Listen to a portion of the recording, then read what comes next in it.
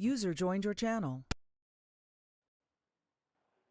Okay, let's see if everything works fine this time. Hello back, everyone, and welcome to the 2020 edition of the IVRC Nürburgring Endurance Championship or Cup Race, whatever it is. And we are trying to get underway without any issues this time by.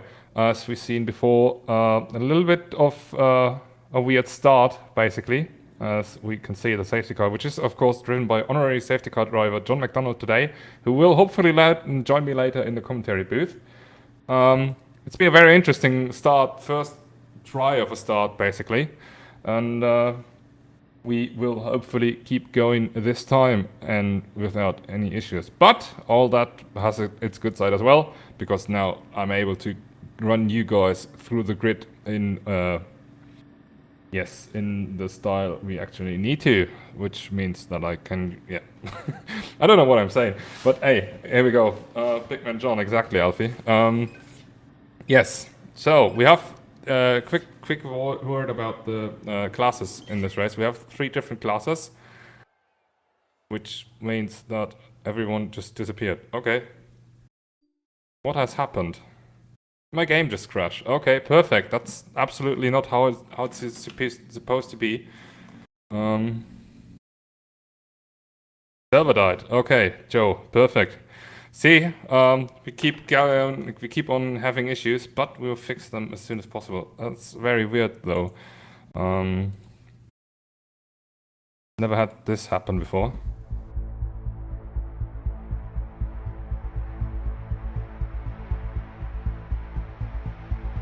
Okay, I'll leave you go. So, no, yeah, never mind. User left your channel.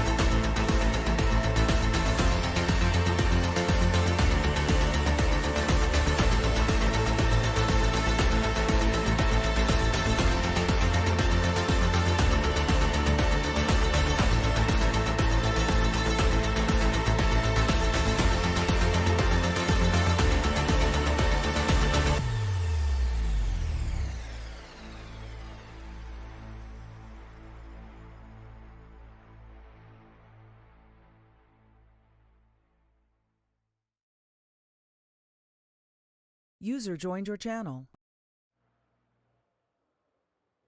So here we are, back at it once again, trying for the third time, but third time works the charm, right? Or even fourth and fifth. Let's see, but hopefully not. We are back here at the 2020 edition of the Nürburgring Endurance race here at IVRC. 6 hours race time, which will most likely be skipped into several small pieces, which means we will plan on doing a red flag if too many cars crash out of the session. Let's see. FPS issues apparently still. That's very weird. I don't know what exactly is the cause of that, but I'm trying to get this solved on the fly, basically.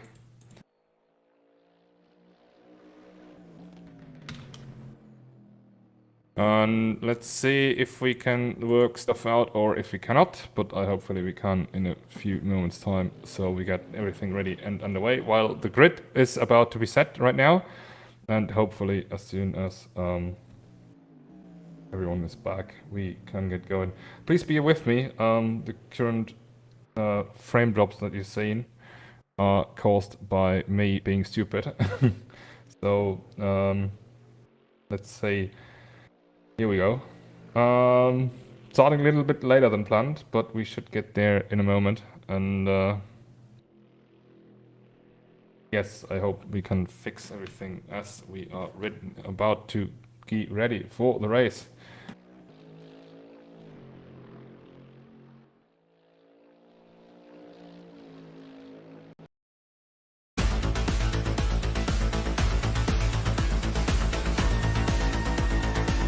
User left your channel.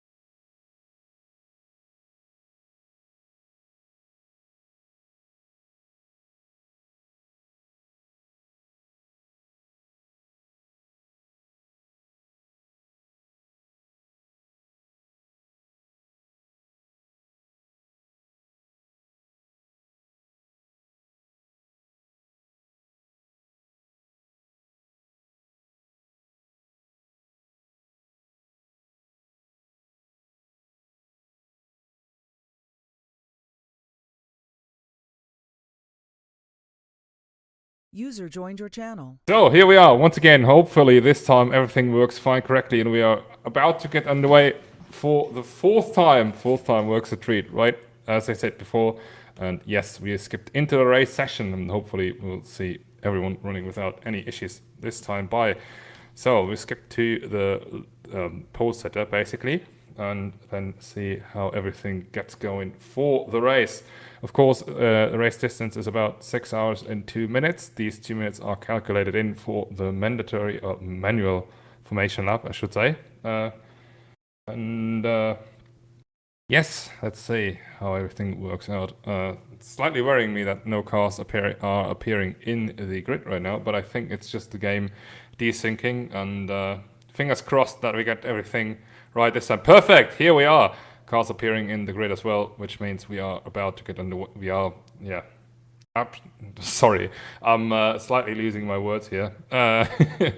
But we are about to get underway at any moment's time, so we are hopefully seeing some good racing action in these three different classes. Of course, we have three different classes here. All of these are, yes, that balloon is indeed really huge. We have three different classes in this race. SP9, which is led by Sven Geelhout at this point, or at the moment, and he was the pole setter here, which are also equivalent to the SRO GT3 cars. Then we have SP10, which are the equivalent of the SRO GT4 cars, and we have the TCR class, which basically speaks for itself. Yes, so we are about to get underway, hopefully without any issues this time. It looks like everyone's in the grid, and we are just waiting for the green lights to jump on to get us underway for the formation lap for a 6-hour race here at the Nürburgring. Of course, the cars are starting, getting away a little bit slowly, but that means that I can finally take you through the whole grid this time by. Sven Geelhout, as said before, has yesterday claimed pole position in the FRA Sim Racing number 002 machine, and he is closely followed. He was closely followed. Actually, it wasn't so close, but he was followed by Pablo Lopez, who's also a starting driver of this car in the number 53 Rotoros Racing Team car. Then we have closely behind him for the first time at IVRC Isaac Silva and his Volts E-Racing team entry. Was actually faster than Lopez, the car ahead of him in qualifying, but some of his laps were removed due to sporting infringements. Then we have the first of the Glickenhaus, of two Glickenhaus, or three, no, it's just two in the order. Antonio Sayas, who's trying to race alone without any partners in his number 25 OS front row car. Then we have Nicola Vilanco, who is in one of the SL Racing entries. I think that's the SL Racing number NEC entry, number 2 machine. Then we have Bernard and Ernest Moose, who are driving together in the second of the Glickenhaus. Then we have Lucas Muno for Full Commitment Racing, who has been racing at the first edition of this event as well. And then the SP9 class is closed up by Saulius Laurenvitus in the other SL Racing entry, the number 21 machine. Then we have Paul Sitter for SP10, who is Peter Jones, quickly jumped through to the Ginetta just before the race. Then we have Pedro Lopez in the sole BMW entry for this event, followed by Caio Costa, sorry if I butchered that name up, for the remainder of the race, for the Volts SP10 entry. Then we have he's followed by there's a little bit of confusion, I think, going on. Then we have Francisco Sampaio for the Team Bernie Global entry, which is their GT4 entry, or SP10 entry, I shall say. Then we have Joe Gastides racing for FRA Sim Racing in the Aston Martin, ahead of Tom Dillon in another Aston Martin, who's also driving solely on his own. Then we have the TCR class, led by Mark Sverka, ahead of Philip Volland and Carlos Frau, both racing for MPG competition. And then we have Anthony De Lara starting from 20th. And we jump right onto the pole setter as these guys are close to finishing their formation lap and hopefully get us going as soon and as smooth as possible. Yes, and I'm absolutely honest about it. I've looked forward to this event so very much, and it's finally, I've got actually goosebumps, and I'm really excited to get this going as these guys enter the last corner right now and shall be going as soon as they hit the start-finish line, not before, but right after that, as the safety car driver comes into the pit and the SP9 guys get going right now. Here we go, the race is started, the chase is on, 5 hours, 59 minutes on the clock, a little bit more than 2 minutes for the formation lap, and we are absolutely seeing a good and clean start. The SP10 guys just in the background also started their race already. Oh, Sven Geelhout going deep into the corner but didn't lose a position. Let's quickly check if you can see any position changes for SP10. It doesn't look like it, but actually it does, because we're under in 11th here. And I'm joined by John McDonald, who drove our safety car. Welcome, John, to the stream. I did. So, how was it to... Hello? Can you hear me? Yes, I can. Perfect. Can I hear you? Yes, I can. Perfect. Everything's working fine. So, how was it driving the safety car? Nervous, very nervous actually. Haven't driven the Porsche GT4, so that was something a little bit exhilarating. But all said and done, I did a okay job. I like to think. Perfect. You've seen the guys racing behind you. Were they really eager to get going, or was it just they give you the space you needed? I think everybody behind Sven was pretty eager to get going. I think Sven was pretty calm up the front and kept me safe. Perfect. Yeah, the guys behind Sven were pretty keen to get going. Perfect. So 2 hours, you and me in this commentary booth, stuck together and sweating and perhaps smelling at the very end of this stint as well. As these guys finally enter the Schleife section, the Nordschleife section, of course, a very famous German circuit, and it's still Sven Gaylord leading in front of Pablo Lopez. Sorry, I'm still butchering up these names, especially as Pedro Lopez is also racing, but this time in the SP10 class. You can see, there's a little bit of mistake by Nico Vilanco, who's lost a position to the full commitment racing entry, which is your team, isn't it? Indeed, it is. Peter Jones actually leading the GT4 categories. They now into the Nordschleife. Pretty thrown together team, actually, in terms of driver lineup I have in both cars, to be honest. Yeah, I mean, you've got a very good lineup for SP9 though, SP10 as well, of course. But having Lucas Muro on board surely isn't a bad thing overall, is it? No, not at all. I haven't spoke to him actually too much about him driving, but learning of his pace, I was actually very keen to get him in, and he was pretty keen to start the car actually. So there he is. Absolutely, and he is racing currently in 5th position. Yes, so as we can see, these guys chasing themselves over the Schwedenkreuz section, which is, of course, one of the very fast points of the circuit. And then before they dive down the hill into the Fuchsröhre, which is, of course, also a very fast downhill section. And that means that we have roughly about 1/3 of the first lap already done, more or less. And... or 1/4 it is actually, and it's still Sven Gaylord leading. He's also already extended his lead to 3 seconds in the SP10 class. Though that shows if he doesn't make any mistakes, and Alfie Bevan, his car mate, isn't throwing his away either. They are already showing how dominant they will be during the course of the race. But let's say 6 hours, it's a very long distance, and you have to be always on, especially if you have guys like Pablo Lopez behind him, who's known for consistency. And we have a good fight going on for 3rd right now. Antonio Isaias, one of these guys that will continue the race without any driver switches. And he's in for a good show in SP10 at the moment, fighting for the podium position, of course. And he's under attack from Isaku Silva. I think Silva started actually in 3rd, so he lost a position right there. And... yeah, Brazilian fight, and of course we have... He looks pretty keen to get by him at the Absolutely. moment, all over him. I've been watching them since just after they entered the Nordschleife, and he's still there and not giving him any breathing room for Antonio. Yeah, I mean, it's of course a long race, but still, any time you're stuck behind your opponent, you lose time, basically, especially if you're in for a good result. And... as I said, it's not too unrealistic for Silva, who's been close in qualifying, or closer than everyone else in SP9. Might be on for a look here. Oh, backs out of it, thinks better of it. Thinks of the time up there with 5 hours and 54 minutes still to go. Yeah. Oh, look at that. The full commitment racing FCR entry is looking very keen to get by for 4th right at the moment. Once again, Brazilian on the wheel, so we have 3 Brazilians chasing each other. You don't see that at the Nordschleife very often, do you? Oh wow, it's absolutely there. Very racy. Yeah, absolutely. Perhaps you should have sweat, to be honest, Stan. In the corner. Yeah, but it looks... oh, Isaiah's running a little bit wide there. But looks like everything was going fine.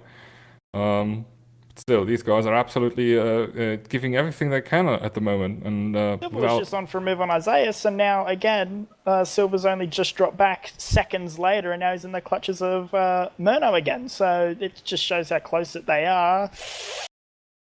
Murno looking for it. There's a little look, but yes, they're being quite reasonable. Absolutely, for the most part. Now, how's TCR going? Yeah, I was just about to say that. Let's check the other classes. What's going on? TCR was looking very promising in qualifying, but it looks like at the moment Max Verker is running away with it. 3 seconds ahead of Philipp Volland. And John, you are DNF'd. Okay, that's correct. I was just slightly confused by the first DNF already on the left-hand tower. Safety car driver is dumped. How the hell did you do that? Anyways, actually, quite interesting. Max Verker is closer to the closest to the next SP10 car than he is to his opponents in TCR. Guess he'll be slightly happy about it. GT4 not looking comfortable with the car, it must be said. Very nervous, but only just ahead of him is Cisco, who again doesn't look much more confident again. Yeah, I mean, preparation is basically key to an event like this, and especially if you don't race too much on the Nordschleife regularly, which we Germans do basically by nature. No, we don't. You are struggling with the surroundings of the track and learning, especially the third sector. I personally struggle always with everything from the carousel back to the start-finish straight, because I always keep on forgetting how the track goes exactly. I've never made it past the carousel, actually, so I know the rest of the track off by heart up until the carousel, and I normally crash shortly after. That's a plan as well. That's the story of my life. Yeah, nice. Tell us about your further experiences. Nürburgring, not too much good actually has come out of Nürburgring, to be honest. Actually, I'm looking at the times. Tom Dillon is being caught by Mark Circa. He's half a second closer and still reeling Tom Dillon in. That could be interesting. I think a TCR passed the GT4. And also we have a good fight going on still for third. Just quickly saw it skip when we skipped. Oh, Isaias dropped two positions. Go ahead. Murno actually gets by them all, but still on the long straight, so anything could change now. Murno's still in the lead. They touch, slight contact. He's into the wall, maybe? I don't know, but it looks like that Murno, for my team, is actually going to lead them into the braking zone. And they tend to be a little bit more behaved once they get to there. However, the straightaway, which you think would be calm and collected, wasn't. Absolutely not. Do you guys have a lap time in your livery? You have, indeed. How did that happen? Interesting. You have a lapper? What? You have a lap time right on your hood. Oh yeah, so the lap time on the bonnet of the car is symbolic to the, obviously our livery is quite similar to the Rothmans livery, and a great German driver actually. I'm surprised you don't know this, Stan. Stefan Belloff what is regarded as one of the greatest laps around the Nordschleife, of being a 6:11:13, and he later died in a car racing accident, so we decided to pay a little bit of tribute to him and his livery at the track. Okay, nice. I knew that it was a 6:11, but I didn't know the digits after the second point, comma, whatever. And I had to look it up. That was throwing me a little bit off. But the racing action, Lucas Muro actually going a little bit, getting a little bit of space between himself and Isaku Silva in fourth, who remained in fourth in all of this shuffling that was going on right there. A big loser being Isaias out of that one, going from third to fifth in that straightaway. But it was very interesting to see how the slipstream worked out, and I think all of these guys are actually now catching into. Is it Pedro Lopez ahead? Pablo Lopez. You seem to have a very hard Oh time no! Oh come on, really? I'm so sorry. I cannot get it right. If you watch any of our other streams, it's like I do that on purpose, but I actually don't. It's just me being a drunk fuck. Sorry, I shouldn't say that. How much today, Stan? I'm actually sober today. I wanted to be prepared for this race very well, and I feel actually comfortable doing this completely sober, which is unusual, but a nice change. Okay, Lucas Murno actually flying around the circuit. Let's quickly He's check gaining on him at a rate of knots, it must be said. He is he told me personally before he jumped in the car, he said, I'm going to try and chase all the cars down. I want to be the one that starts the car and I want to get those positions. I was pretty hesitant because I hadn't seen him drive, but he's proving to me that he can do it, and he might be on for a move here. He's going to keep his car there. Oh, he's making me sweat under the collar again. He's alongside him. No, he's not. He slops back in for the Flugplatz. Flugplatz, indeed. That's it. You said it right. You're getting better at this. German is my calling. No, it's not, but we can hope. We can hope. Okay, All Lucas over the Murno back now. of him, weaving as well. Jesus. They're now side by side into the Schwedenkreuz, but Pablo Lopez doesn't give way. Now he has to back it off, but they're still going side by side into the huge drop right there. Oh, Lopez on the inside curb.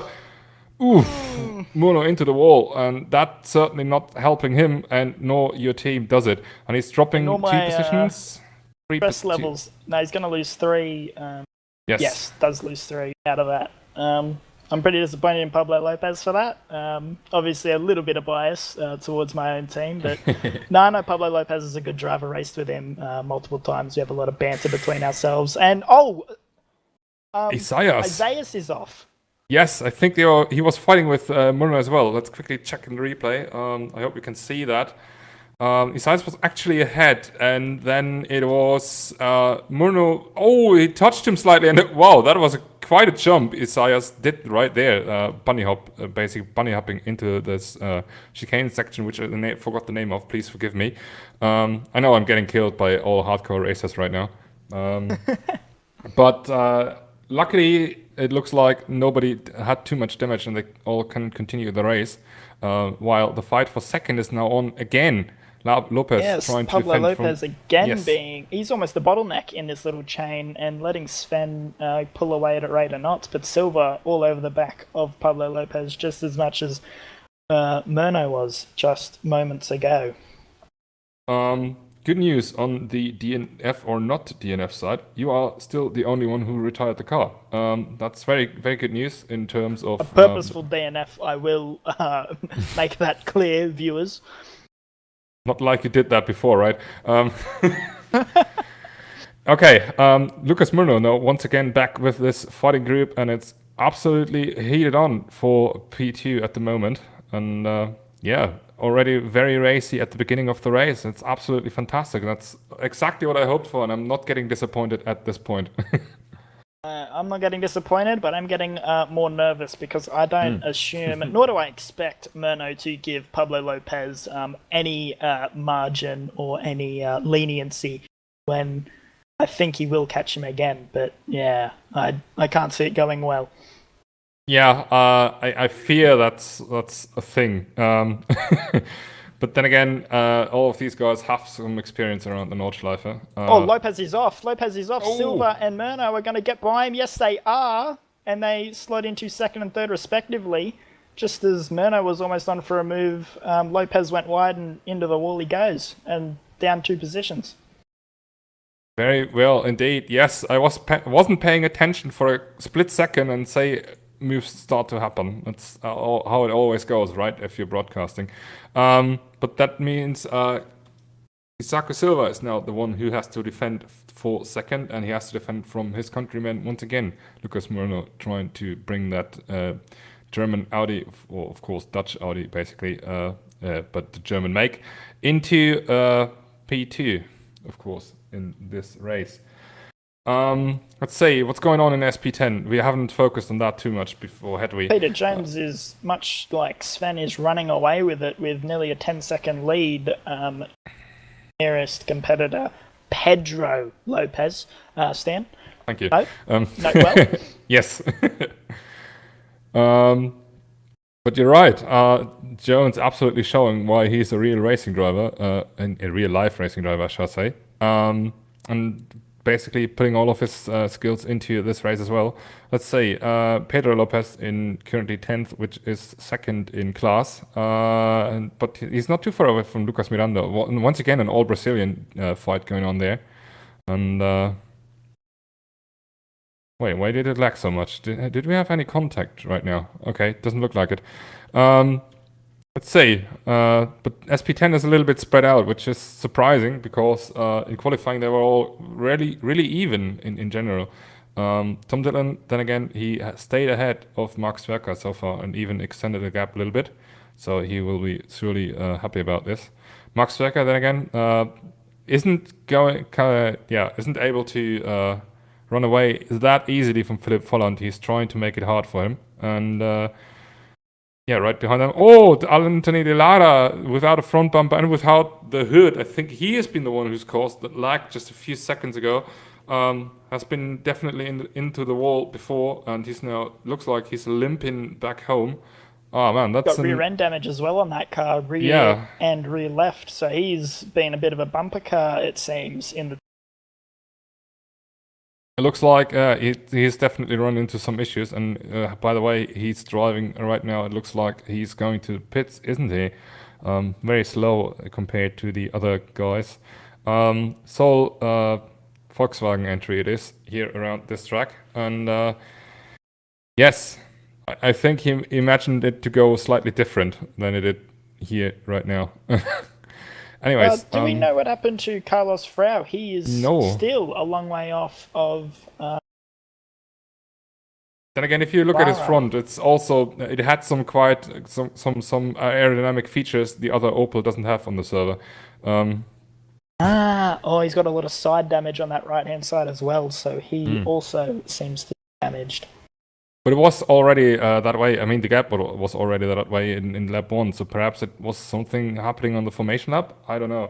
Would be interesting to see though. And yeah, very weird or very unfortunate that the grid is so spread out already as in SP10 and TCR. But let's go back to the race leader. We haven't seen him for a bit, for 3 laps to be precise, because he was basically just running away with it so easily.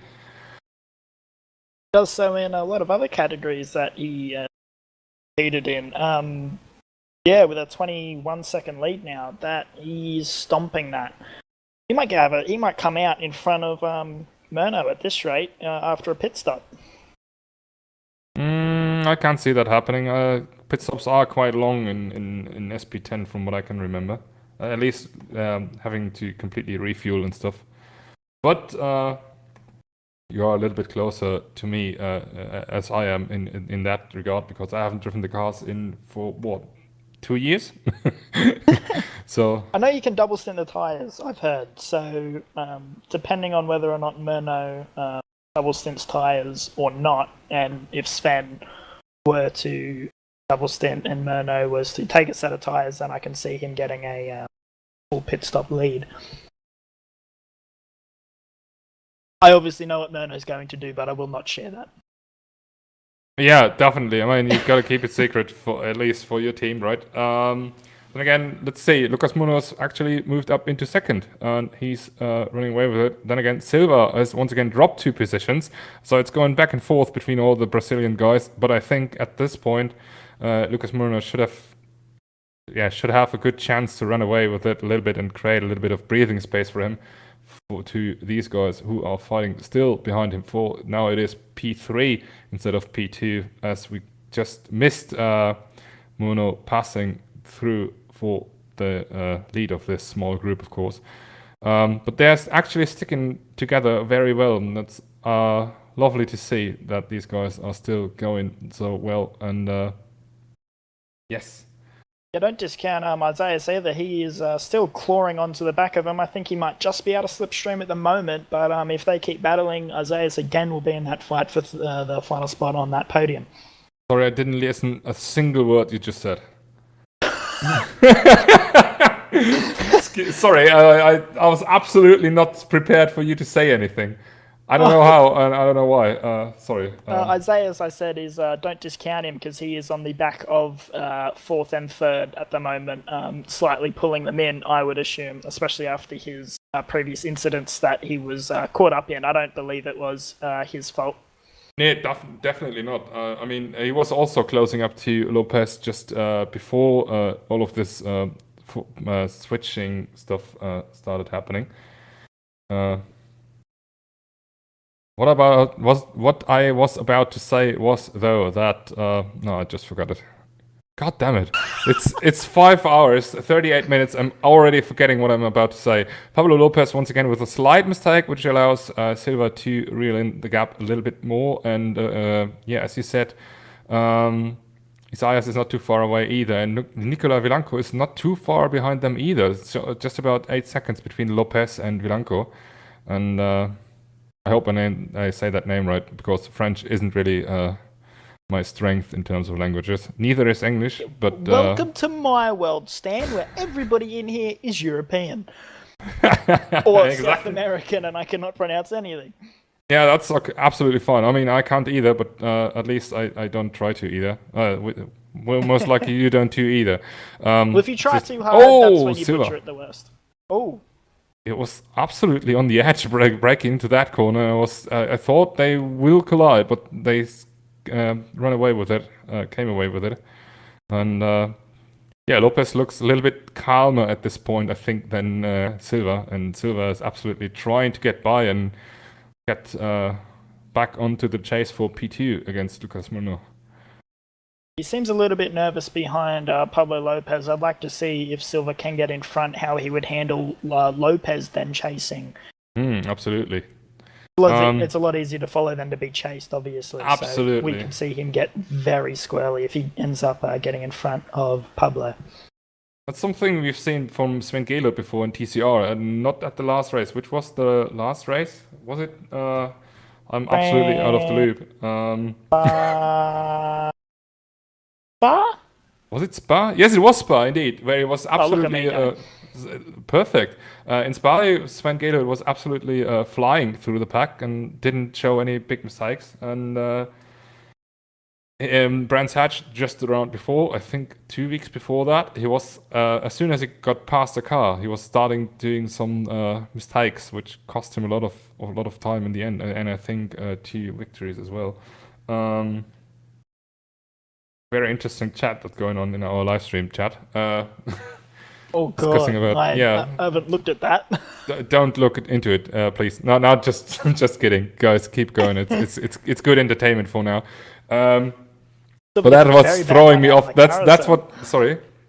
Silva got a very bad run out of the carousel. He almost got oversteered. Ooh, Lopez! Pablo! Again! I was talking about Silva's consistency. Well, we're going to see it now, but obviously Pablo's is not as good as what we were saying it was, as he goes off in a dramatic fashion, much like he did when Murno got by. Wasn't it even the same spot, or am I completely mistaken right now? No, similar spot there. That was just after the carousel, and beforehand it was just before. The same kind of stuff. High speed, he seems to be. The back end seems to be really nervous on exit. Silva runs a little bit wide.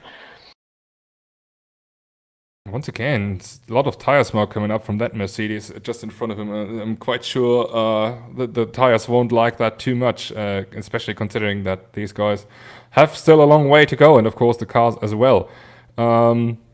That being said, though, Isaias is now catching Pablo Lopez right on the back of him now, only 4 tenths away.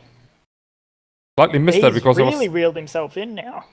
Absolutely. As I said before, Isaias was about to start the opening attack on Lopez. We're once again wide, but comes away with it once again. But I think Isaias is clearly the faster one in this group at the moment, in this little fight group.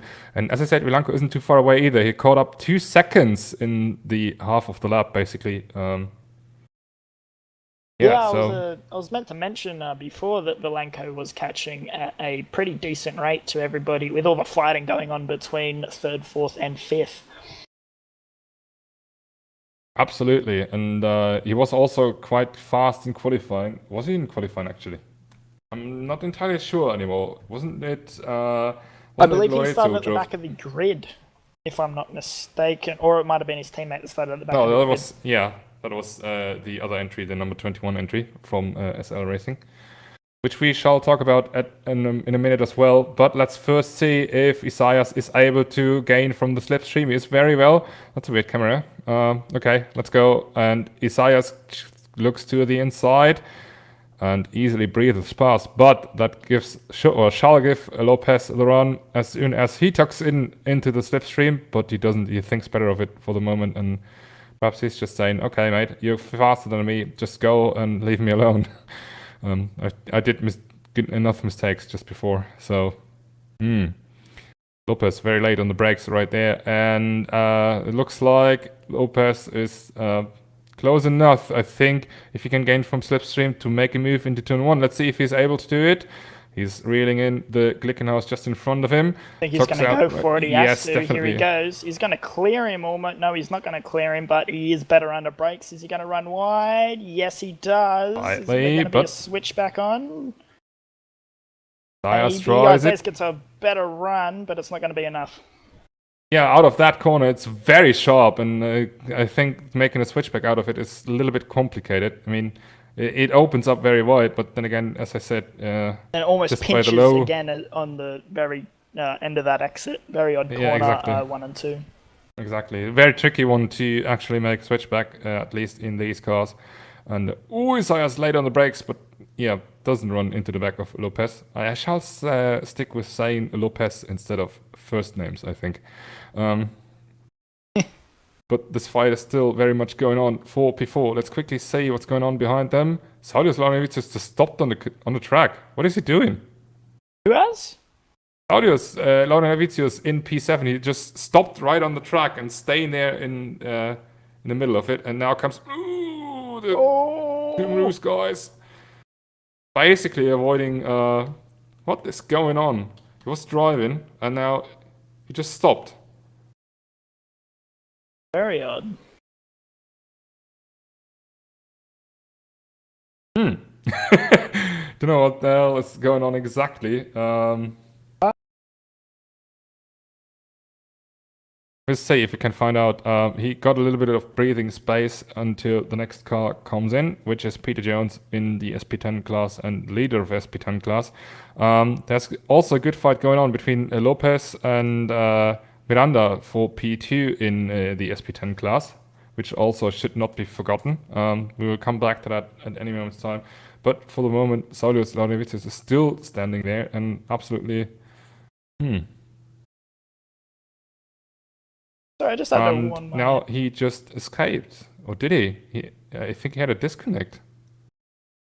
Well, he was still there for my one of my drivers. I actually had to just jump in and get on the radio to him about that. Yeah, he's still there. I think he's gone now. Yeah, he's gone now, definitely. But where is he gone to? No. He's still there, but his car has vanished. I assume that is going to be a disconnect. Yeah, definitely. Okay, very interesting. We try to keep an eye on that, but of course his race is not over yet, which is a very good thing. He can always rejoin on the second server and continue his race there until we see the red flag. But that would have been the first... Max Werker's pitting. Max Werker's already in the pits. Yeah, you're right. Yes. Is that Philip Boland's going to continue on? TCR cars do have the tendency to... Oh, the ladder also very slow. Once again, I think he's running... he's run into some issues again. Look to the left side. But what I was about to say is that TCR cars either go 5 laps very fast, full throttle, or rather slow and try to save fuel and extend their stint to 6 laps. And thank God my team, the MPG competition or MPG automotive entries, have thought of that beforehand and tried to extend their stint as long as they can. But that means Philip Volland now is leading the TCR class while we look at the empty track, which should display Saulius Laurinaitis, but it doesn't. Max Werker also just going past that scene of the disappearance. And yeah, he's now trying to chase back Philip Volland as much as he can. The gap is about 16 seconds for the moment, and Philip Volland will surely come into the pits at the end of this lap because he has to, and then we can see what exactly is going on. Okay, let's see. SP, or there's some part laying on the road of, is it? Oh, as Sampaio goes off. I think that's the front bumper of the Red United number 12 entry. Sorry, I was about to go forward actually. Lopez and Miranda still close together, but not quite fighting. So BMW, so KTM in the on the track, and yes, most of the cars, interestingly, are not used twice. So we have basically one entry being one make, the sole representative of the make. But yeah, it's funny to see these little Good to have KTM that though, with machines. the variety, and each car is a lot more of an individual with their own make and livery, so it makes it a little bit easier for us to determine which is which. Absolutely. Especially if you have someone like Nico Bianco and the SL Racing entries in their bright red Porsche, while Isaias just overtook Lopez, while we have Silva in the dark blue, which is also very beautiful Porsche, of course. But let's quickly go back. Isaias just jumped Lopez, I think. Oh wait, sorry, we saw that before. Whoops. Me being me, I just mixed up positions right there, and that allowed. But I think they continued fighting for basically half the lap at this point, and that allowed Blanco to close the gap even further. You'd surely be happy about it. But ever since, Lopez once again so wide in that corner, and it's all the times he's trying to, I don't know, going over the grass to gain more time, but that doesn't make much sense, does it? Especially as it ruins the tires.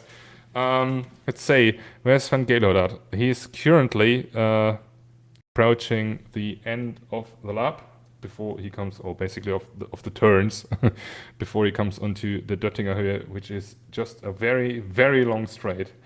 And let's see what's going on aside. Tell you what, he isn't pulling away actually from Murno. Yeah. Their gap's been very consistent at the moment. Whether that's Van backing off, or if Murno's now finally in clear and able to match his pace, I wouldn't know. Genuinely though, I do not know. I know that sounds sketchy because he's a driver, but yes, I do not know. Yes. You're right, and that was what I was about to say. Jesus, I'm already running out of words in English. It's horrifying. Sorry for it's sticking okay, with me. You got this. I got this. Yeah, definitely. Whew, motivational words, right? 5 hours, 25 minutes still on the clock, which means that we have already passed half an hour of the race. So we have 1/12 of the race distance done for today, and yes, it's going to be a very long one, for sure, but also it's going to be a very exciting one. Let's see. Do you have any clue how long... wait, you can't say that. Do you have any rough clue how long the SP9 cars can stay on track? The SP9s, I believe that they can go 8 laps, or almost. There isn't too much strategy involved because the fuel will go basically to 8 laps, like almost dead on. So to save a lap and use the extra whole lap of fuel is quite hard at this track. So I think lap 8 will be the time that all of them come in for their fuel stops. Very interesting. So we will see them continuing for another 3 laps before they go to their pit stops. That means that they have still plenty of time to come for doing any mistakes, or hopefully do not any mistakes.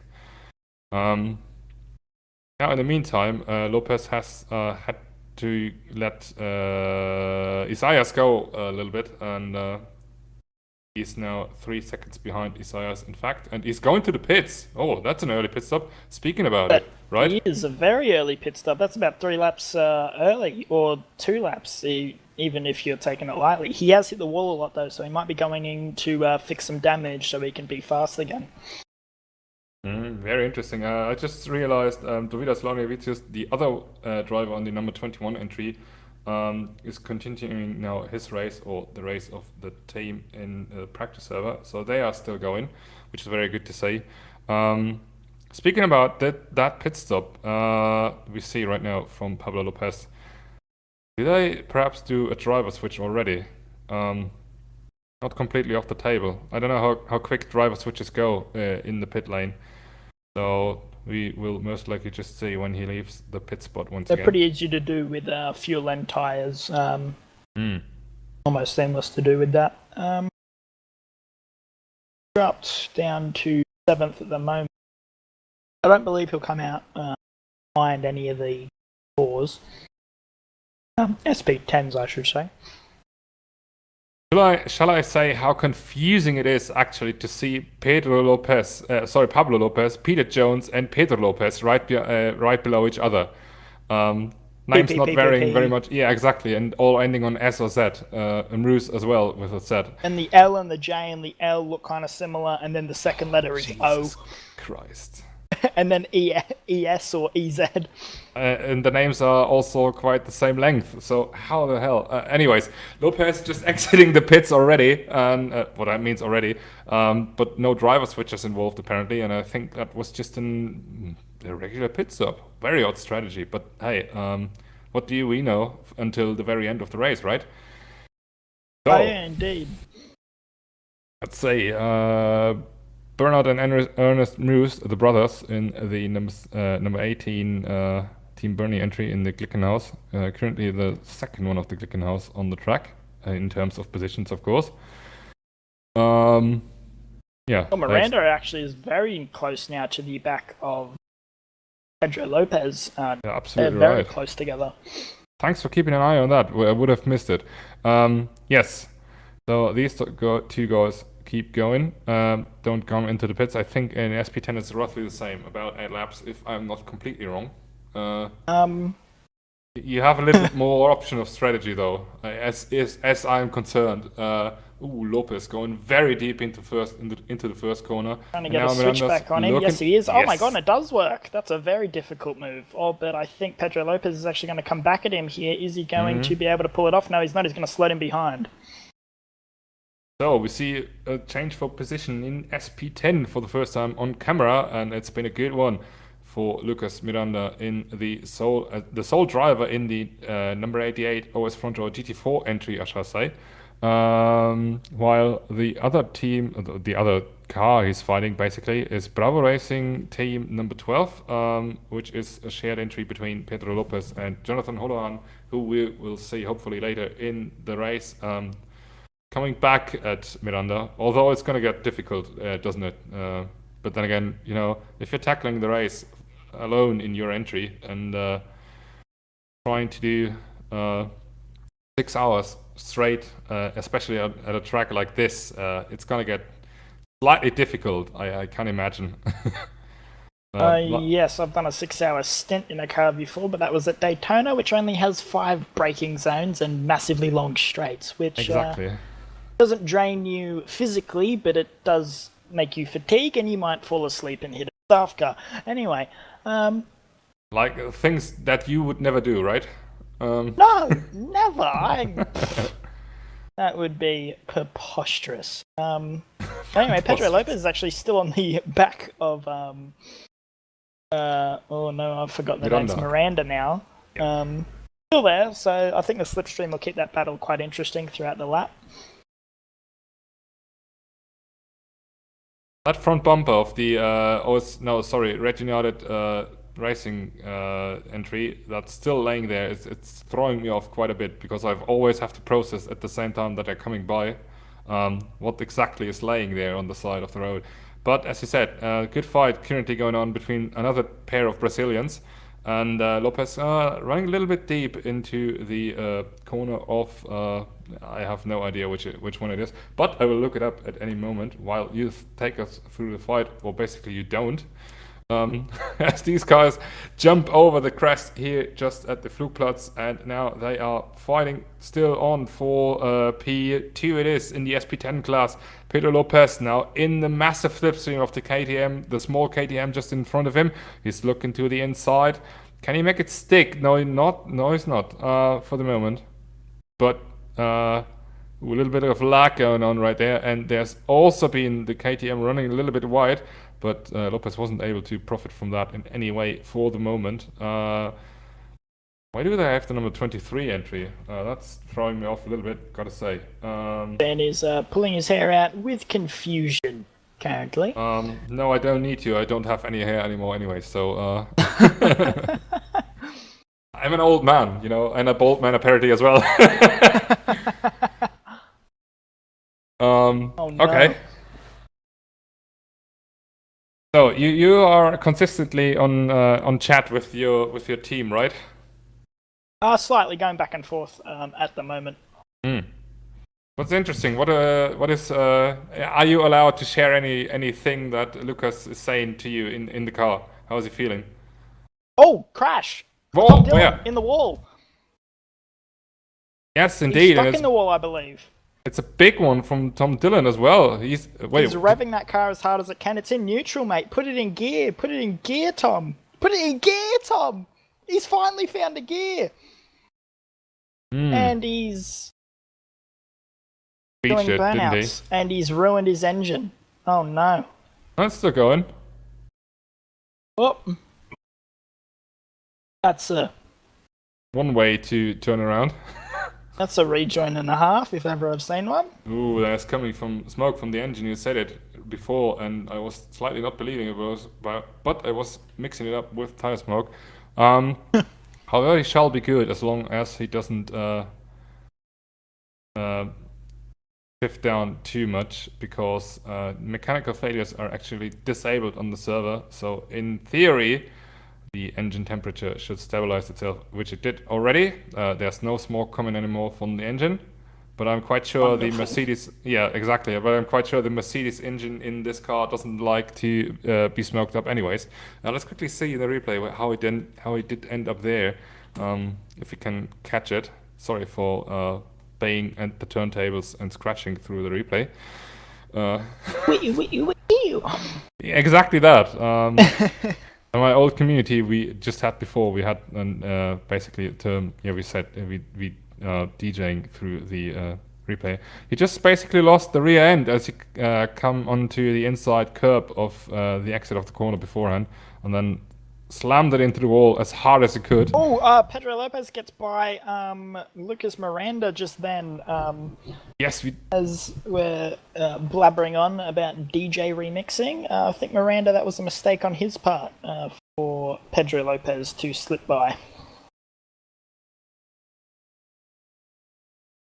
Coming into commitment corner, much the same with where Pablo Lopez lost the rear end. But in this instance, it's benefited Pedro Lopez. Yeah, thank you very much for clearing that for me, but I'll mix it up anyways. I have to say that for myself, actually, because I get mixed up. Ha! See, I'm not the only one. Nice. 5 hours, 15 minutes, so we passed another 15 minutes of racing here at the Nordschleife, and it's still a little bit, it's still more exciting than it could have been. Oh, wait, yeah, exactly. That's what I was about to say, because sometimes if the gap stretches too, if the gaps extend too far, it can get a little bit rough for commentators to find something. But we see some good racing action going on, and Miranda is not letting go of Lopez here in this instance. And they are still fighting for P2 in class behind Peter Jones in the Sol Ginetta entry, just 25 seconds up the road, I think it is indeed. For GT4 class, actually, we might be seeing pit stops come into effect. I believe the window is between laps 6 and 7. But that's when their fuel is estimated to run, so we could see pit stops made, or we can see some drivers stretching their fuel out and trying to get that extra lap by the end of this lap. Speaking of doing laps, I think Mark Swerker has just pitted one lap too early, which now that I think of it, because didn't he came into the pits 1 lap ago, right? He came in, yes, 1 lap ago, and Philip Holland is still running, so exactly, that's and 2 laps too early almost. Yeah, it depends. If you want to make one more stint, I think it's okay if you come in 1 lap too early. But I mean, at the end of lap 5, basically. But they are currently in lap 5, and Swerker has been in the pits at the end of lap No way.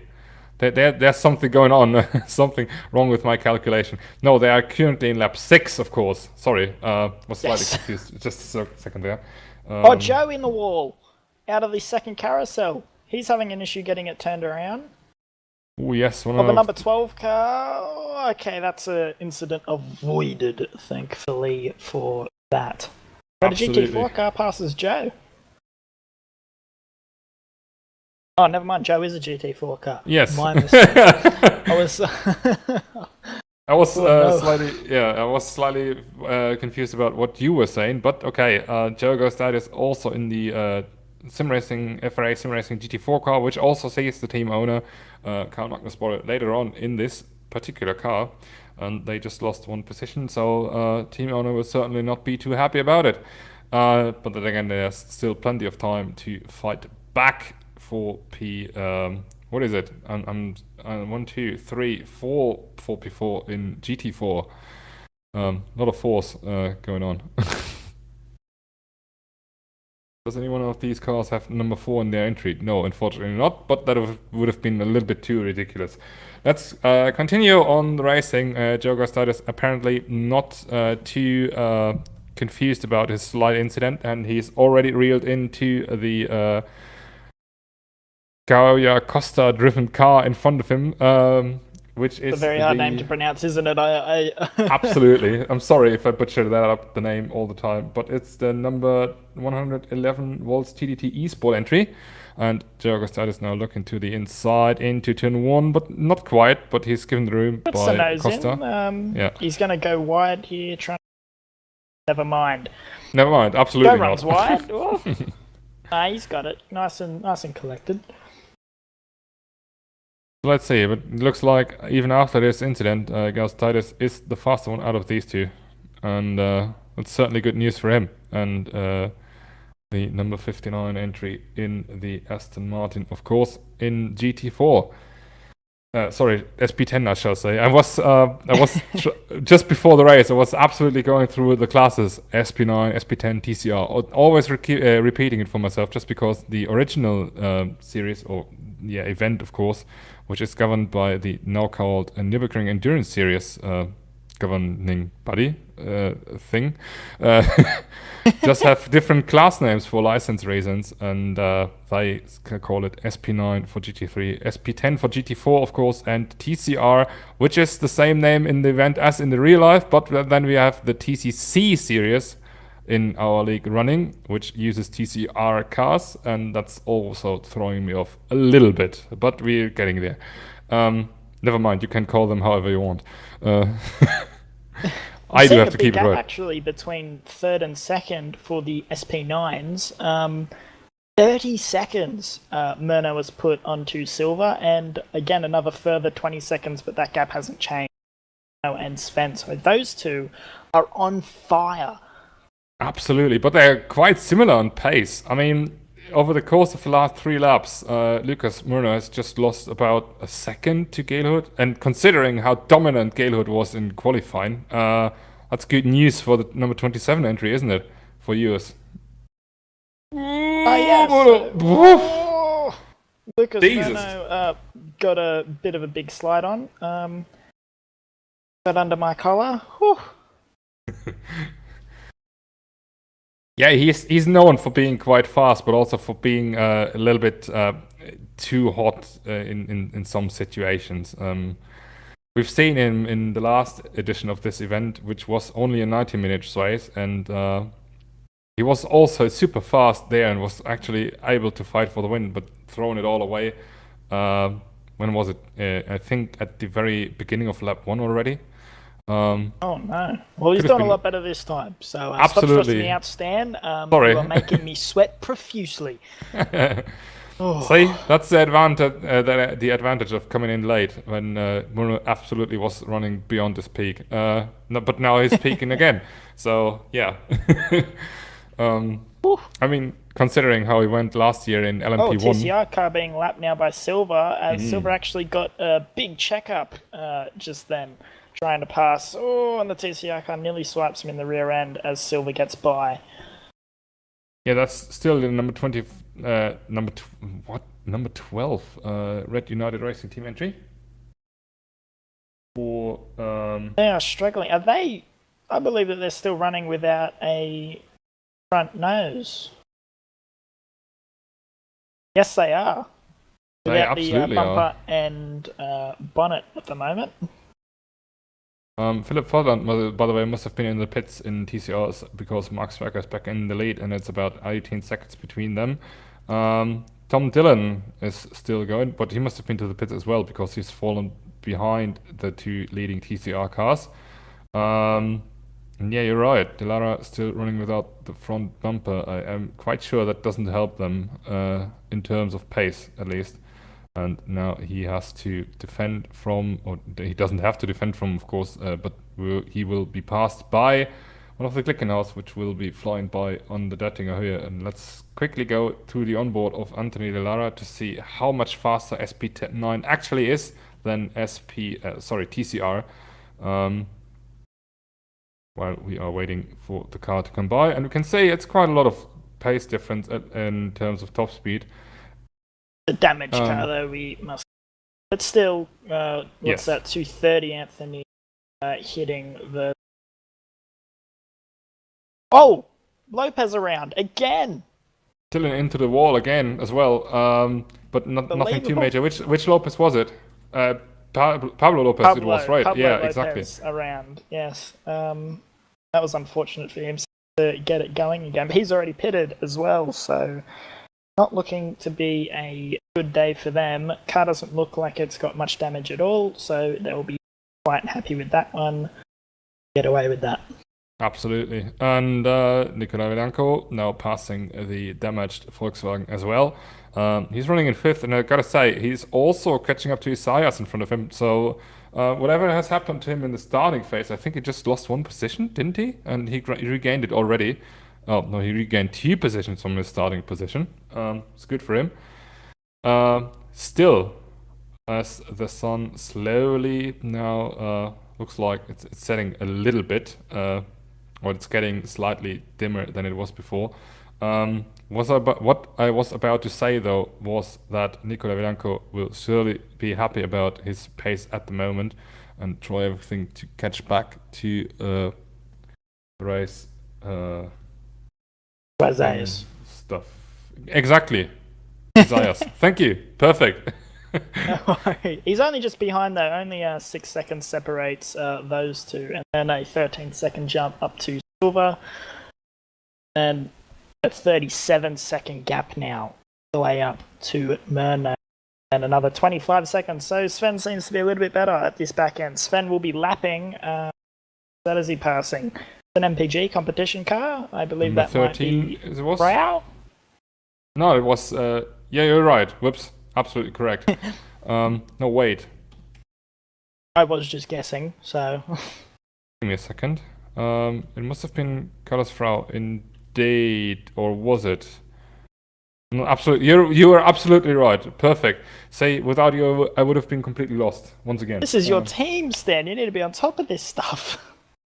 Yeah, I was confused about the number on the window because I was Carlos Frau, of course, as the previous winner of this event, of course, when we only had SP9 cars going 2 years ago, with the number 1 on the windshield, but it looked to me like it was number 13, which was, of course, not correct, and that threw me off for a brief moment. Sorry. Oh, good. So lap 8 now. As Sven coming around? No, Sven's only just begun his 8th lap. Exactly. Or I say just begun, they're about a third of the way through. So GT4s now are ending. Let's see if one of them lap 7, so that will be Peter Jones will be the first one. Is he gonna pit? Doesn't look like it. Oh yes, Looks you're like right. It. Yes, he is. You called it. Pits he goes. Was that some sort of strategy thing you tried to tell me under the hand? Like you knew when he was coming in.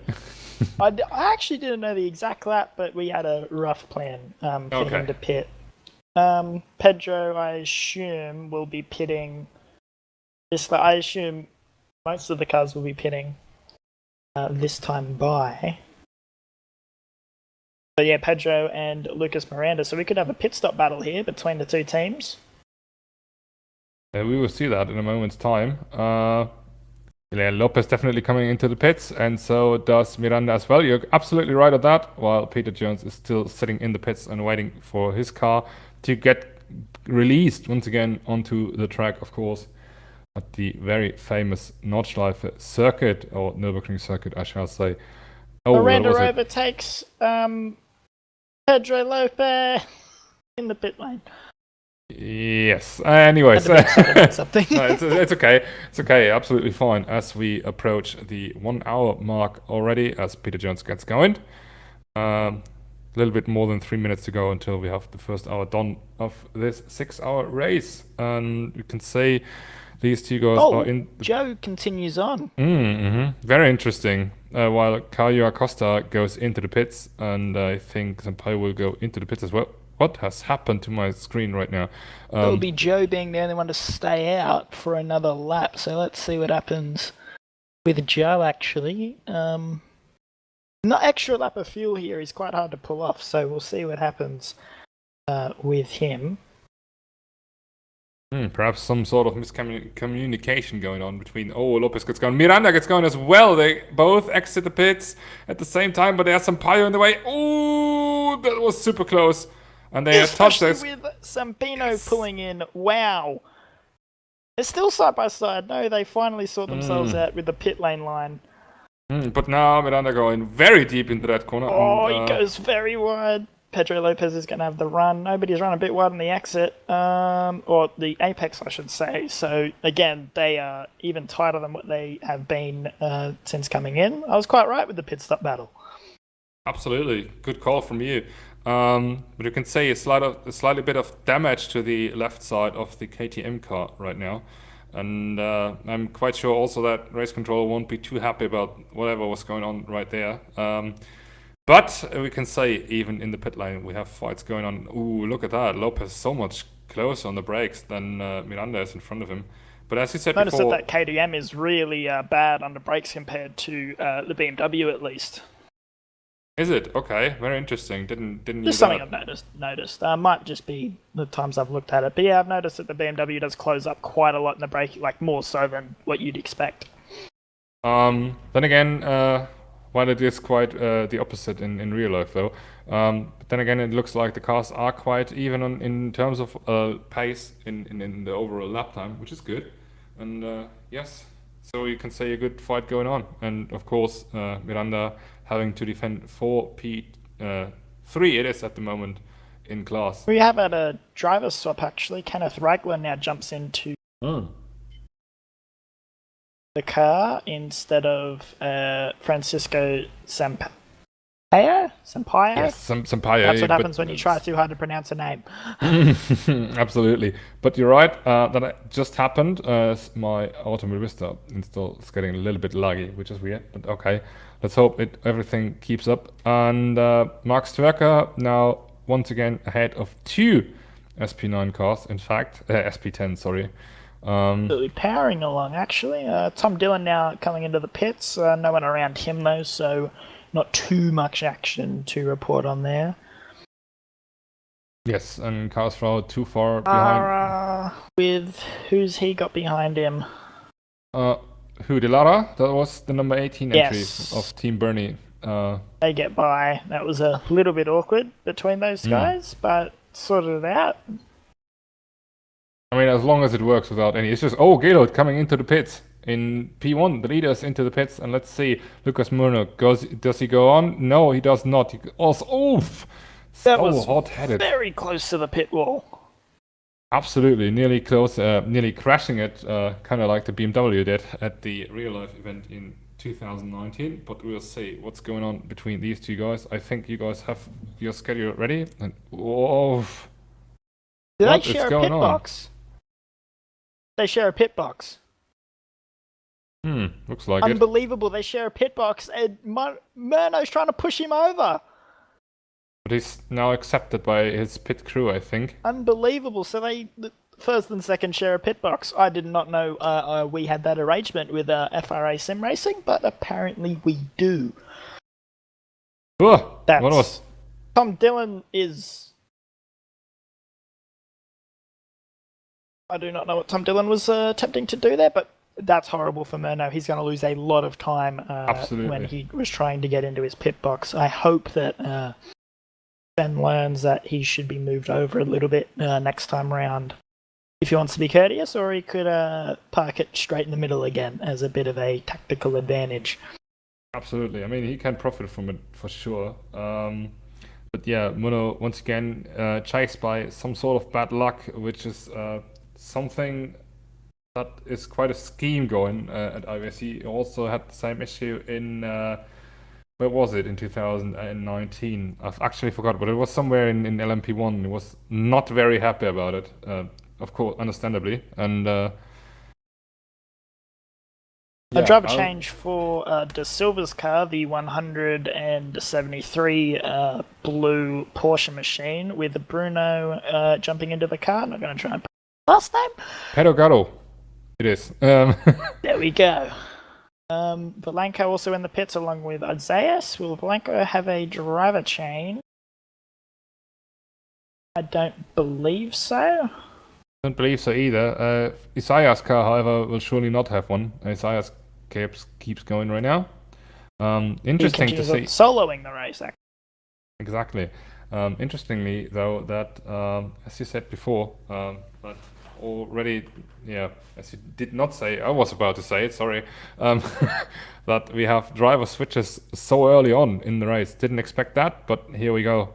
As Lorenzo now jumps into the car in position 5, the number 2 SL Racing entry.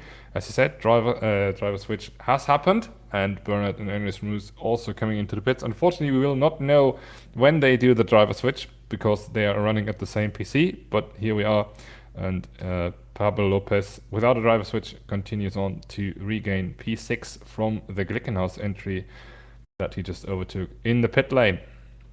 He will owe a pit stop though, Pablo Lopez, with him being I wouldn't say owes a pit stop, but he is off cycle at the moment compared to the rest of the field. Absolutely. But that being said, it's going to be very interesting to see how his strategy will pan out at the very end. Also, it's going to be very interesting to see how he will compete, or how he will do compared to the guys that are coming in freshly, like Lorenzo and Pedogaro in third, of course. And look at that, Pedogaro is looking very speedy around the beginning sections of the Nordschleife as we are apparently hitting some shader issues, but I'm quite sure as soon as the whole track goes black, which means that we hit the night, the shadow issues won't be too much of an issue anymore. Help me, please. Mono now to stuck Joe, behind. actually, at the moment, Joe is somehow 8 seconds off of Peter. Is Joe pit yet? No, he did not. Joe continue on? Yes, he continued on. So that's why Joe is so close to Peter. So Peter with a pit stop gap to Joe, only just though, by 8 or so seconds. So pit stops for the GT4s seem to take a little bit as well, because Joe obviously had that mistake as well. Pretty big mistake.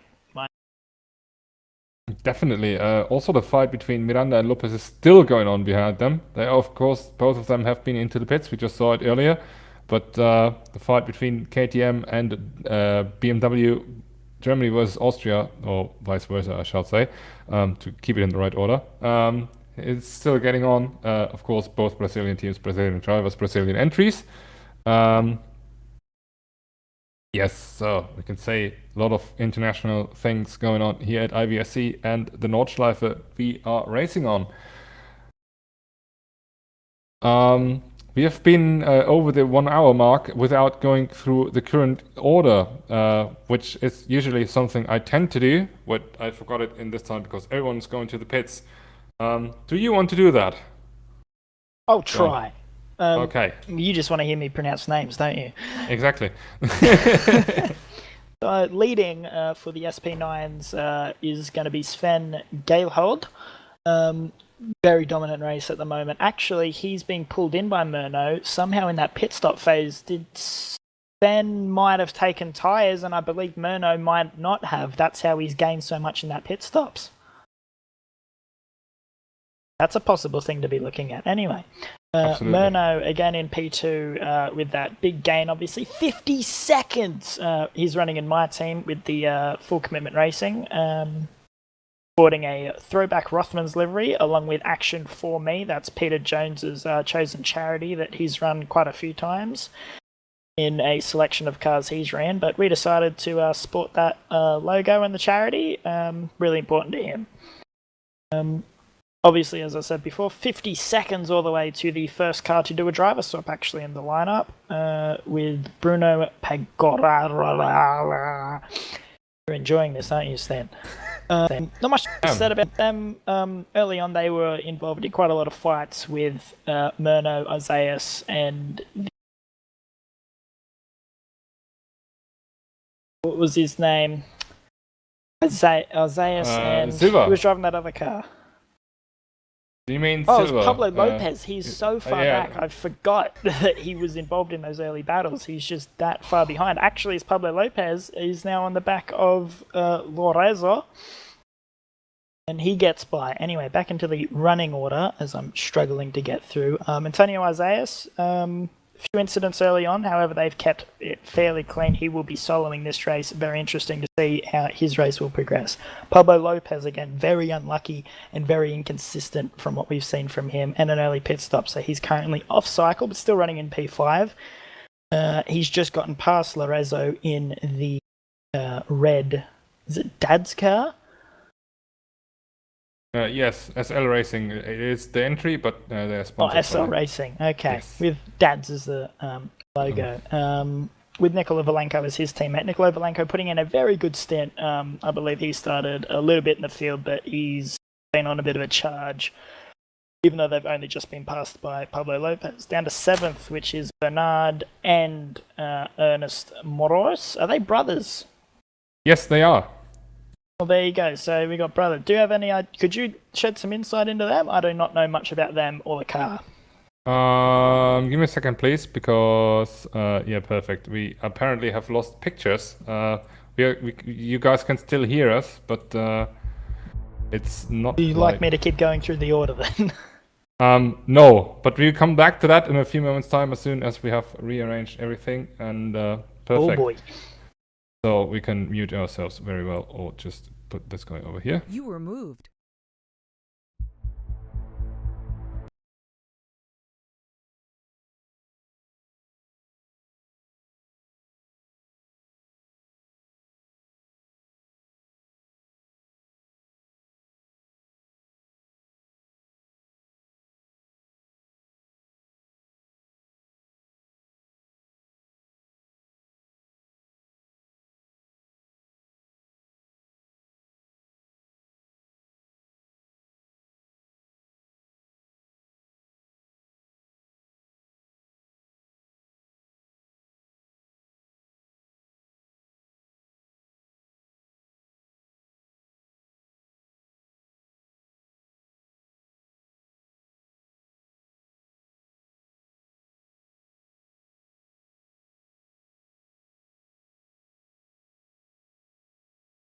About talking to FRA to switch that around. All right, perfect. I've heard, switch it around to or I've been told that we are back with pictures as well. Not only you can hear our beautiful voices, but also far from beautiful, but we'll take it. Can also see the beautiful cars going around. Okay, let's go back to it. Where did we stop? At P5, right? Pablo Lopez. You can continue running through the order. Pablo Lopez. He's in 5th. He's just past Lorenzo, followed by Bernard and Ernest Moors, who I've just been told are brothers who will be using the same PC and rig, so that's why their name is Bernard and Ernest. Down from there, we go into our first SP10 car. Again, my team leading. Quite proud of these boys. Peter Jones currently driving the car, doing a mega job with a 50-second lead to the next car. Again, with the Action for Me logos and a little bit of a cheeky message on the back of that car. Followed behind him is Pedro Lopez in the Bravo car, #StopCorona, so I assume that they promoting the social distancing and whatnot for this global pandemic we found ourselves in. They're doing quite a good job. Lucas Miranda, only just behind them. They've been involved in a bit of a battle with Pedro Lopez. Little bit more spread out now, but still in sight, so I assume that battle will rage on for the rest of this race. Joe actually is the next car. Has he pitted? Yes. I think we've missed that in our okay, so he has pitted. So Joe's finally pitted, he's back on cycle, and he is running in fourth, actually. He's 30 seconds back, but, he's more in it than what I thought he was with his issues, because he obviously had that spin earlier on. Behind him is Costa in the number 79 Porsche. They're doing quite a good job. Not much has been said from them, but from what I've seen, they've kept it quite consistent. Only 5 seconds off the back of Joe, but that could heat up quite soon. I think Joe does have the pace over them. Behind them is Kenneth Ragland for the... What team is this? Team Bernie as well. Team Bernie Global, I think it is. So this is their GT4 entry. Yes, exactly. So they had their other driver of Francisco in the car. He did quite a good stint. Nice and consistent. Ragland, I know, is a very consistent driver, so he will be leading... Not leading, he will be leading the charge for his team. There you go. That's how I can cover up that mistake. Mark Swerger is the first TCR car with a very dominant car at the moment, as we've seen, but he pitted early, didn't he? Pitted on lap 5. Absolutely. About 2 laps earlier than his rival Philip Volland in the MPG car. So Mark's a bit off cycle, quite a bit off cycle, it should be said. And they're both ahead of the SP10 car of Tom Dillon, actually. So those two are doing very well to keep ahead of him. However, it must be said that Tom Dillon's had some technical difficulties. He was stuck in neutral for quite a bit of time in a wall. So that was a little bit of a hassle for him to get out of, but he's away and going again. Behind him is back into TCR again, is Philip Volland in the other MPG competition car. He seems to get his nose correct clean. you there, it's Carlos Frau, actually. Is it? Yes. In 15th? Why are you going backwards? you were jumping from Volland to Dillon to Volland back again. But yeah, you're right. Volland to Dillon. Yeah, but Dillon was... Okay, never mind. Keep going, sorry. I think he's just lapped Dillon, actually. Wait, what's happened? That's odd. Never mind. That's probably my fault. Anyway, we're back on track. Carlos Frau now, putting along. In the number 1 car, he won last time out. You said we had this event, which was 90 minutes originally. What was it, 2 years ago? Yes. Yeah, so he's supporting the number 1. He's in a different class of car now entirely, but he's doing... He had an unlucky start, didn't he? I don't know if that was a formation lap or a lap 1 incident, but backing away now. Kind of in no man's land. I think he's the furthest away from anyone besides Sven. Probably more so than Sven, because Murno's on the back of Sven. So, yeah, Frau in no man's land with 2 minutes in front and a minute behind. So he's got a long way. Anthony Dallara again. He had a very damaged car. The back end's been fixed, but the front still hasn't been changed. I assume that's a visual error from our end, but that should be fine. And we've had a disconnect of Salas, but however he is still running in our second server, putting in the laps because he disconnected. But he's still being allowed to obviously run laps. If we do have a red flag, he will obviously be able to jump back in, but that's if. And then we've got the safety car of John McDonald in 20th, who's a legend, he must be said. Greatest driver in the world. He finished on the podium, actually, at Macau. So, great guy.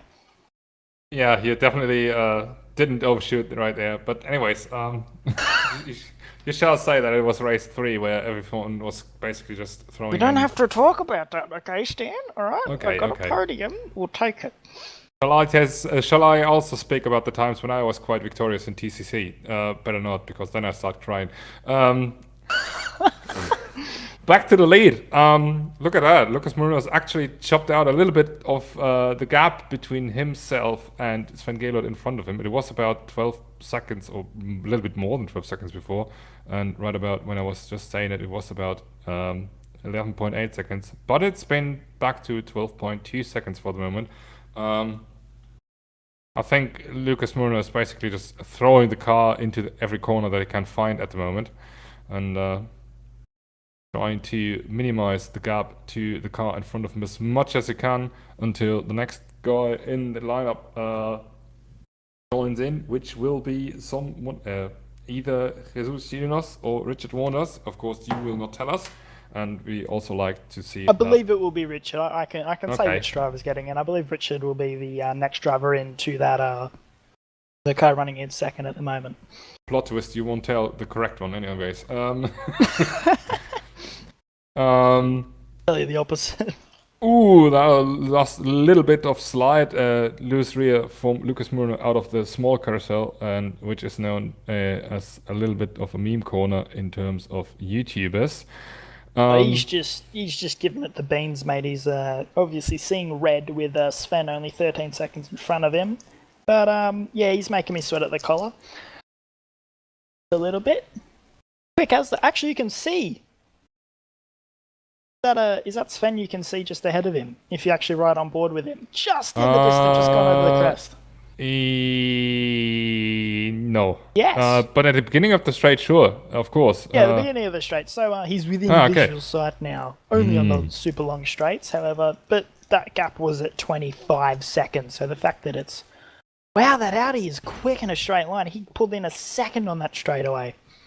Absolutely, but perhaps Sven Gaylord has a little bit of damage. But I've heard that we have our first interview partner, and it's one of your drivers. Let's put him in. User was moved to your channel. Let's welcome first interview of the race, Thomas Raschke. You are joining us right now for the first interview.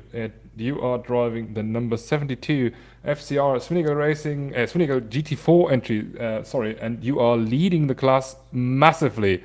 Yes, we are. How do you feel about that? Yeah, I'm very proud of Peter. He's done amazing. He's done an amazing job. Just staying out, doing. I think he has done no mistakes by now, which is a mega job. And I think you, John, will be very, very pleased with this. What was that, Tom? We don't quite have you as good as we should. Oh shit. No worries. Yeah, I think that you, John, will be very pleased with this. What you're seeing, that our GT3 car is running second, the GT4 car is leading. Yeah, I'm very happy with our team and the position they're running in. It must be said, quite a successful outing so far. Only an hour and 20 minutes into a 6-hour race, which I know firsthand. Not to count your chickens early, but going good so far. Yeah. And Go ahead. that we can certainly do something in the race. Yeah, certainly. It looks very good for you guys indeed. Personally about you, Thomas, do you know when you will jump into the car? Oh, Thomas, don't tell him. Okay. Give him the psychological advantage. Okay. Now, I mean, it's not like we compete against each other, thankfully. So, at least in terms of teams. But then, different question then, Tom. How do you prepare as soon as you are about to get into the car? Do you have some special routine that you want to go through before racing on, or is it just like, hey, I'm jumping in, do my best, and then see where we end up? Well, not really. I'm just like, when Peter says that I need to jump in the car, I'm just going to jump in the car and try to do my best. Stay on the road, don't crash the car. And Very well. And I think if all three of us can do that, just not crash the car, we're in a prime position. Yeah, I mean, prime position is definitely key here. Did you have any previous experiences of the Nordschleife just before this event, or was it your first time going around this track? Definitely not the first one, but in race room, I've Hmm. raced quite a lot on the Nordschleife. The race room Nordschleife is way different than this one. It's, I would say, better than this one. This is a very unique version of the track. It's a very unique version indeed, but technically it's one of the better ones in terms of FPS usage and with the possibility to go over the shortcut and start your lap like this. Otherwise, you have to go for the full circuit. But you have a laugh because this is actually the grandfather of the race room version that we are racing on. Because I think, yeah, this is from Race 07, if I'm not wrong. Or is it from GT4, Gran Turismo 4, something like that? I don't even know the originals of the track. So old One is of it? those two. Yeah, exactly. Anyways, I yeah, see John, the darkness starting to set in, just to point out, absolutely. over the track, and the lights being used by some of the drivers, or if not all.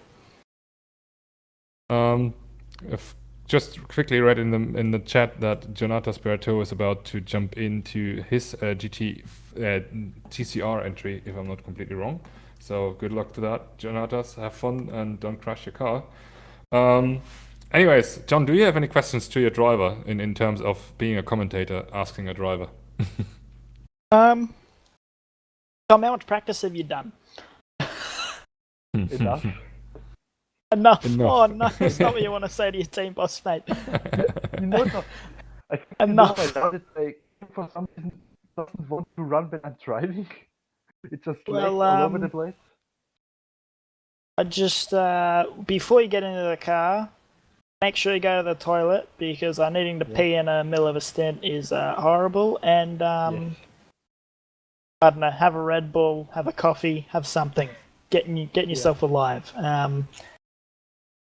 Yeah, that's all I can tell you. Maybe do a few practice laps in test day while you're waiting. That's all I can stress. And do not crash the car. I won't. God damn. Blood pressure's through the roof right now, Tom, I'm telling you. It's not different with me at the moment. Then how are you going for a team boss, actually, with your drivers going around? Terry Booth. Always a pleasure.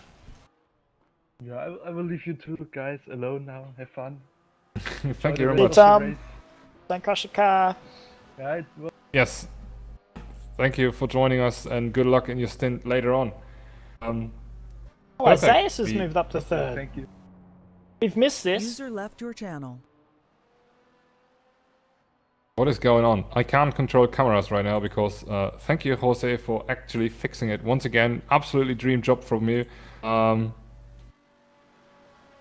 we'll do that. He just I believe called Isaias me. has passed Bruno for third place, and I think Bruno's had a very bad. I think Bruno's had an incident, because I believe he had an okay gap to Isaias, so he missed that in our conversations and technical difficulties.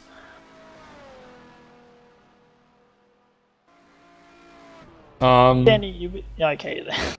Sorry, can you take over for a brief moment, please, because I'm slightly confused about what the hell is going on right now. Yes, okay. So, Ben's still leading by 17 seconds, so he actually is managing to pull out a gap to Lucas Murno in the FCR full commitment car. But Murno seems to... These two are actually sharing a pit box, which proved to be a bit difficult when that issue arose. Behind them, there's nearly a 2-minute gap to the next car, being Antonio Isaias. I don't remember what brand his car is. J something. Stan's not here to correct me. What brand's the weird looking car? Glickenhaus, it's called. Scuderia Cameron Glickenhaus SCG 003C. We'll call it the SCG. In the SCG machine in P3, they're going around quite well. As you know, I'm horrible at pronouncing names. Bruno in the Porsche is doing quite well for himself. However, as I just said, I've made a mistake to drop Isaias. He's actually dropping behind User left your channel. him at a fair pace, 9 seconds back. Just when I started talking about Isaias, he was only 6 seconds back, so something obviously going on with them. We drop it back again to Lopez, who's slightly working his way back into this race. I think he might be hitting soon.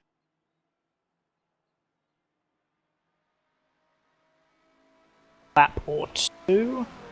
Lorenzo, doing quite well. He's dropped 15 seconds to Pablo Lopez, but Valenko before him did quite a good job at keeping the car straight. Then go to Bernard and Ernest, the two brothers. We do not know when they do their driver changes because they're using the same C as well. They're doing quite a good job keeping it nice and in a 6-hour race. Basically until the last hour is when you want to start taking those risks. Peter Jones, your first GT4 entry, putting along quite well. Up 2 positions, both being my DNF, actually, never mind. So he's up 1 position from a SP9 disconnect, actually, but that SP9 is still putting around on the test day server. So they're still in this race. Unknown currently whereabouts they would be, but I assume probably in last of the GT3s due to the fact that, or SP9s, getting confused. Probably last of the SP9s, I would assume how much time they would have lost in that technical difficulty. They had Pedro Lopez behind Peter Jones by a whole minute. Peter Jones is absolutely flying. That's almost the pit stop lead over Pedro Lopez, who, to be fair, has kept his car quite consistent and clean, so nothing of his fault to that minute gap. Got a 5.2 second lead over Lucas Miranda, who they were quite close, but as the second stint has gone on, they've separate from each other and not act like magnets, which they were in the pit lane. If you Goes had a fair few issues down in 11th, 33 seconds off the back of Miranda, and a little bit in no man's land, 25 seconds ahead of the next car, which is driven by Kenneth Ragland, who is just been passed by Sven. He's doing a pretty good job, though. Only one of the cars to do a driver swap. I think it is the only car in in SB10 to do a driver swap so far. But they're going okay. Putting going around in 4th position in class. Then go to Costa, who's actually not too far off Kenneth Ragland, only 5 seconds. I think they're gaining, I believe. Behind them in class is Tom Dillon, who is actually had quite a lot of issues being stuck in neutral, so a bit of a gearbox issue there or a technical failure. But anyway, he's back on the road, but he is behind 2 of the TCR entries of Mark Swerker and Philip Volland. Mark Swerker, I believe, has he made his second pit stop? Stan, do you know? To my concern, he did not. I'm not entirely sure. So that is a time loss that he's... He did. Oh, so he has pitted. Did. Yes. So he's nearly got a pit stop gap on Philip Volland, who is currently only ahead by about 1.5 seconds at the moment. So if Mark can jump him, then Philip's fuel saving, I believe that he may or may not be doing, would be then costing him. User left your channel. As Mark has managed to pull out a pit stop lead over them, if he can get around him. Then go to the next car in their class is Anthony Dallara, who had a bit of a rocky start. He had issues being involved in some incidents. I don't know whether it was his fault or not. But yeah, he hasn't had the cleanest start. However, he's starting to putt around. Carlos Frau with a very bad formation lap or lap 1 incident, I believe. But he's managed to keep his nose clean for the rest of that, and he's managed to pull in 20 seconds since we've done an update on these guys. to the next car. So he's starting to reel in. Might be thinking of pass in the next laps to these. Beyond that, that is a full field run through.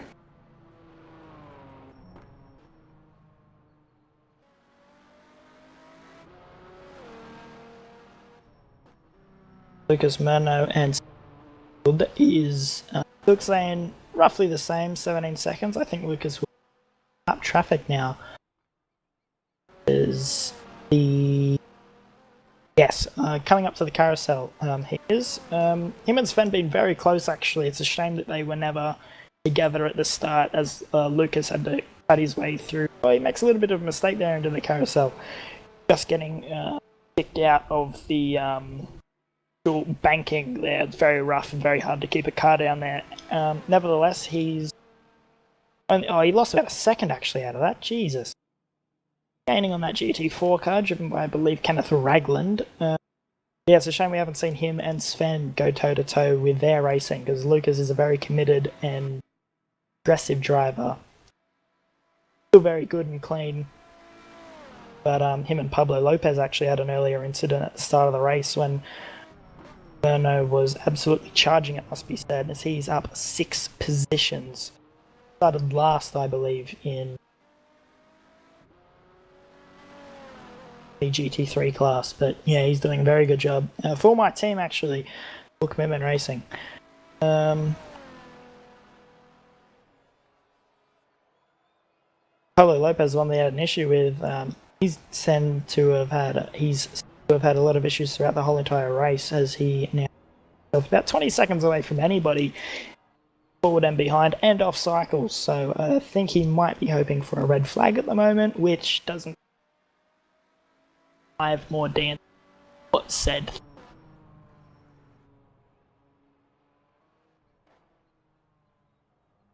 I believe Stan is trying to figure out some certain difficulties that he's having.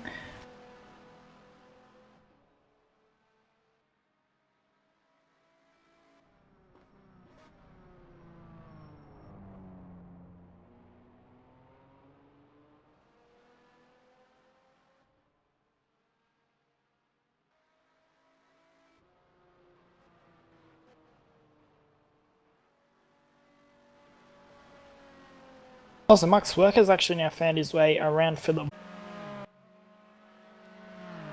Okay, that was a little bit of an issue, but we jump in right into the night and into the racing action for the last few minutes of the race. As we can see, still Pedro Lopez versus who is it? Sorry, I forgot the name. Lucas Miranda fighting very hard for position in the GT4 in the SP10 class. Sorry, I think it is for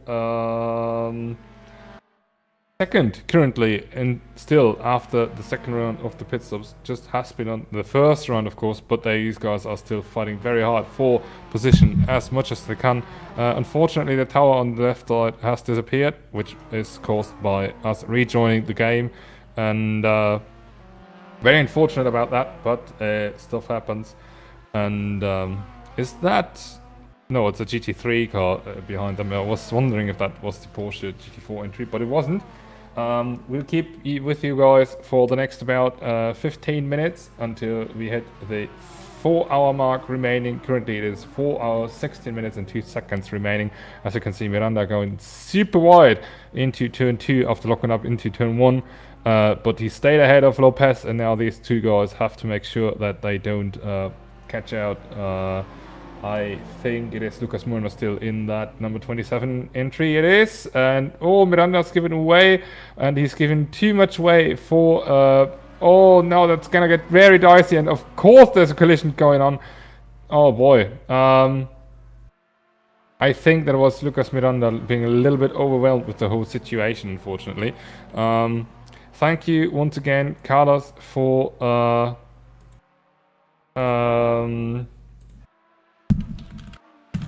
fixing the stream. Sorry, I just lost words here. So thank you, Carlos, for fixing the stream and making everything work fine again. And Pedro Lopez now is ahead of Lucas Miranda, of course, with all that confusion that was going on. Let's say, have we lost Murno? No, we haven't. He is still going. And the gap between him and Sven Gaylord has extended to 17 seconds roughly. Yes, and the car behind him is Antonio de Zayas. We're looking on right now. It's also moved up 2 positions, 1 position compared to last time when we checked it, who was Bruno Pegoraro in the World's E-Racing entry. Of course, here in the Dettinger here, you can see it very well how dark it has become. And that's why we're going to do a very interesting concept by this time in night. Basically, you've just seen us. You saw shortly before that sometimes we don't have pictures and sounds, but for the night we'll leave you alone with the pictures, and then keep on in the last third of the race with the commentary, of course, and see how all things develop. Because we're gonna do this because it's gonna be very hard to distinguish the cars during the night, and although we have some sort of overlay, we certainly don't trust our eyes enough to actually keep us going through the night. But the last 2 hours, then again, when the sun rises, it's gonna be very beautiful and very interesting indeed to see how the guys will compare on track, or how the guys have fared through the night. Small update in terms of what's going on. We've also lost Jonathan Sperto in the golf. Julian Gines was jumping in the SL Racing entry on the practice server. And we also lost Caio Acosta, who has not rejoined the practice server yet. So I think they are unfortunately quite out of the race. But yeah, let's say what's going on. If there's a red flag happening during the night, you will certainly not notice it in stream by commentary, but as I said before, we'll keep you alive with the pictures during the whole night session. So we're looking at Bruno Pegoraro for quite a while before, and let's see if there's any interesting things going on. Pablo Lopez currently in the pits. Don't let yourself get confused by the red flag that has been shown in the tower on the left-hand side, in the left-hand top. It's not red flagged, it's just him being in the pits. Peter Jones still leading the SP10 class in that beautiful Ginetta with the Rothmans livery. And then we have Pedro Lopez now getting a little bit away from Lucas Miranda this time. These 2 guys were fighting for basically the whole race of... Ooh, Miranda nearly losing the light KTM GT4 over these curbs, and they are quite tricky. Yeah, in the night it's usually a completely different game. Also, that will Joe Gaustitis experience in a short while. TCR has roughly stayed the same. Max Verker is still leading ahead of Philip Volland. I think these guys were fighting off screen for quite a bit. Unfortunately, the fight was over quite fast as well, especially with Philip Volland pitting in the meantime. But they are still both ahead of Tom Dillon, who's despite having not the greatest of races so far, I think. Oh, speaking of it, commentator's curse strikes again, but he saved it, and I think he even kept it out of the wall. Anyways, he, despite having not the best race, he's still going, and that's absolutely the spirit that we love to see. Caio Costa, as said before, has been lost as well. Carlos Frau, after fixing the stream and everything, is now down into 17th. No, he was in 17th before, but down a lap to the TCR cars in front of him. And thus, I mean, his teammate, Philip Volland, of course.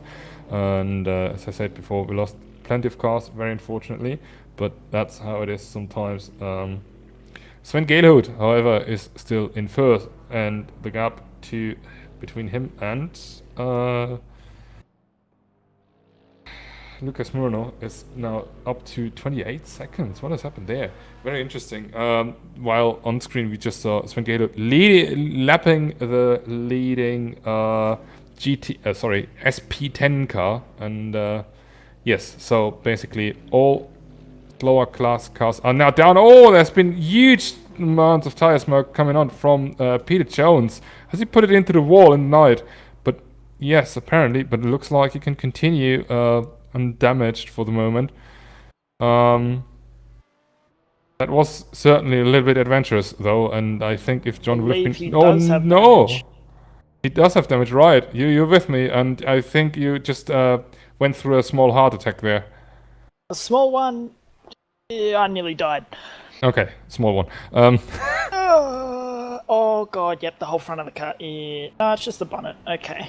It's just the bonnet, or does he have a flat spot too? Puncture, I mean, because it looks like he's a little bit off the pace. Or is it just him being a little bit uncertain about his abilities anymore? I'll do you a favour for once, Stan, and I'll actually go and ask him and get a driver insight for you.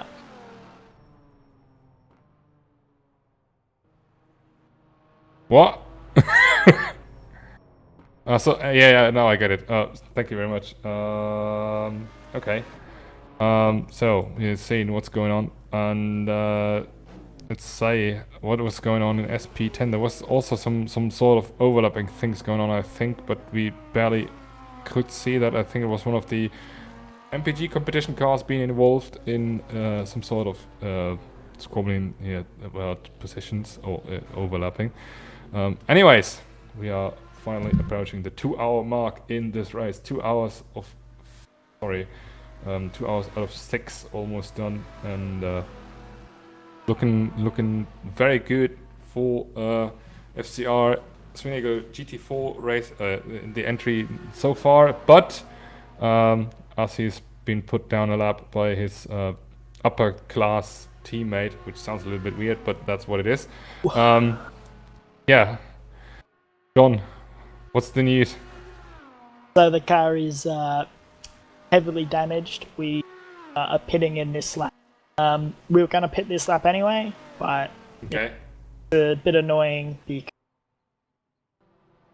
apparently it was a very hard hit. He just said an in point wasn't visible, dark, so clip the grass and wall. But yeah, pretty bad damage.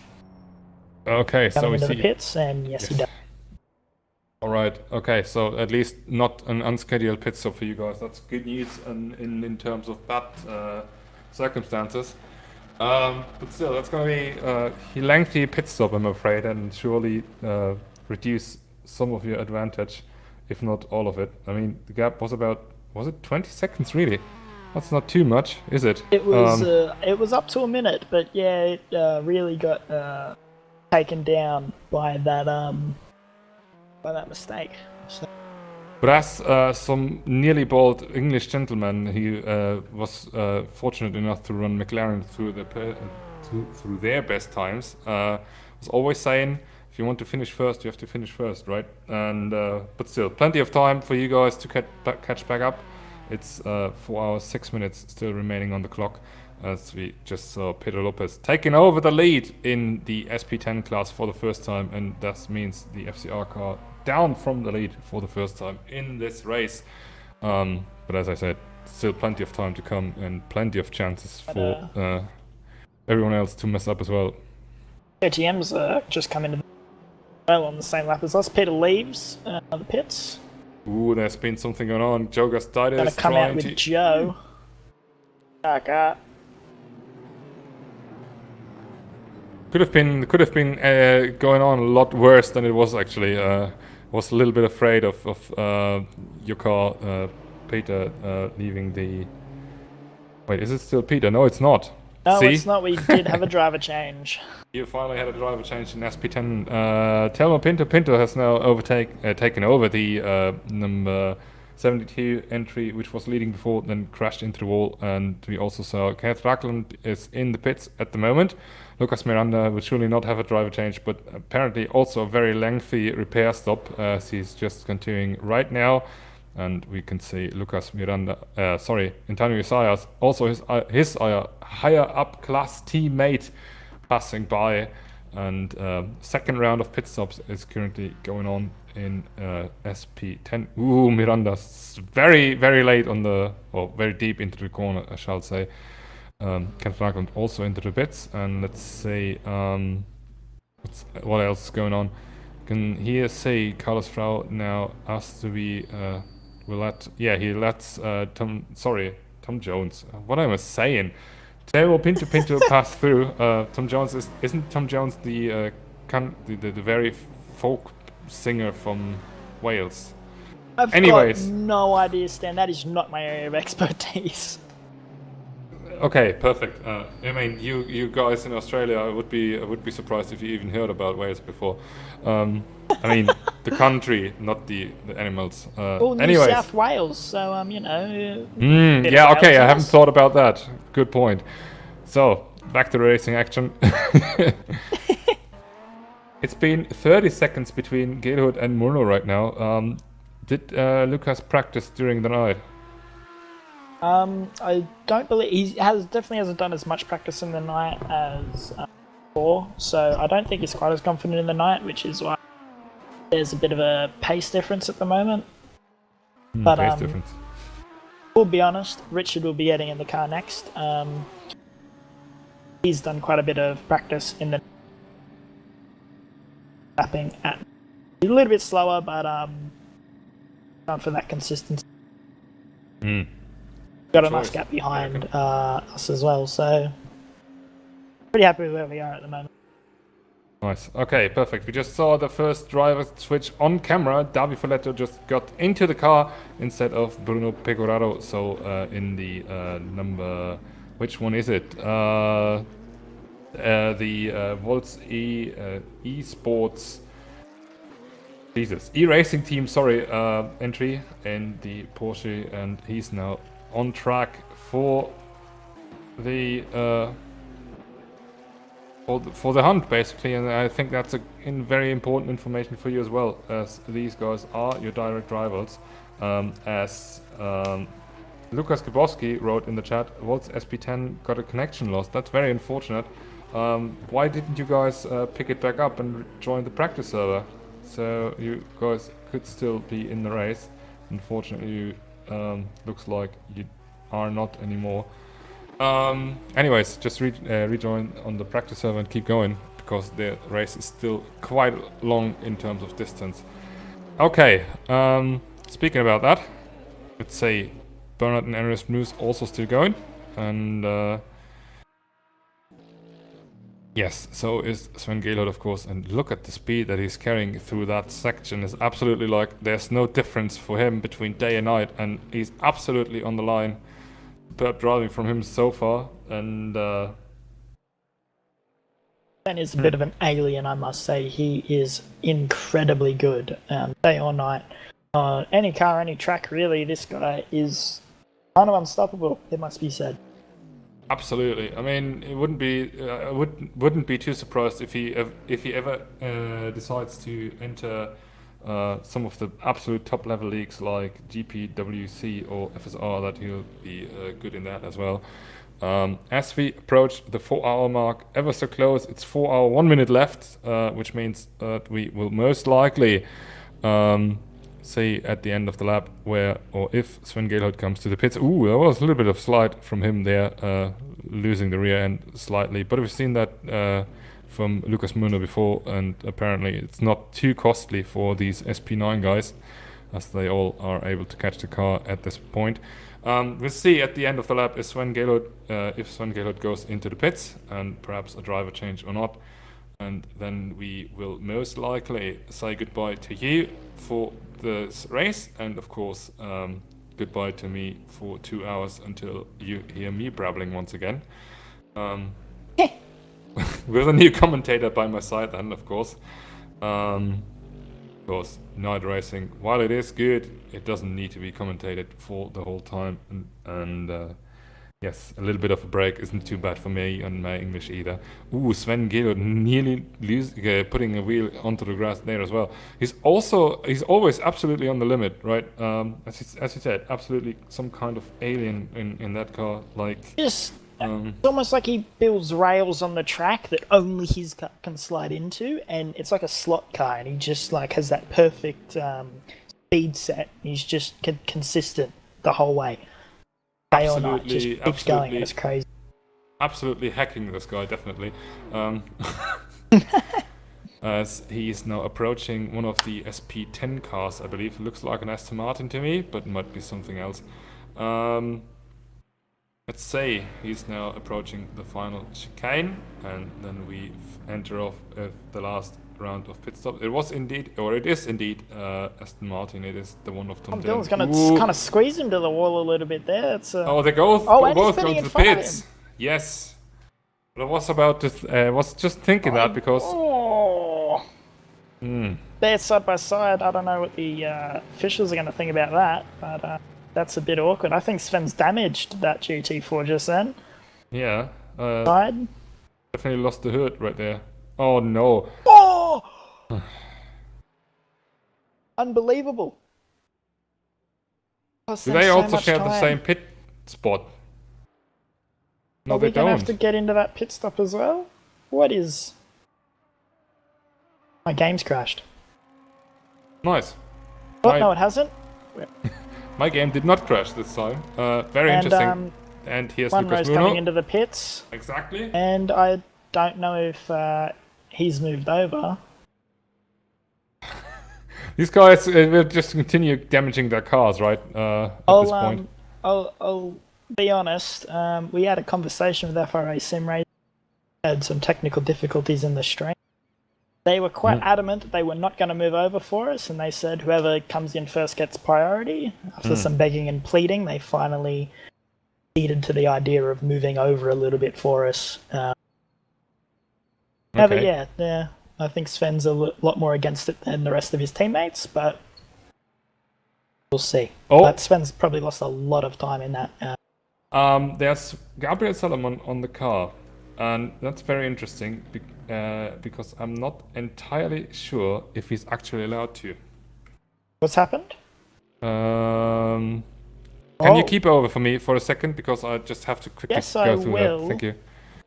Richard Wanders jumping in the car, a very good friend of mine. I know that his father likes to watch these streams. So, I was just talking about it with the race control. Gabriel Salomon is not allowed to drive this car, but he is. So, will that mean he has to come in to the pits and switch back out, or is that what does that result in? They have the chance to do that right now at the end of the GP circuit, which will give them an extra lap. But then again, the lap will be revoked.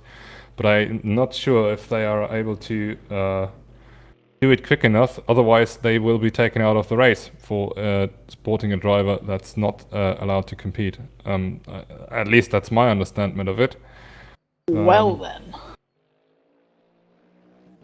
Going to be very interesting to see. Very absolute drama going on at the end of the first stint here in the commentary booth. And I'm sorry if you need to go, just leave me. But I'll stay here for a little bit. And doesn't look like Salomon is going. In the waiting room, I think. If you want to.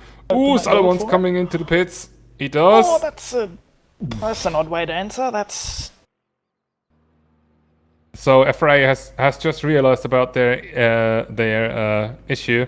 Thankfully, they really realized it quickly enough. But that's a huge hit for their chances to actually win the race. That's the GP lap, a pit stop, and... Yes. Well, tell you what, that leaves you out for a good run, doesn't it?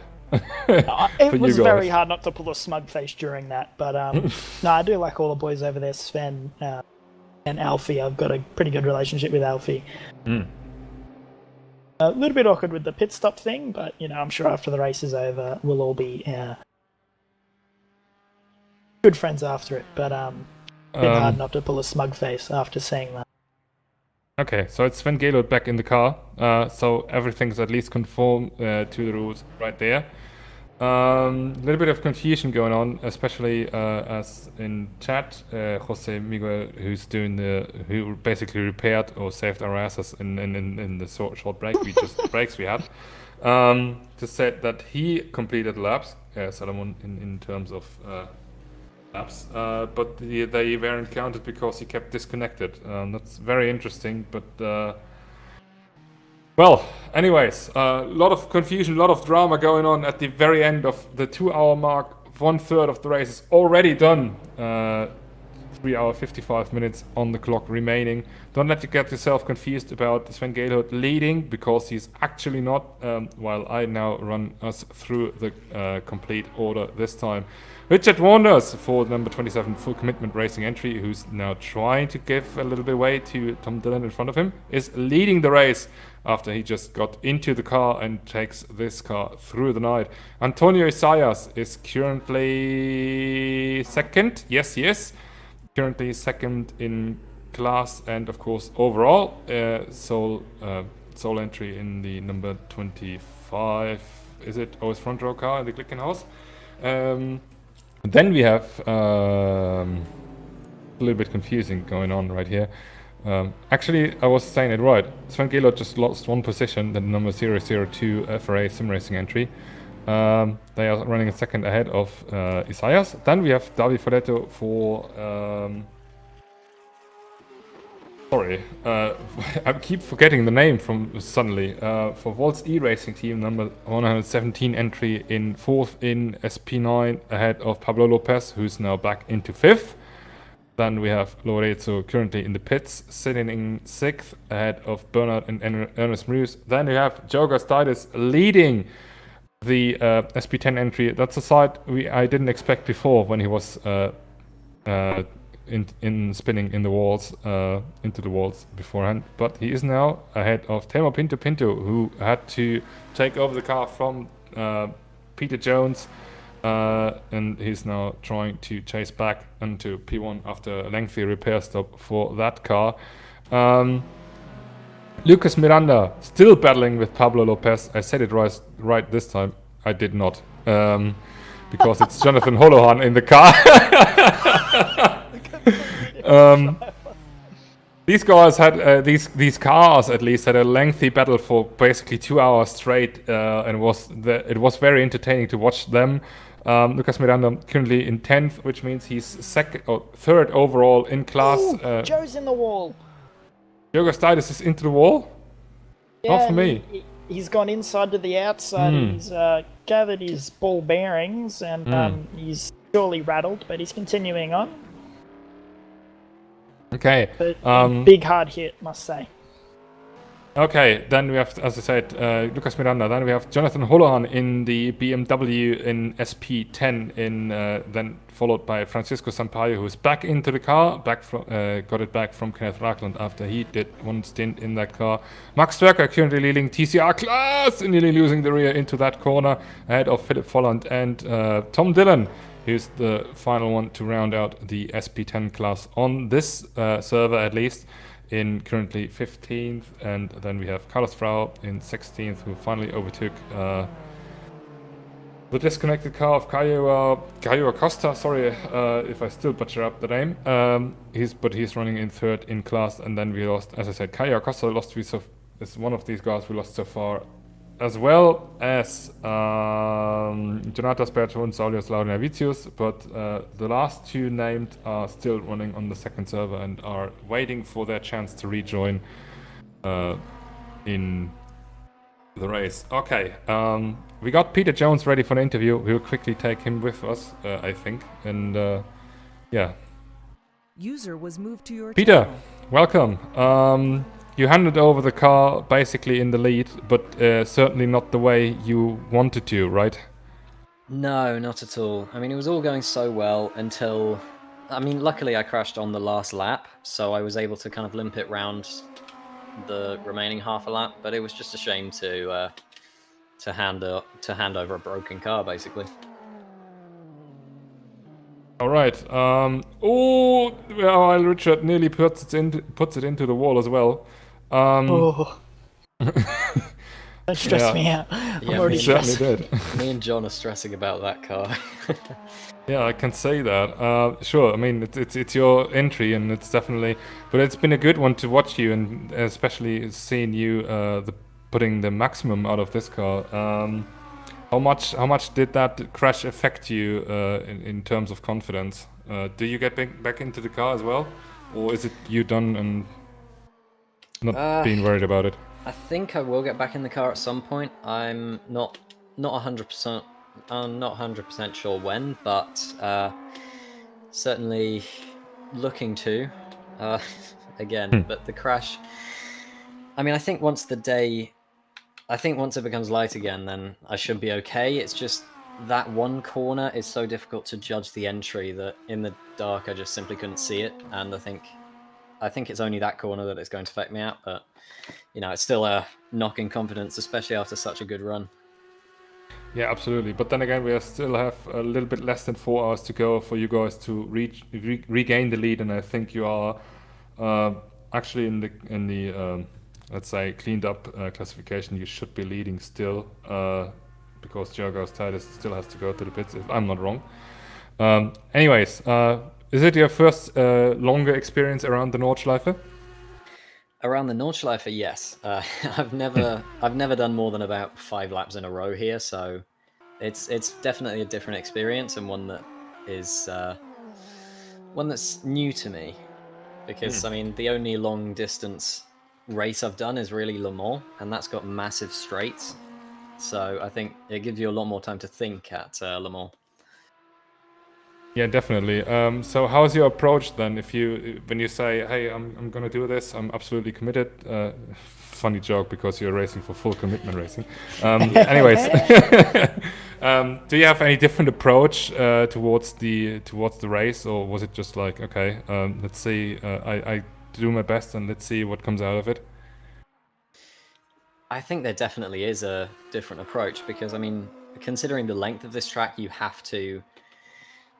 I mean, it's such a long track that a second at a normal track will be 8 seconds here. So basically any amount of time that you can gain will be times by about 6 or 7 times by the end of the lap. So I think you can actually be a lot more cautious here because of that length. You have more time to kind of try and pull out a gap. So even the smallest gains will be amplified towards the end of the lap. So you can take it a lot easier here, but that's not to say it is any easier for sure, as I proved at the tail end of my stint.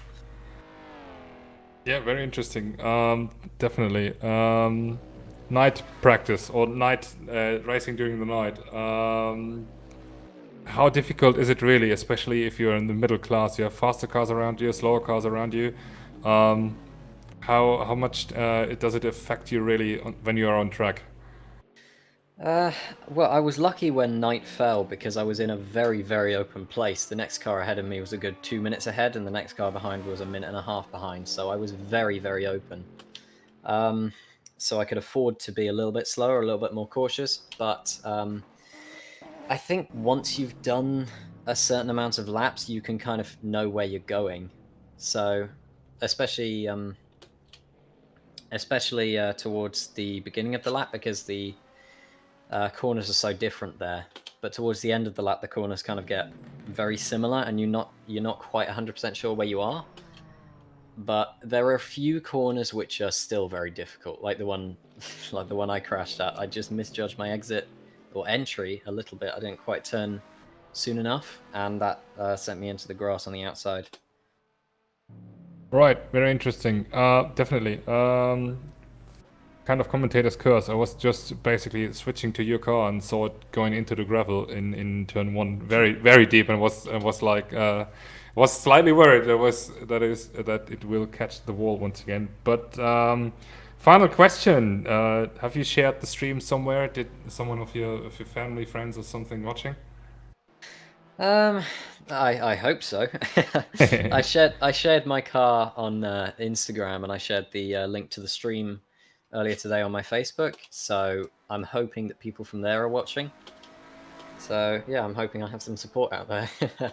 Perfect. John, anything you want to ask as a commentator? Jesus Christ! As a commentator towards your driver, or is it just? How are you that fucking quick? Because I know I'm the team boss, but it's still beyond me how you're that fucking... Like, Jesus. I don't know.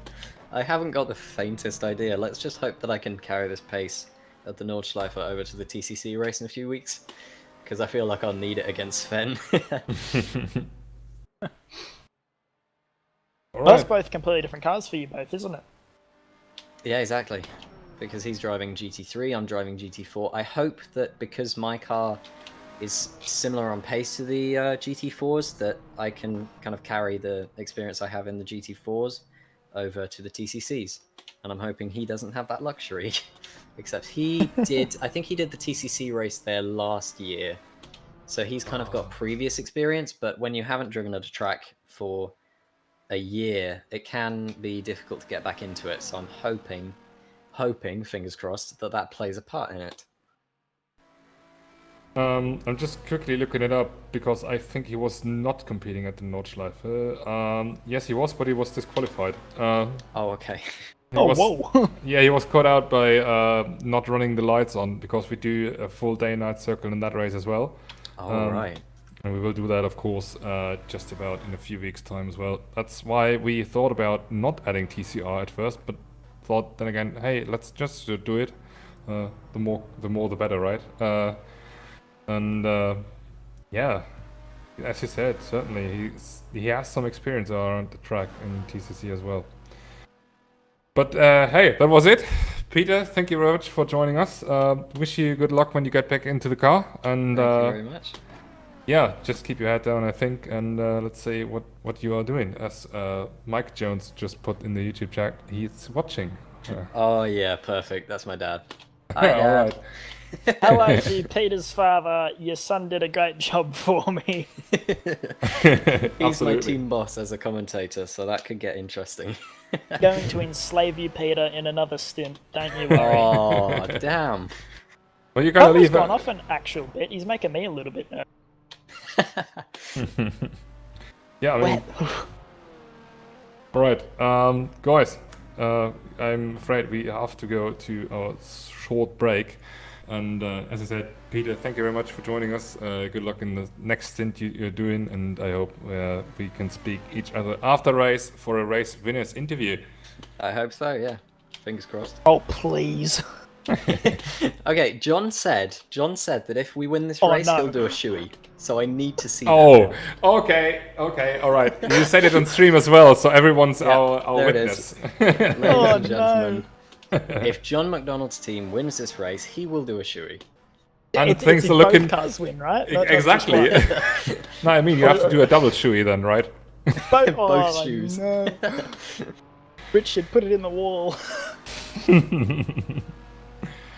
All right, Getting guys. a great team I got, and fantastic drivers on both sides to be leading originally in both classes, because I think that we're still waiting for Joe to pit, or is he pit?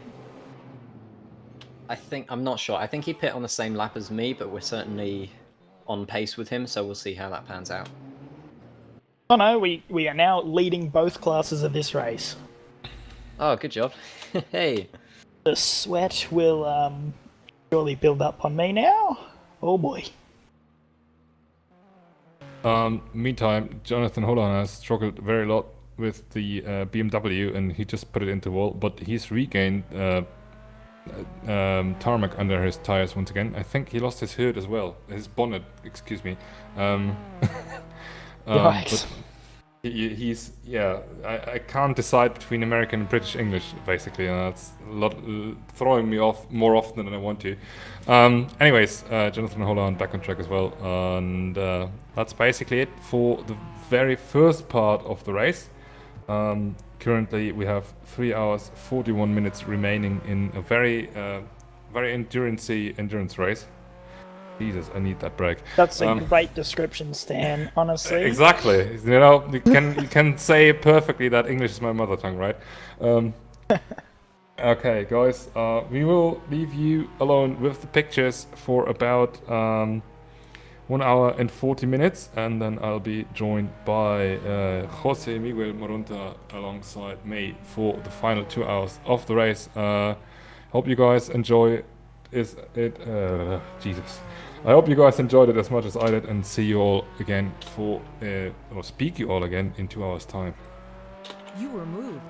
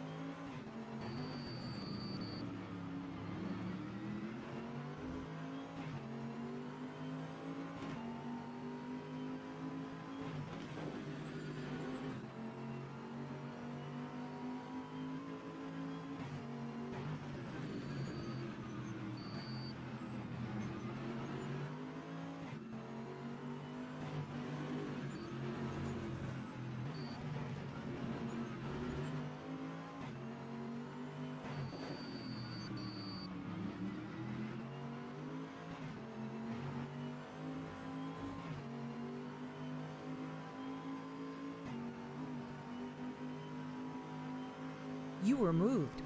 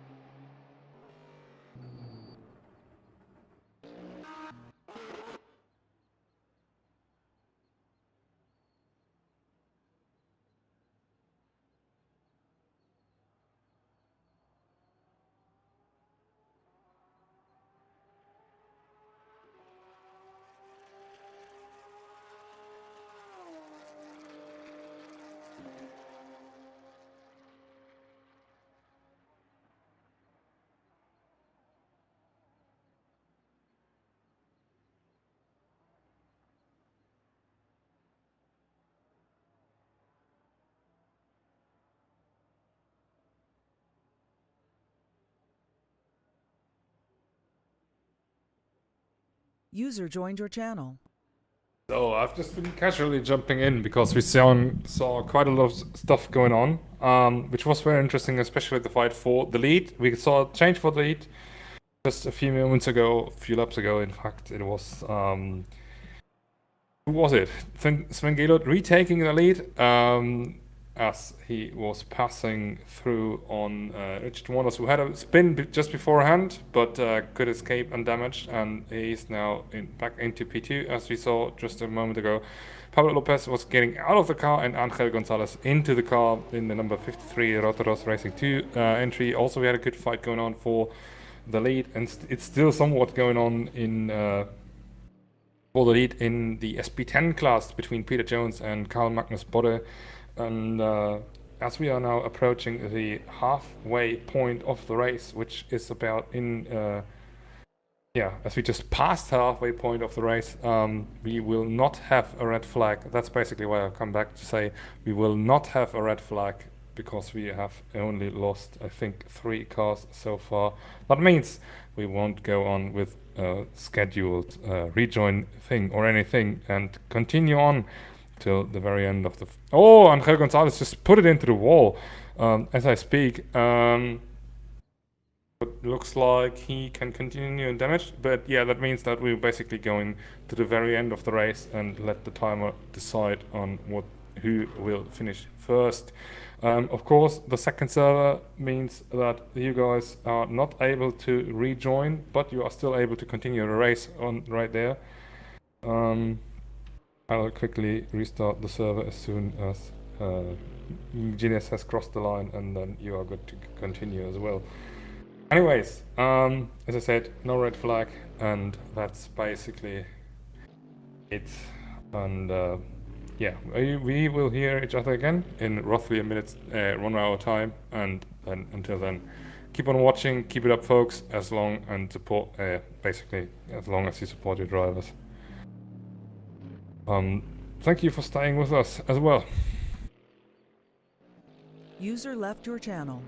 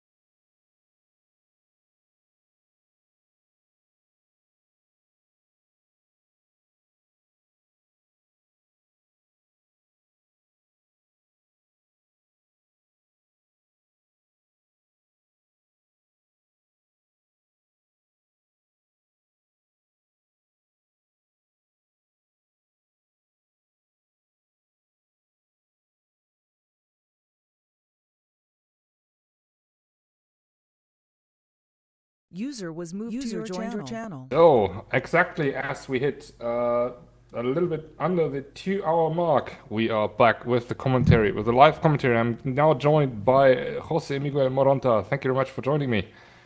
Hello, Stan. So, first of all, how has your race been up so far? Have you been watching? I've been watching the whole race, both on the live stream and on Angel's and Pablo's point of views. I've been chatting with them, and it's not been the best of races for them, but they're having fun, and that's what it counts. Definitely, having fun is the most important thing. 2 hours to go. We've seen quite a lot of drama going on, especially 2 hours ago. It feels like it was just 5 minutes, really. What do you think of the race so far, personally?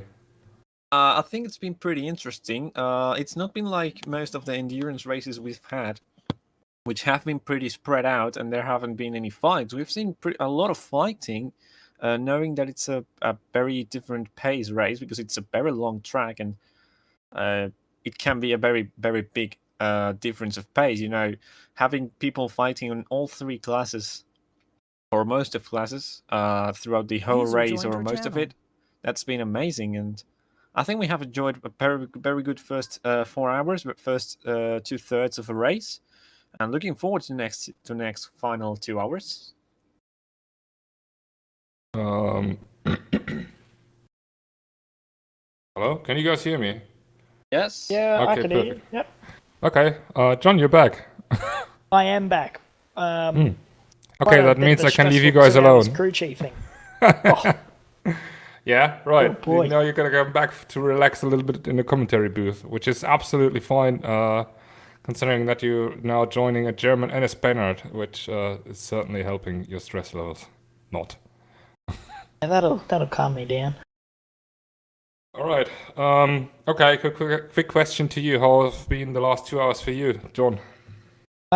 Quite stressful with the GT4 car. We got beached on the curb coming off the long back straight just before you transition onto the GP Tom didn't have circuit. to spin. Sorry, John. Tom didn't just made a spin. Made a spin, but he's regained position. He's back on track. Okay. Yeah, it's certainly not the best race for him right now, is it? I think he even wrote that in Discord in one of his not pit stops. Exactly. Yeah, right. Okay, sorry, John. Go ahead. Yeah, sorry. So yeah, anyway, he was beached on the curb for probably about 30 seconds. Mm. So yeah, we dropped the place to 4 again, but he ended up crashing, actually, like a big crash on his, like a few laps later. So we ended up gaining that position and we're back out to a 40-second lead. But we think we might have to pull out a pit stop lead over them, depending on what their strategy is over the FRA guys. Okay, interesting. So still plenty of things happening to you guys as well. Very interesting. I've just heard that one of my drivers was actually able to make Tony Hawk quite proud because he was at one point sliding on his roof across the Mutkurve, which isn't ideal in racing cars. But then again, thank God we missed it because otherwise I wouldn't be here anymore and rather would have jumped out of my closed window and taking everything with me. No, it was Philip Volland. Carlos Volland had a massive crash at the end of the circuit. Yeah, that must have been the one he was speaking about. Oh, Mono into the pits. Interesting. Gaylord is also in the pits. Once again, you guys... Yeah, exactly. Mono will be in for the next stint as well. Top tip. Yeah, it's been a problem throughout the whole race that both of them have had... Uh-oh. Has the FRA team Alfie gone? Bevan has jumped in and their car has disappeared for me. I don't know about you guys. Yeah, it's disappeared for me as well. It's just appeared back now.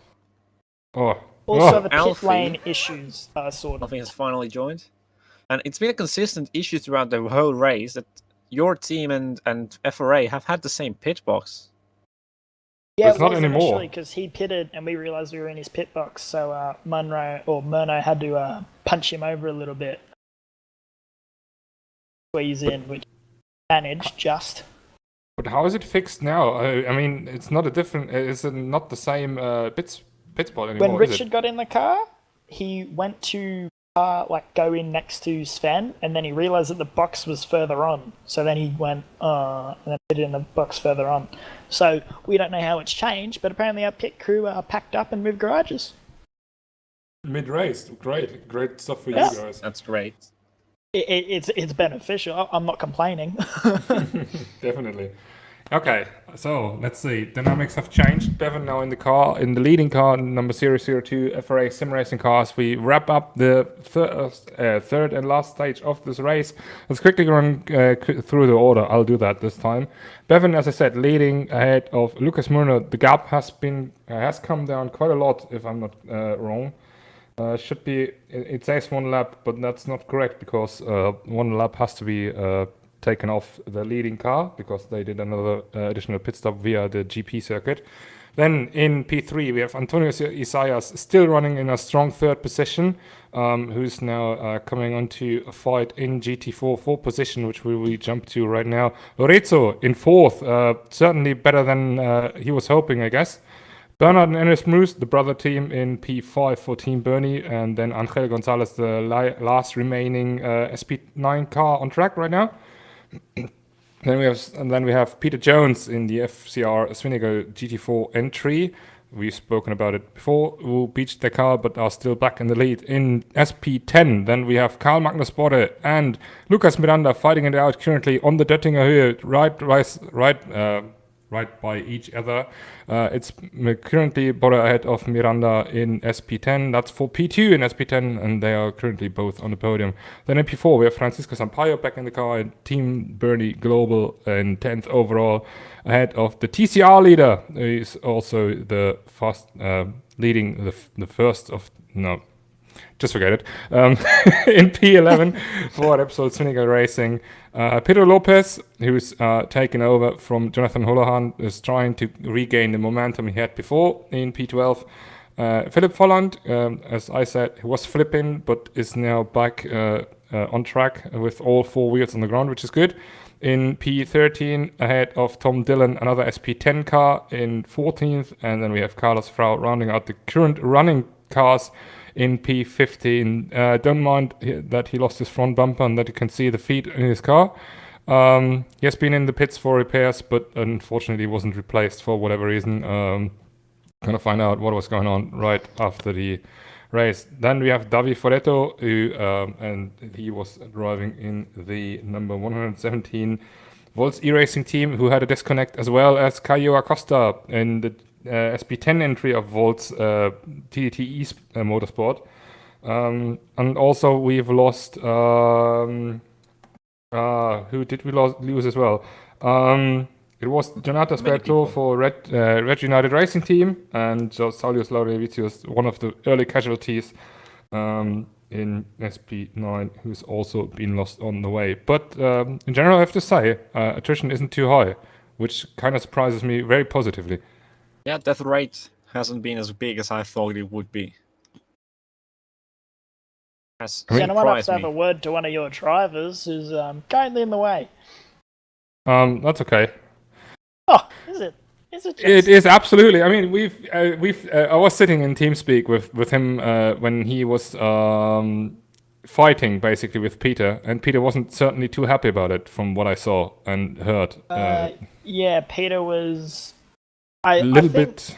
From my point of view, I think the first action, Peter kind of sent him a little bit, and obviously Voland, he's entitled to hold the racing line because he's the car being lapped. So I thought that was okay, but they were on a straight where like there was some kinks through it, but you can take it flat anyway, and he kind of squeezed Peter, and that's what kind of was like. But yeah, it was only one, whereas Peter was pretty mad about the whole thing, and I don't think that'll help. But yeah.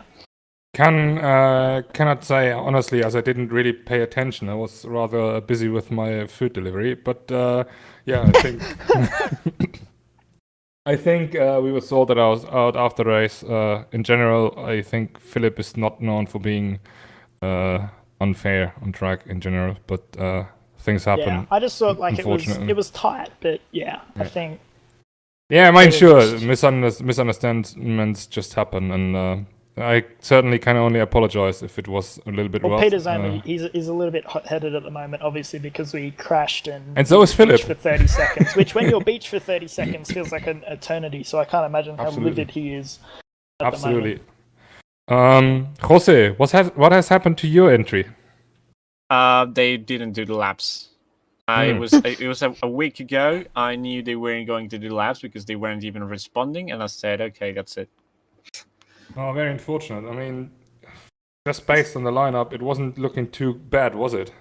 No, it wasn't, and they did a few laps, or at least Anthony had done a few laps, and it wasn't looking that bad. But Diego didn't do a single lap, and I was like, if you're not going to do anything, why should we even be on the entry list? Then it's been we haven't been the only team to retire the entry or to not be allowed in because of the laps.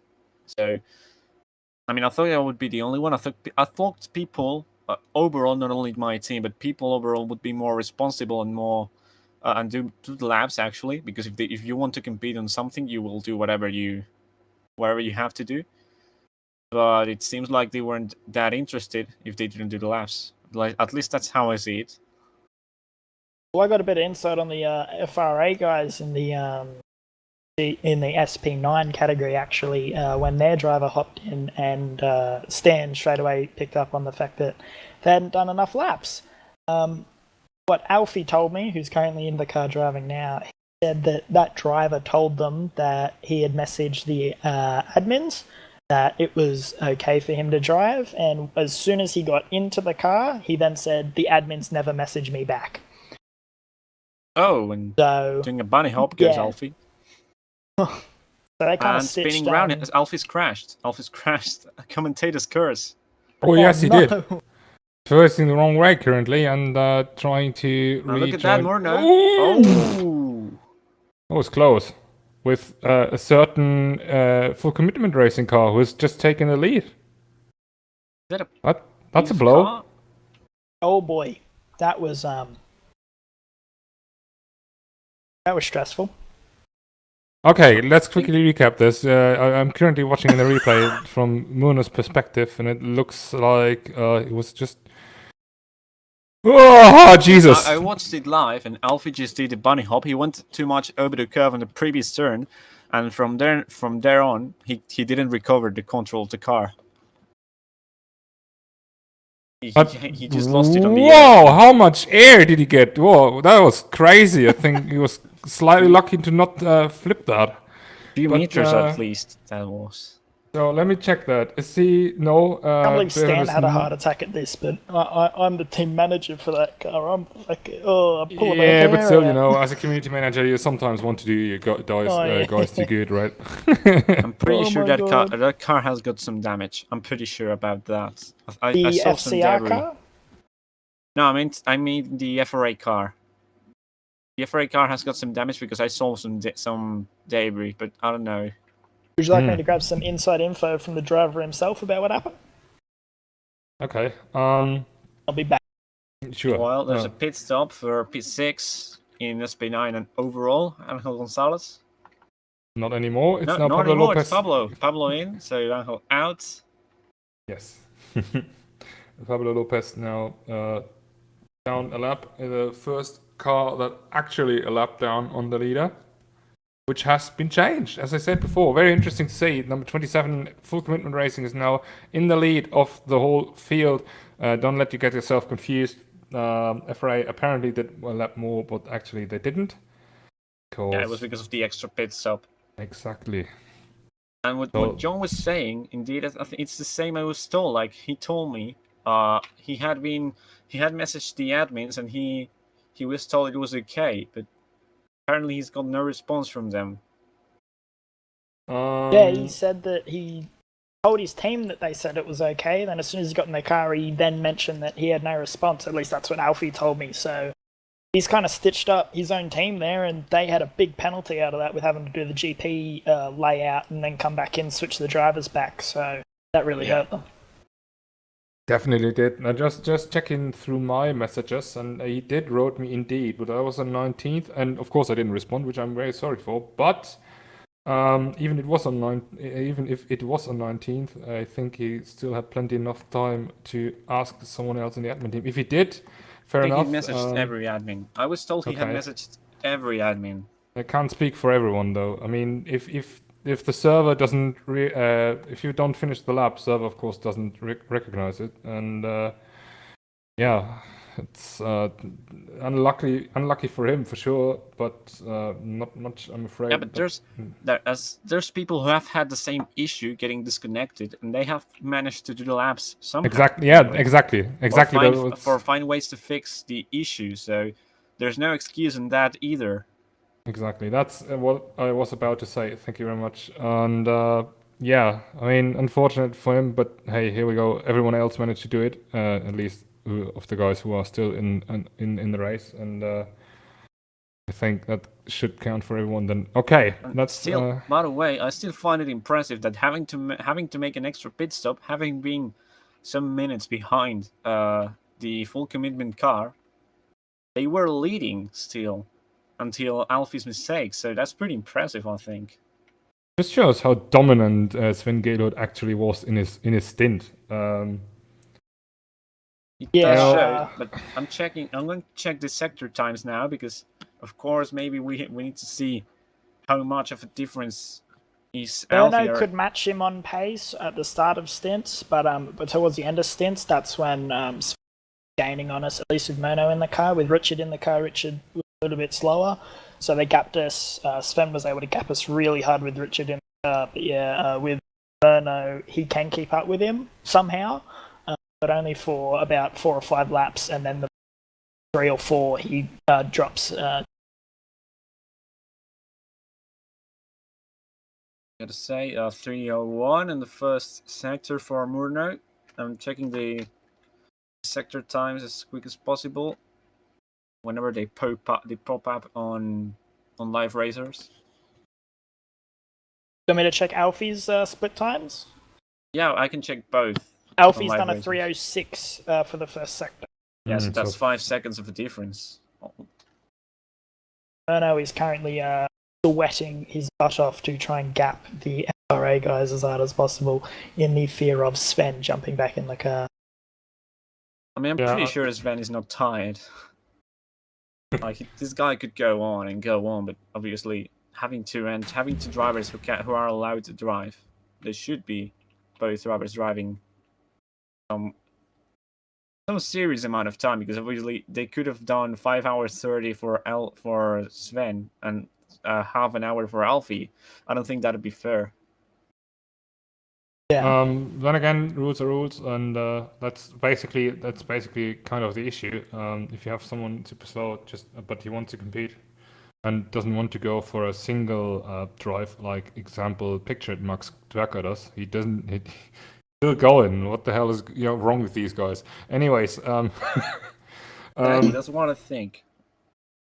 There's people who do on iRacing.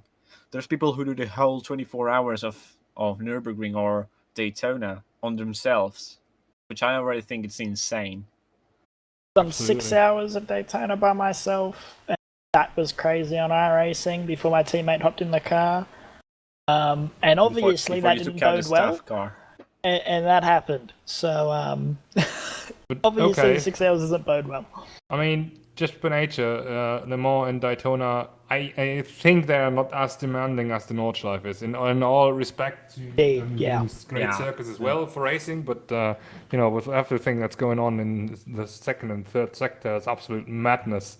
Yeah, there's much more space in both of Daytona and Le Mans. There's much more runoff than there is on the Nordschleife.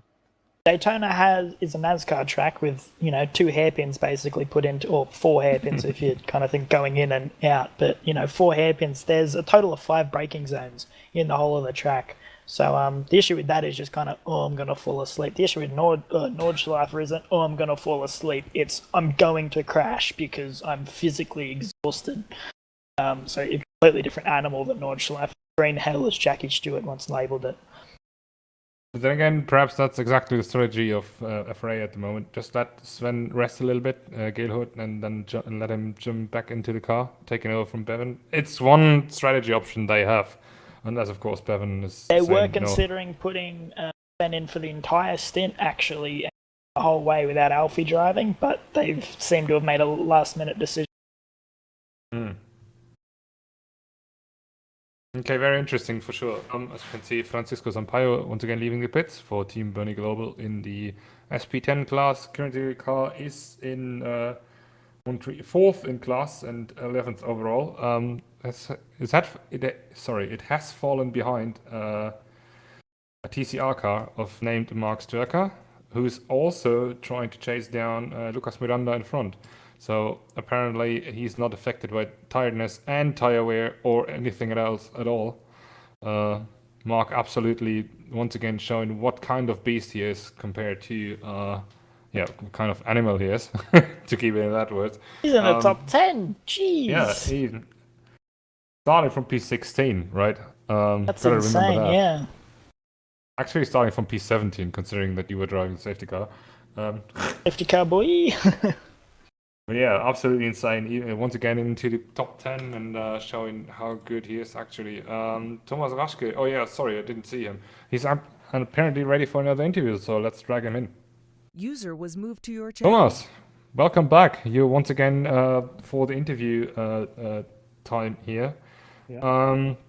I haven't watched it unfortunately because I was slightly busy extending my surroundings, basically, myself around my chair.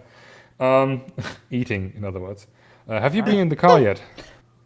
No, I haven't. Okay, why not? Well, because Telmo and Peter are way faster, and since there's nothing standing in the rules that every driver that is on the edge release needs to drive, we Okay. might end up that those two are driving till the end, but we don't know yet. We will decide when it comes to that. Are you sure? Yeah, nothing stands in the rules that you have no minimum or max. Yeah, makes sense in terms of if you have, for example, like someone like Jesus, sorry for naming you out in that case, but sometimes you have drivers who don't have internet for the whole day and stuff, and with that in mind, yeah, sure. I think that was basically why we just said it like it. Yeah, we do have an issue currently with our GT3 team, actually, with Jesus. We don't want to risk it with his internet, so put him into the car until either the last stint or.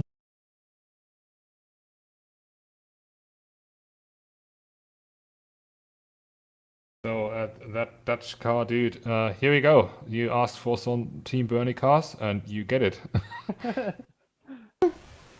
But is Yeah, the Team Bernie GT4 car in the race, or is this? they have one in GT3 and one in GT4, to be exact. Is the GT4 car still in the race? Yes, it's currently running in 11th in 4th there it class. is. Yeah, I see. So way behind you. Yeah. When even Mark is in front of him, that's good job from him, not gonna lie. Well, if you think about it, for some stats, I think in the class of ours, we have led 25 laps out of 27 we've driven so far. So I feel like we have some proper domination going on.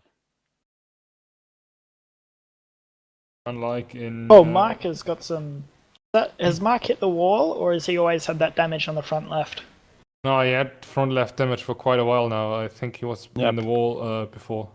He's had the bump from a long time ago. And Carl's pitching.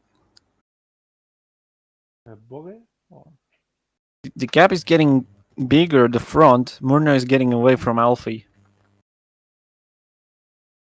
Like it might be like 20 or 30 seconds now. Hard to tell with Yeah, with the laps messed up. You can see it count it if you want. Thomas, another question. So, how's that for you going? If you don't jump into the car, you definitely practice for it. You did your mandatory laps and stuff. But how do you cope with perhaps not getting into the car at all? I will say it like this. If I can't get into the car because of internet problems or things like this, I would be mad. But if I'm not getting into the car because the other two are just extraordinarily fast, then I'm really happy with it. Then Okay. the team result is more for me than just like me saying, "Huh, I drove 7 laps in the race." Been crew chiefing us through, so I wouldn't say that wouldn't be involved in this win. Wouldn't be involved in the win if they get the win. So I think Thomas has still been a part of the team, whether he gets in the car or not. I think he's still a contributor. Yeah. And Okay. I've been sitting here like for now 4.5 hours on my chair, and just being by the drivers. Sometimes my internet just went off for some reason, but. Okay, yeah, consider it, yeah, sure. Because of the internet instability and stuff, it's not too good, is it? Yeah. Well, there is some mind games going on. Richard has just been informed that Alfie is doing the final 2 stints. Okay. But our team is under the belief that he will not, and that they'll throw Sven in the car. So basically, So we don't know if they're trying to play one game and to put a slower driver in, because What do I do, boys? Or should we leave it to chat to decide? Anyone still watching? Yeah, we have 19 viewers, 19 people still watching, which is very good. Thank you everyone for staying with us during the night and without commentary, by the way. And thank you as well for 29 upvotes, absolutely glorious. Yeah, I think that's the most upvoted video we have so far. Nice. Which is very nice and really shows how appreciated AMS is still, and that's just great to see. Jose, do you still have any questions towards Thomas, perhaps? No, not really. I have no you question. are, damn it! I mean, you are the one who's usually bringing up the good questions, not me. So. Well, Yeah. I think, John, the thing we should do is like get Peter out of the GT4 car, break the rules, and get him into the GT3 car. Wait. No, we can't do Stan's that. freaking out because he's German, so he's like, "This is impossible. You can." Wait, Thomas, aren't you German either? I am. I don't care. Also, Gastadis goes into the FRA car in GT4, SP10. It's odd though, because we're actually battling, the 2 full commitment racing cars are battling with the 2 FRA cars. Yeah, exactly. So it's a little bit Iffy, I would say. Both were close, really close, right at the same point as well, so a bit tense for me. One time I got to report something to you. Richard Warner's just put into the YouTube chat, "Go FRA." Ooh. What? So, Oh no! Richard telling me that I should send him a letter of Immediate firing. And that sneaky bitch tried to delete his own messages. Alright, so Richard's gonna get a Jose! get dismissed. Up to Richard you, will I be guess. Dismissed. Alright, Richard, you can get in my office after this race. Alright, mate? That's better. Go Rotoros. Okay, that's fair enough. Guys are absolutely chanceless anyways. Just You're absolutely dead, so... Okay, back to the serious Richard part. messaged me, he says he reckons it's FCR he was meant to write, not FRA. Yeah, that's what he wrote afterwards, Yeah, but exactly, the message is for now sure. retracted, and We totally believe him. absolutely, absolutely not, to be honest. But still, it's a good fight. It was 1 hour 30 minutes, a little bit less to go, and oh, Alfie nearly lost it. Oh, Jesus Christ, Alfie, you're absolutely even putting me at danger of getting a heart attack, and I'm not even in favor of your team. Of course, in no one's favor. Yeah, sure. I can just all but pull a smug face when I see Alfie get loose off a corner. Can I just ask, what are the other GT4 cars doing at the moment? Sure. Let me quickly run through that. So we have Peter Jones, of course, you know about him leading. Lucas Miranda is in the OS front row machinery still, of course. About 2 minutes behind that, behind the leader, of course. Then we have Joe Gaustitis in fourth, back into the car, as Jose previously said. Roughly 23 seconds behind that. And then we have Sampaio somewhat behind Stocker TCR car. I think he's out of contention for a win. Ooh, Jesus, what the hell? My Jesus, live races just went crazy. And then we have Pedro still Lopez. going Pedro Lopez, you're right. And Tom You- Dillon. And Tom Dillon. Where's the... Oh yeah, Team Bernie entry is, of course, Francisco Sampaio. Sorry, that threw me off for a bit. Pablo Lopez is soloing this race. Yeah, he is. And also worth noticing, I've learned how to pronounce Joe's surname. Gastitis. Exactly. Gustitis. Like it's an achievement for me. How do you say it? Gustitis. Yeah, like Gustitis? they changed the position of the D and the T for no What? reason at all. Gastitis. I prefer the nickname we've put in, but I don't think we can say it live. Isn't he American? Yes, but... The So name shouldn't he is- have a name like... That name's from Goat North or- Korea. Like, what the fuck is your point, John? Your name is English as well, Why and you're can't from anybody Australia. have a simple name? That's all I'm The asking surname- for, the sur- Just Stan. saying, like... As American as he wants to be, the surname is from North Korea. I'm sure about that.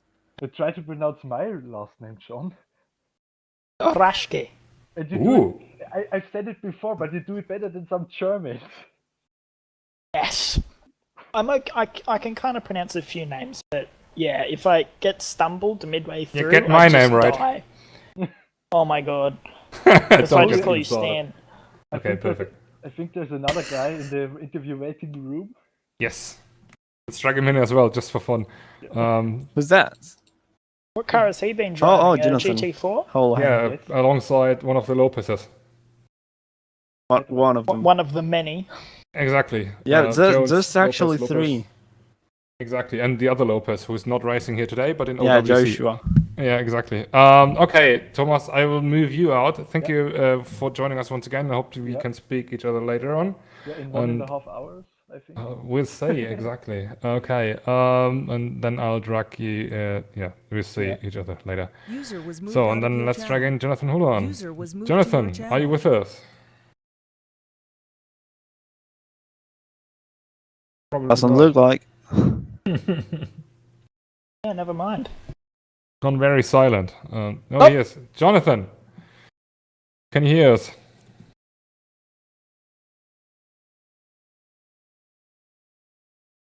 I don't believe he's with us. No, I don't think so either. Okay. Might have some technical. Oh, He's perfect. there. Jonathan! Finally, you've made it to the interview room as well. First of all, you are done with your stint, I assume. How do you feel? I feel really, really bad. Probably I'm gonna do the final stint maybe, but was a bad stint to be honest. Pedro was doing a phenomenal job fighting for the podium, and then when I get to the car, did a lot of mistakes and lost a lot of time. So feel bad. I'm not happy with my stint, to be honest. Okay. What's your approach if you get back into the car? What's your approach towards your stint then? Probably to finish keeping up my pace when I wasn't not so fast, but try to keep the car all intact to the end. Certainly a good one to do either. Considering Pedro's performance, let's say you wouldn't have had so many mistakes. Where would you have seen yourself at the very end? Still fighting for the podium? I think it's gonna be really, really hard because on the front, people are really, really fast. The pace is good of them, so it's gonna be complicated to get to the podium. But I think fifth position. I think we're gonna get it because we lost. Like I said in my scene, I lost a lot of time during the night. Spun, crash was chaotic. Not happy with my performance, to be honest. Okay. Do you reckon it's because of the night? How difficult is it to drive that BMW during the night for you? Was difficult because the track changed a lot with the grip, and when I get off the pits, I was a little bit nervous, to be honest, when I get to the car. Then tried to secure, but was hard. But I couldn't get my lap times. I couldn't get the single right spot in the turning and braking, so I was a little bit lost in the track. Okay. I mean, I think you will just, if you go back in the car, go do your head, put your head down and try to do your best, right? Yeah, thank you, appreciate it. Yeah, thank you very much. Thank you very much for joining us as well, and good luck to you and Pedro for the remainder of the race. Thank you. Good luck, Appreciate guys. it. Thanks. User So was we have moved the out next of your one coming up channel. in the interview waiting room. Everyone's now just trying to get famous, I guess. I Oh, don't know God. who. I don't know who's coming in first. I think Carl might be an interesting That's one. Carl and Richard. Yeah, let's Carl do first. User was moved to your Carl, channel. Oh, welcome to the interview hello. room. Thank you. Hello. So, you're also fresh out of the car. How do you feel? It feels good. Had a bit of problem with my game though. I had 2 screen freezes during the stint, which made me lose a bunch of time, but otherwise it's good. That would cause a Okay. crash a little bit ago What? when you crashed into. Was it the end of the GP circuit, or was that a screen freeze? Yeah. That was my screen freeze. Oh, okay. It, For it us in, crashed. It froze just before the Nordschleife entry.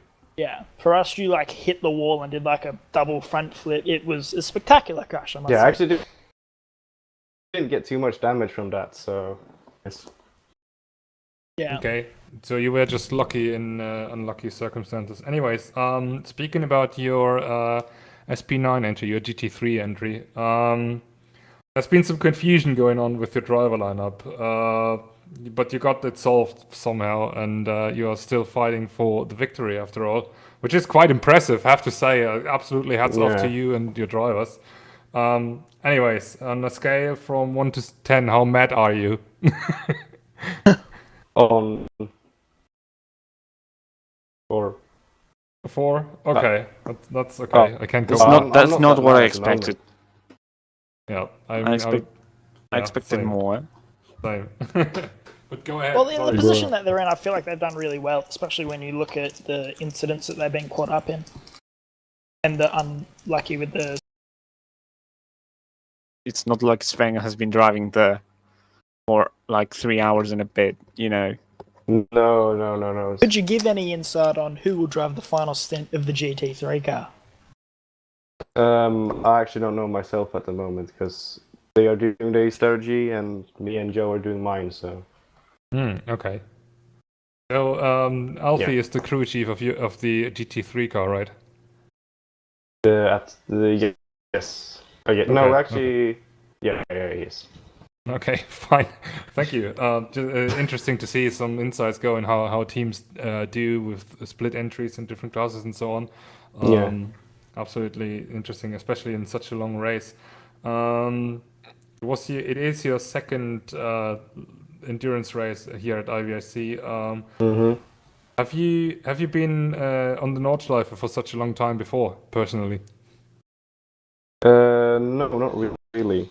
I've driven too much on Nordschleife. It's fun to learn.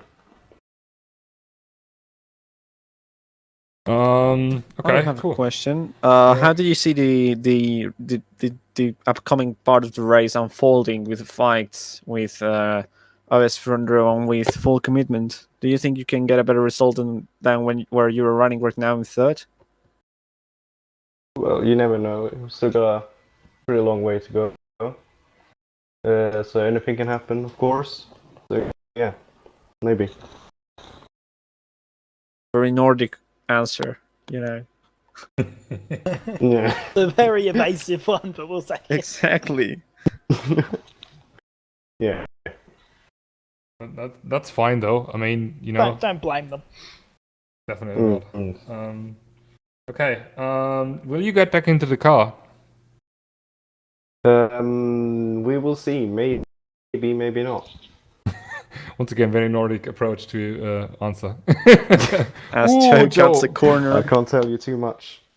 That's fine. It's fine. Of course, I wouldn't want to go give away too much information either.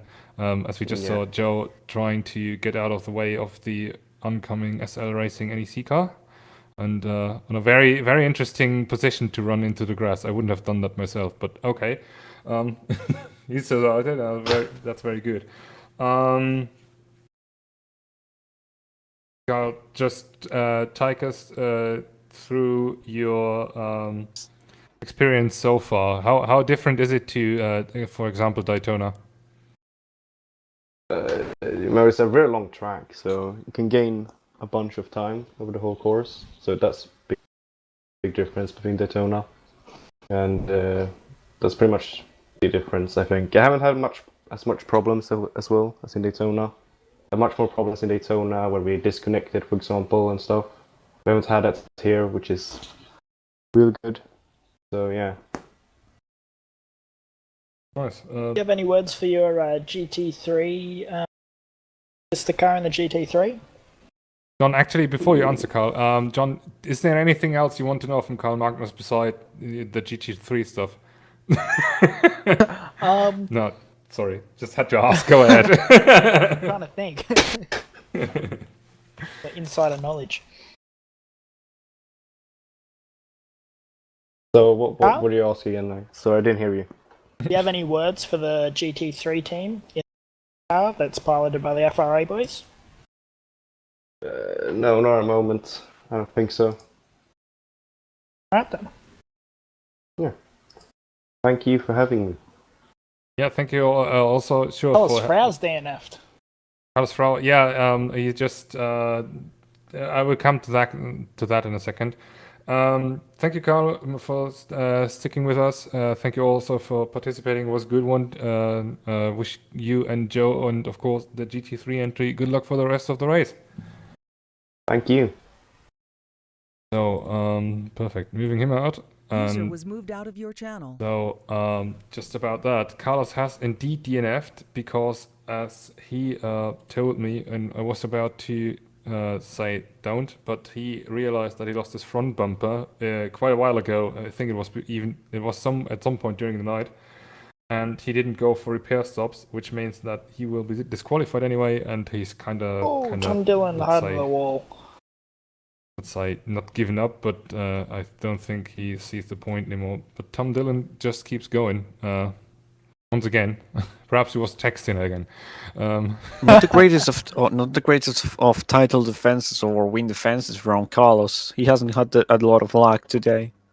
No, definitely not. And also, he had to stop mid-race, basically at the very beginning when the stream crashed for the second time, and restart Automobilista and everything because I was too stupid. And once again, sure, everything comes at a price, but he definitely saved our ass there as well. And thank you once again, Carlos, if you're watching. Big shame that it didn't work out for him and neither for the team to defend the title, at least in TCR.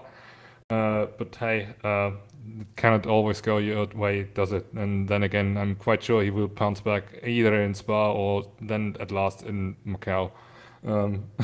So, yeah. Anyways, we still have another one waiting in the interview room, and it's one of yours, John. It's Richard Wanders.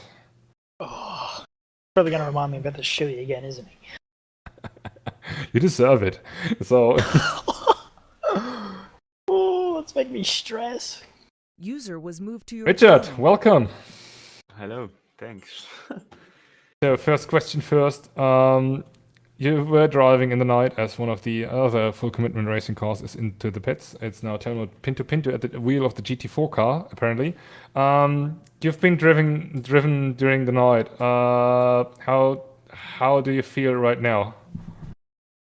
I feel pretty good. The stint itself was good. I had one like big major mistake. I spun in the small carousel.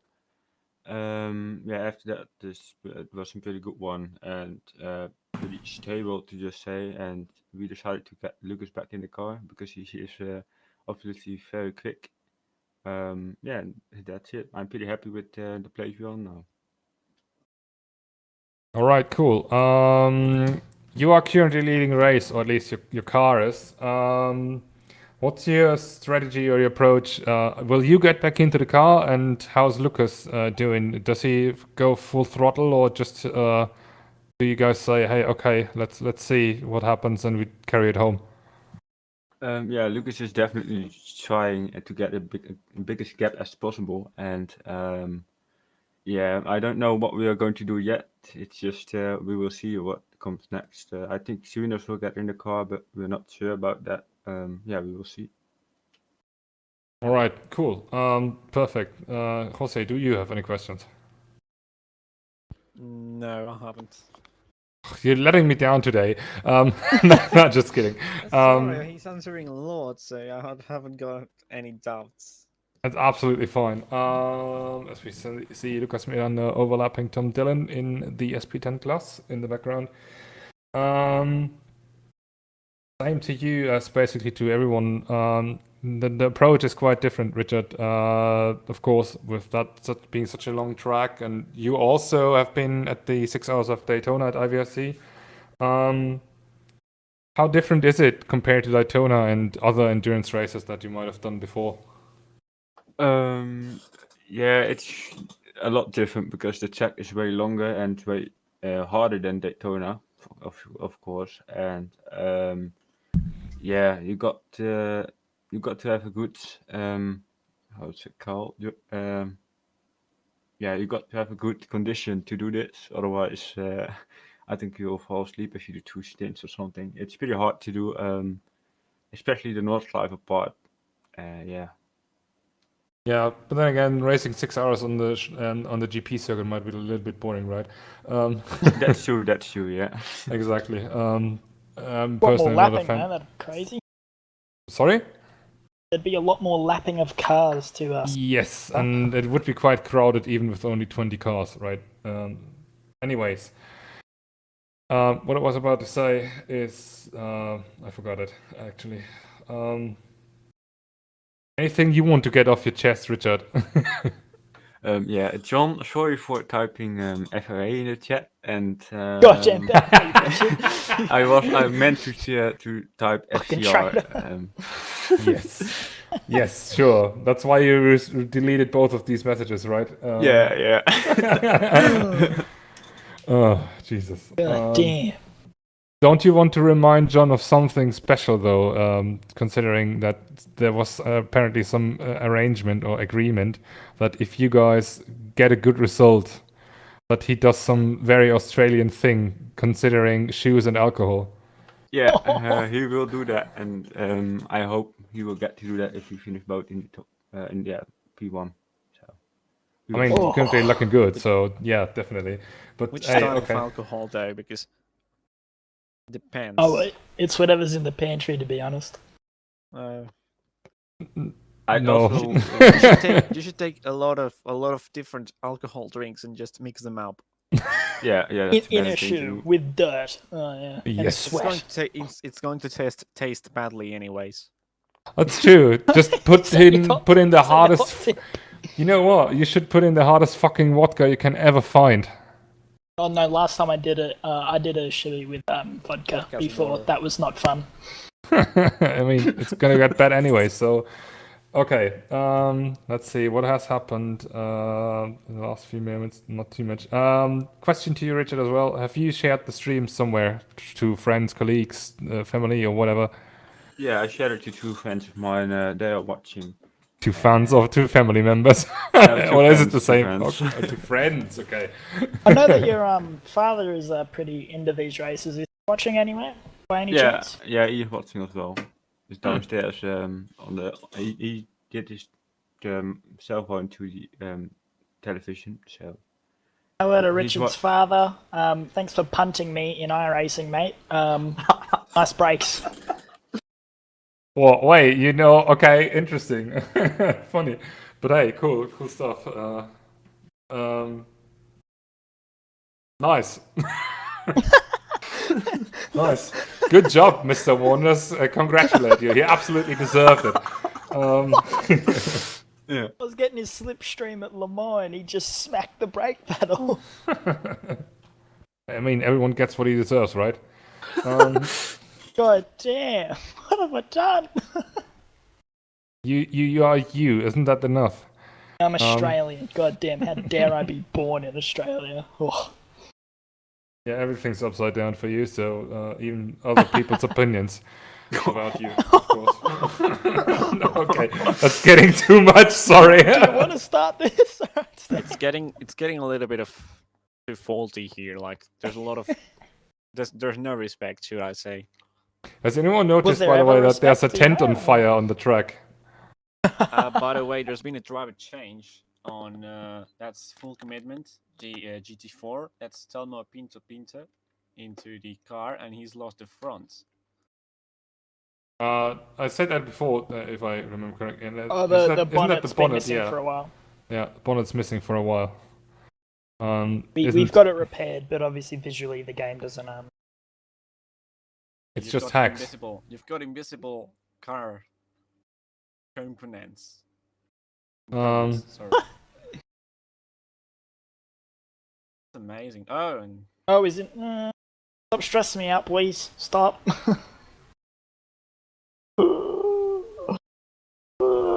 this is I'm pretty sure Carl is now very happy. Oof, Pablo Lopez Yeah, going yeah, the very cow. deep into the. Sorry to interrupt you guys, but Pablo Lopez nearly thrown the car into the wall in a place where I once caused a major collision involving 15 cars. But hey, okay. What, Stan? It's not the first time he's been very close to the wall. Yeah. Stan, would you like to definitely. shed some light on that? If you guys are in our Discord, I might share a video later on. But it was quite funny, and it involved some touring cars, and it wasn't TCC. Richard for IVRC president, Sir Luda says in the YouTube chat. Yes. I mean, he can be IVRC president because this is a dictatorship that Grimminger is leading. Exactly, that's what I'm doing. That's I It don't, is a even, I don't dictatorship. even want it though. I just leave it to you guys. You guys doing a great job at keeping this community as good as possible, and it's working because I like it. Oh, thank you very much. Once again, also thank you for racing today, and yes, I think I'm gonna release you to the free wild Nordschleife now once again, and hopefully we'll speak each other in the Yes. post-race interviews once again. Just saying that saying nice things to the admins doesn't mean you will get less penalties. That's true. Oh shit! Good point. Rather more than No, less. I but didn't. yeah. I didn't mean to do that though. Okay. Once again, good luck for the final hour, Richard, and we'll hopefully speak each other at the end of the race for the race winners interview. Yeah, thanks. Yeah, good luck with commentating. Yeah, thank you. We need it. There's been a spin, by the way. Sorry to interrupt you. That's been the User was Bernie moved out of entry in your GT4, channel. Francisco Sampaio, and he's stalking the curb, it seems. Sampaio. Oh yes, he is. In at the very beginning of the lap, it is. I think he just needs to put in reverse, right? He's been in reverse.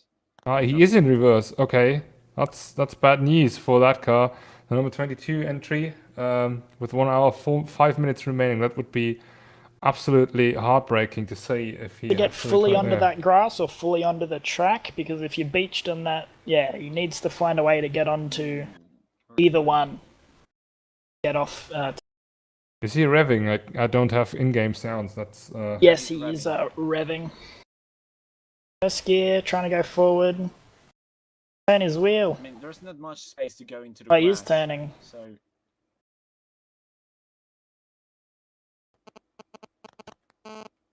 Jesus Christ! What the hell? Who's is that my smartphone interrupting? Okay, perfect. might Oh, even, he might No. have it. oh, Oh, he might have temperature issues. I think It's motor. He doesn't. No, And he's Oh. very lucky that there's been no one coming through in the past few minutes. I hear a car Someone coming, goes but I and think he he's might be actually able to. moving. He's gonna.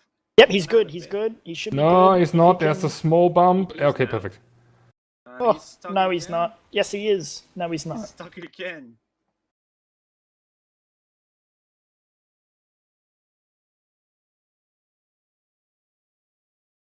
I can't believe it. He's going to leave all the tire there. If he is even gonna leave all the curb there, which is of course not. Whether he leaves or not, that's right now under question. But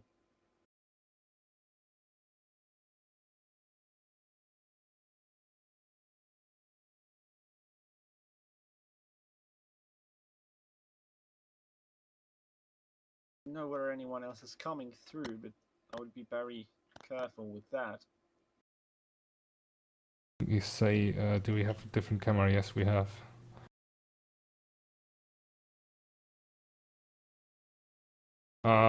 It's certainly not helping to be stuck there. I think oh no, they're in a different part of the circuit. Yeah, I thought someone else was coming. Where is he exactly? Is that at the beginning or at the end of sector 1? Yeah, it's before the long. Yeah, sure, I get it. Yeah, after the triple right-hander. Yeah. Here Ooh, comes he one. made it back onto the curb. Oh, Oof. very close with the OS front row car. And I don't think too many people are coming through. What? That wasn't OS front row. So, oh yeah, it was. Yes, it was. It was definitely. It's the GT3. I thought it was the GT4. Both of these Glickenhaus have some parts of orange in their car. Where's the other entry though? Of Team Bernie? Perhaps they can get him unstuck, but they They're just. right now on the main straights. Yes, we just got that on camera. But yeah, and he's they've gone. Retired. They've retired. Yes. Oh no. Heartbreaking it is to get stuck in the curve. With 1 hour and 1 minute on the clock remaining, he has to give up after being stuck on the curb. Wow, man, that's such a huge shame, really. But then again, that does manifest Mark Swerker's P top 10 result, which once again will lead. Yeah, go ahead. Get on the radio to one of my drivers screaming about there's a car parked on the apex. Yeah, I mean, oh man, Francisco Sampaio was part of this community before, back when we were not IVRC, in the previous incarnation, basically, and that was basically his comeback race today, and big shame. I think he didn't expect that to go how it went exactly. They were doing fairly well up until that point as well. That is a big shame to go out like that on a curb, because I know that our team could have just go with the same. Yeah, definitely. We've seen quite some people being stuck on the curb, but hey, it can only go upwards from here, right? After 5 hours of driving, retiring, and we just hit the 1 hour to go mark right now at this very moment, and let's 5 seconds. 5 seconds to do so, but yeah, that's fine. Okay, that's it now. Okay, what, perfect. Last hour of racing. Yes, Jose, take us through the grid. You didn't do that before. I didn't do that. I will do it now. So Alfie Bevan on the lead for sorry, they messed up. Lucas Murno for full commitment leading right now with Alfie Bevan in second place for FRA. Then we have Antoni Sayas running on his own the whole 6 hours for him in the OS front row Glickenhaus car in third. Then Nicola Vijanko, the Frenchman, sharing the car with Laura Resso in fourth. Bernie and Ernest Emeritus, both brothers for Team Bernie in fifth. And then we have Paulo Lopez in the Rotodos car. Teammate Angel Gonzalez has been before in it. Telmo Pinto Pinto is the leader of the GT4 category, SP10. SP9 was the GT3, so this is SP10, leading for full commitment racing. Behind him is Lucas Miranda in the OS front row car, which is having some kind of trouble with Philip Voland right now. Joe Gestidis is in 9th overall, 3rd in the SP10 class. Then we have Max Verker, the leader of the TCR class, sorry. In first, of course, his class, 10th overall. Very good result this would be for the German.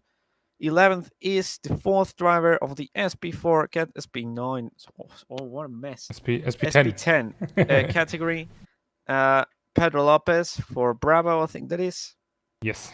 Then we have Philip Volan in 12th, the second of the TCR cars for MPG. Kenneth Ragland and Francisco Sampaio for Team Bernie, who are running right now. We've just seen them retire because of getting stuck on a curve. Then we have Tom Dillon, the last of the GT4 cars, in 14th. And then Carlos Frau in 15th of DNF. And let me quickly check. We have Dabi Folletto, Kaya Costa, Jonatas Berto, and Saulis Lernovicius out. Of course, him on all of their entries. Yeah, thank you very much. That's the grid after 5 hours of racing here at the IVRC Nordschleife or Nürburgring endurance race, I should say. And speaking about commentators' curves once again, was saying that the attrition rate wasn't too high, but it really has started rising at this very, very point, hasn't it? And hope we don't lose any more cars. 13 cars still running on track. We started with originally 19 cars. Racing cars, I shall say. And yes, that's the order. You just heard it a moment ago from Jose. Mention strategy. Yes. I believe that GT4s are now, if you hit and take a full tank of gas, you will make it to the end, along with the GT4. SP10s and SP9s, I believe, will make it to the end on fuel if they pit now. So we should start to see final pit stops. Yes, so doesn't look like Jesus will get into the car, does he? Anyways, TCR still has one pit stop to go, roughly one pit stop to go, and yes, we are in the closing stages of it. Finally, gotta say, I mean, as much as I like to see cars racing around the Nordschleife, which is absolutely a fantastic sight at any chance. I'm personally getting quite exhausted at this point. I don't know how you guys are living through it, but it is a little bit more demanding than I've expected it to be. Perhaps I should restart racing instead of commentating. Surely it's easier, right? Okay, we never mind. would miss you in the commentary box. At least I would, because obviously. Aww. I mean, it's fun to have a drunk German commentating alongside you. I'm completely sober today, actually, and I cannot believe you're sorry. I am, because I was drunk yesterday, so instead of commentating qualifying, half drunk. Yes. No, I was actually quite sober when I woke up already, which is kind of worrying. But then again, not speaking about my alcohol problems, but rather the car's fuel problems, which means that, as you said before, all pit stops are basically done in SP9 and SP10, and now the only ones still to go to the pits are most probably the TCR cars. But I think, who was it? I do believe that Jesus may get into the car as well, Stan. Sorry? Jesus may get into the car as well. That would be, personally, for my own pride or whatever, would be very, very appreciated, because I was originally, as you guys might know, planning to race with Jesus, but rather than decided to stick with organizing all of that shit, and most likely realizing that I'm not competitive enough anyways. I mean, you've got a huge gap to make a pit stop with someone else that is not Murno and still be ahead at the end, because of course... it's not so much his pace, it's more his internet issues, where you have no doubt in his pace whatsoever. We know he's a very... No, it's not about his pace, I meant. It's not about the pace, but obviously Murno seems to be the quickest one of the three. Yeah, by a little margin. By a big margin.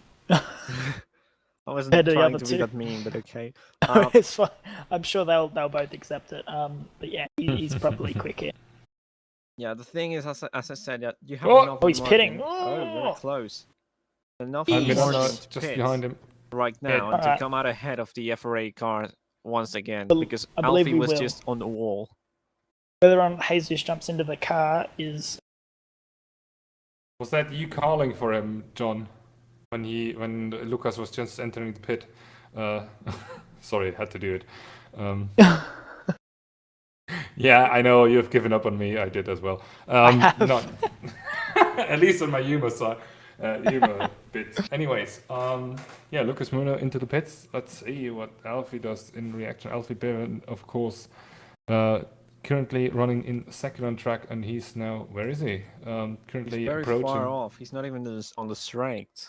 No, he's not. That means most likely whoever's gonna enter the car in your entry, John, now is going to lead the race anyways, even after pit stop. It's so confusing to go back to see the car in front. Actually, vice versa. Yeah, the car in Oh. second is the car leading because Yeah, that's absolutely confusing for me with the camera controls. Sorry. They should have asked the admins about the drivers before.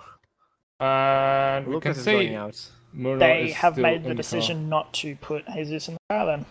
car. Very sad.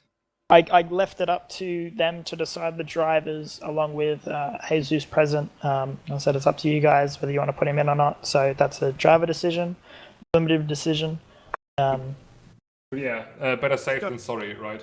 They've got enough of a gap to pit again and still come out ahead because Alfie might have another pit stop to do Well, the anyway. issue is if, because in practice, Jesus joined and his game would crash, and when his game crashed, it would actually then take our car out of the race.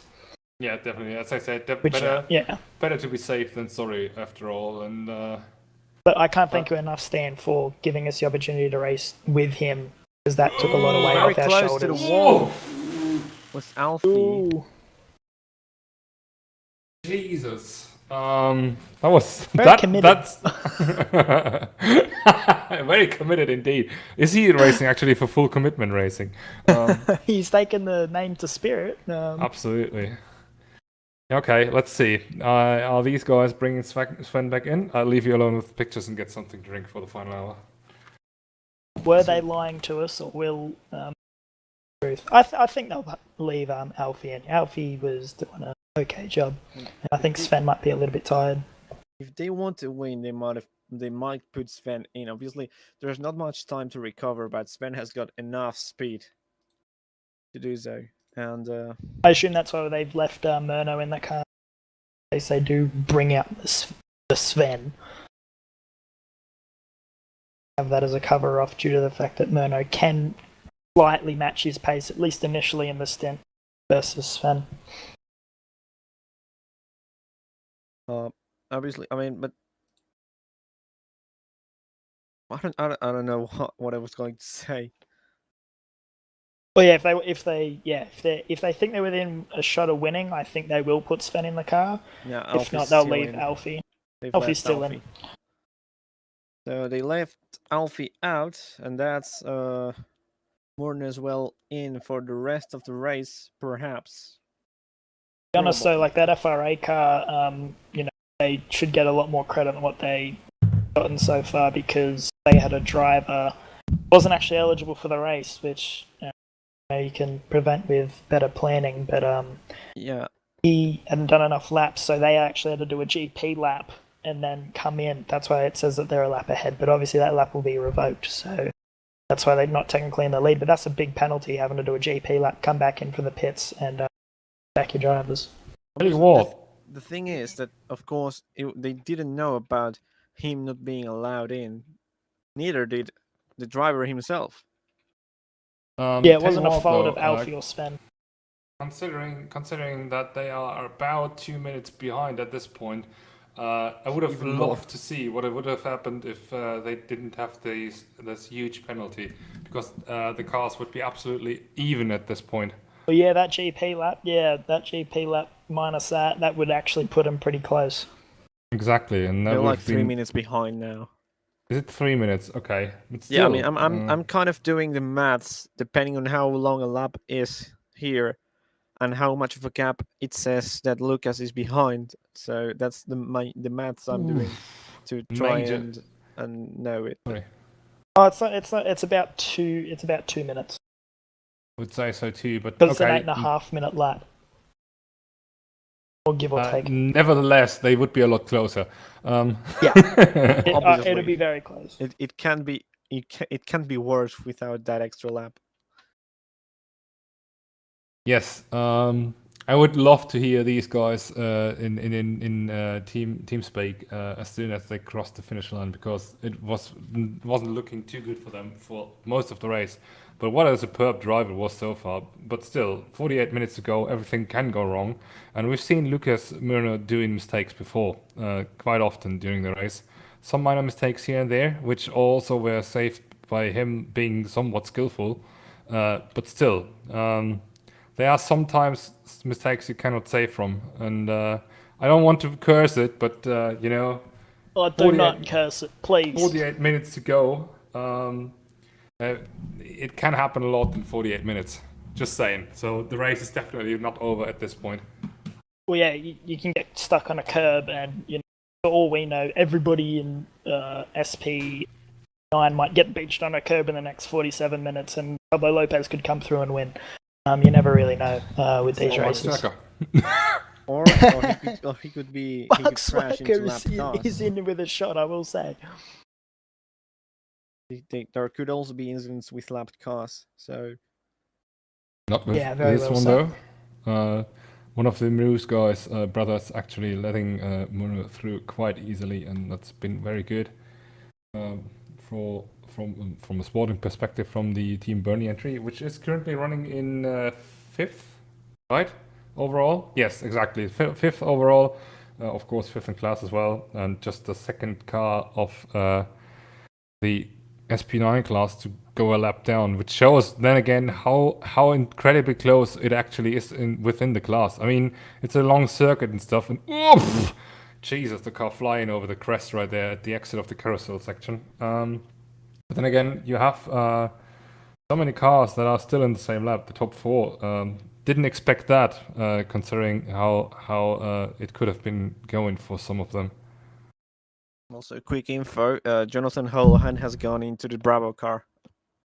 Yes, that's absolutely correct. So he said he will be back, and he's now back in the Bravo Racing entry, taking over from Pedro Lopez. Absolutely good spot. Thank you for noticing that. And yes. Okay. Us 3 folks sitting here. We are all not racing drivers anymore, which is very interesting. I'm going to be. I'll race in other series. I'm not old. Not retired. I'm going to be a racing driver in 2 weeks again. So I don't know what you're talking about.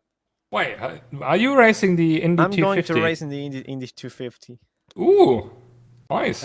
I have a very pretty livery. Oh. Wait, okay, that's a little bit awkward because that was my plan as well.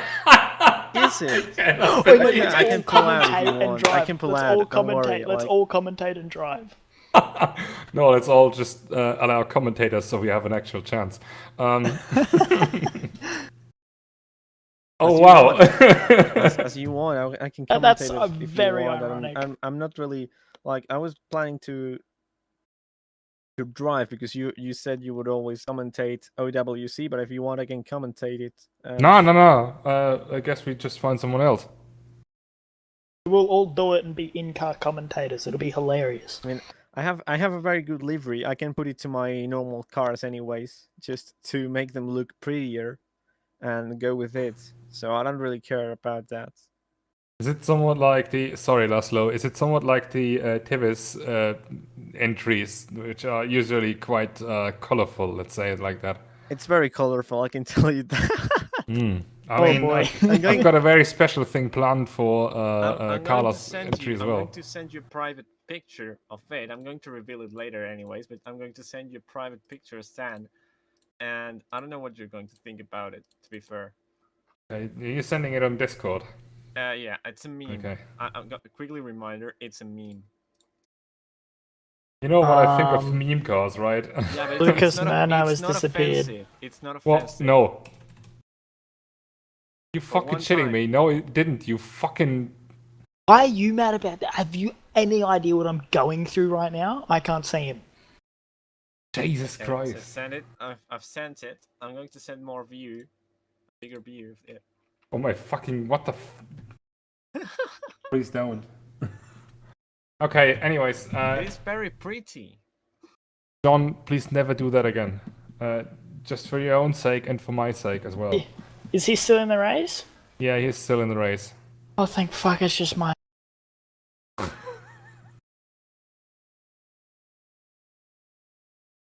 Jesus Christ, that was a tense moment! What's that for you? happened? How do you think I feel? Apparently, Murno has disappeared for John. Oh no, he's not. He hasn't disappeared for me. Yeah, he's still Well, everybody's racing. disappeared for me. I feel like it's my end. Oh, thank God. Oh, yes, my game's crashed. Never been more happy to see my game crash in my I'm life. very happy his game has crashed. I've never seen someone so happy before that. Oh my God. I'm shaking. Anyway, so you really liked my skin, right, Stan? Absolutely. So much that I would vomit in that color. Jesus. Which of them exactly? All of them. Okay, good news everyone who's Lucas Murno fan or FCR fan, which probably doesn't exist.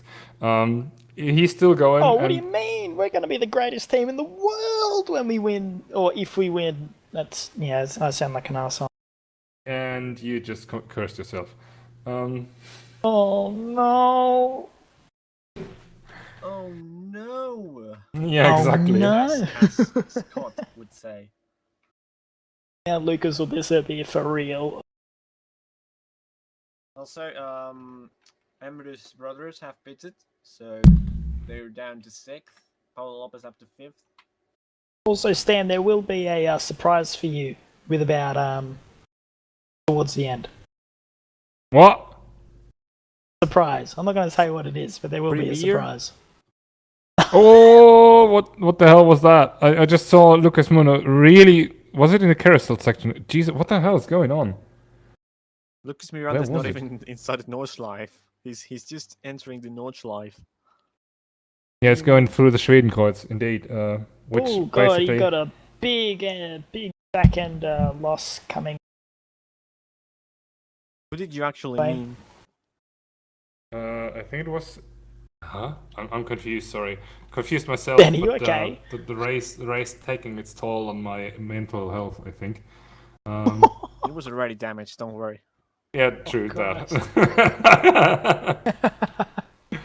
Okay, let's see. Anything else we need to mention before... Oh, Tom Dillon has lost his rear bumper. Or did he? No, he's just had major damage on his rear, right? Yeah.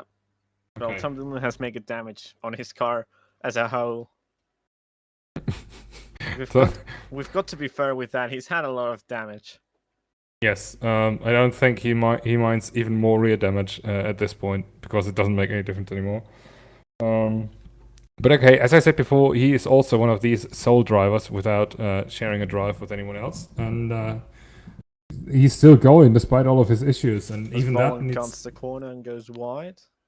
Tom Dillon is definitely a trooper, though, Stan. I will say that he is bad luck, and he's charging on.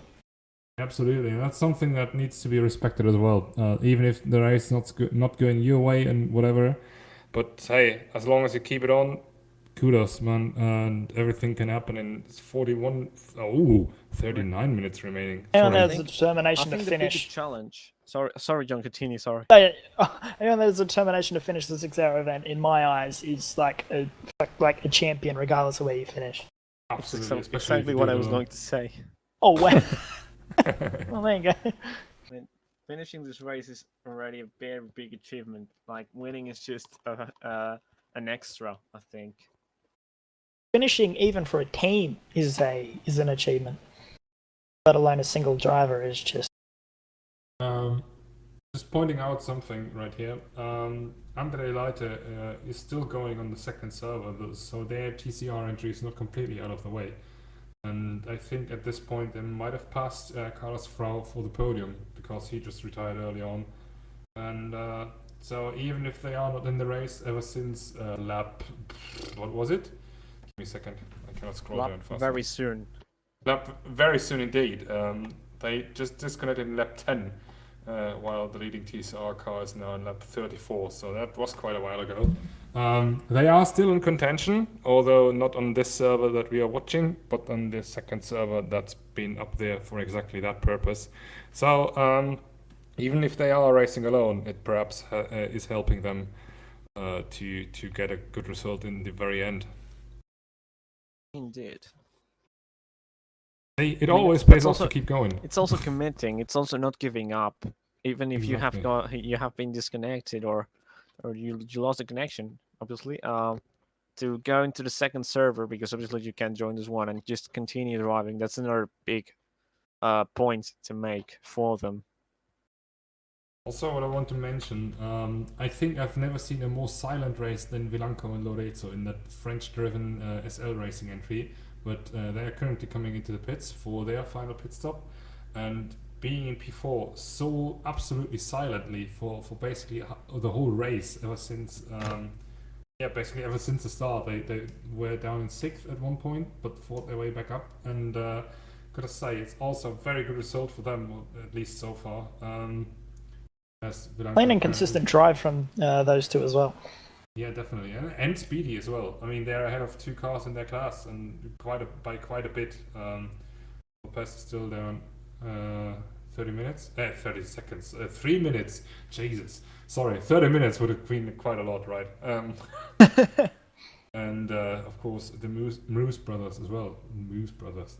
We're getting ever so Scandinavian here since Karl Magnus has joined us for the interview. Funny thing, because one of these corners, the so-called Schwedenkreuz, is basically, it means Swedish cross. So yeah, quite a Scandinavian touch to this race overall. Okay, guys, don't leave me alone then in here. Don't leave me hanging. Say something. Anytime I try and talk, I genuinely cut someone off. So I was trying to let somebody for cutting you off all the time. No, me cutting people off. That's what I was worried about. Also very interesting. I think the Emrys brothers are getting closer to Lopez. There might be a fight for 5th at the end of the race. We've just seen Nicola Vilanco driving, giving over the car to Lorenzo, his French teammate, number 2 entry. But as I said before, yeah, indeed, the gap is apparently shrinking a little bit between Roos and Lopez.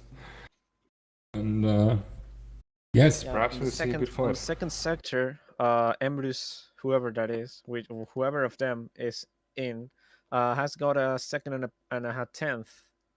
Out of Lopez in the last sector, obviously 3-minute sectors, so they're pretty big. And we have to wait and see how much they take off them into the main straight, into the first sector again, starting a new lap. But it's looking likely that if they keep up the pace, they will get close at least, because obviously it's only 35 minutes, which is like around 4 laps or 5 maybe. And, taking only 1 second each sector, that won't be enough. But still, after such a long race, Pablo Lopez also has driven most of the stint, and these guys don't need to do driver switches, basically, in virtual surroundings, but rather in real life. They can easily switch off and on as soon as they feel tired, and without having to wait for a teammate or something. Yeah, even they could even switch on the straight. Yeah, right. Exactly. if they need to. And also they have fresher tires, because Lopez was, I think his last pit stop was 2 laps ago, or 3 maybe, if I'm not completely wrong. It was more laps ago. I think it was like probably 5. So he most likely has to go back to the pits once again. Either that, or he's going to start saving fuel as soon as possible. He's going into the pits right now. Absolutely. So that means there's another position change incoming, as Philip Font also He's going to put less fuel. He's going to put less fuel in. True. I don't know whether he's going to change tires. So we might have a very big fight at the end of the race. Obviously, Emrys is now very close to the start-finish line, but depends on how much fuel and where he changes the tires or not, which I would do, because obviously still it's 5 laps. It is a huge difference to make, and he might come out very close, obviously behind it, but I don't think so. I mean, that's considering no, that's Volan moving out of the pits. I'm watching turn 1 camera, and no, he's not going to come back close enough, I think. no, don't think so either. But still, yeah, Bruce Brothers back up in 5th and Lopez down. But it doesn't really matter, as we said before.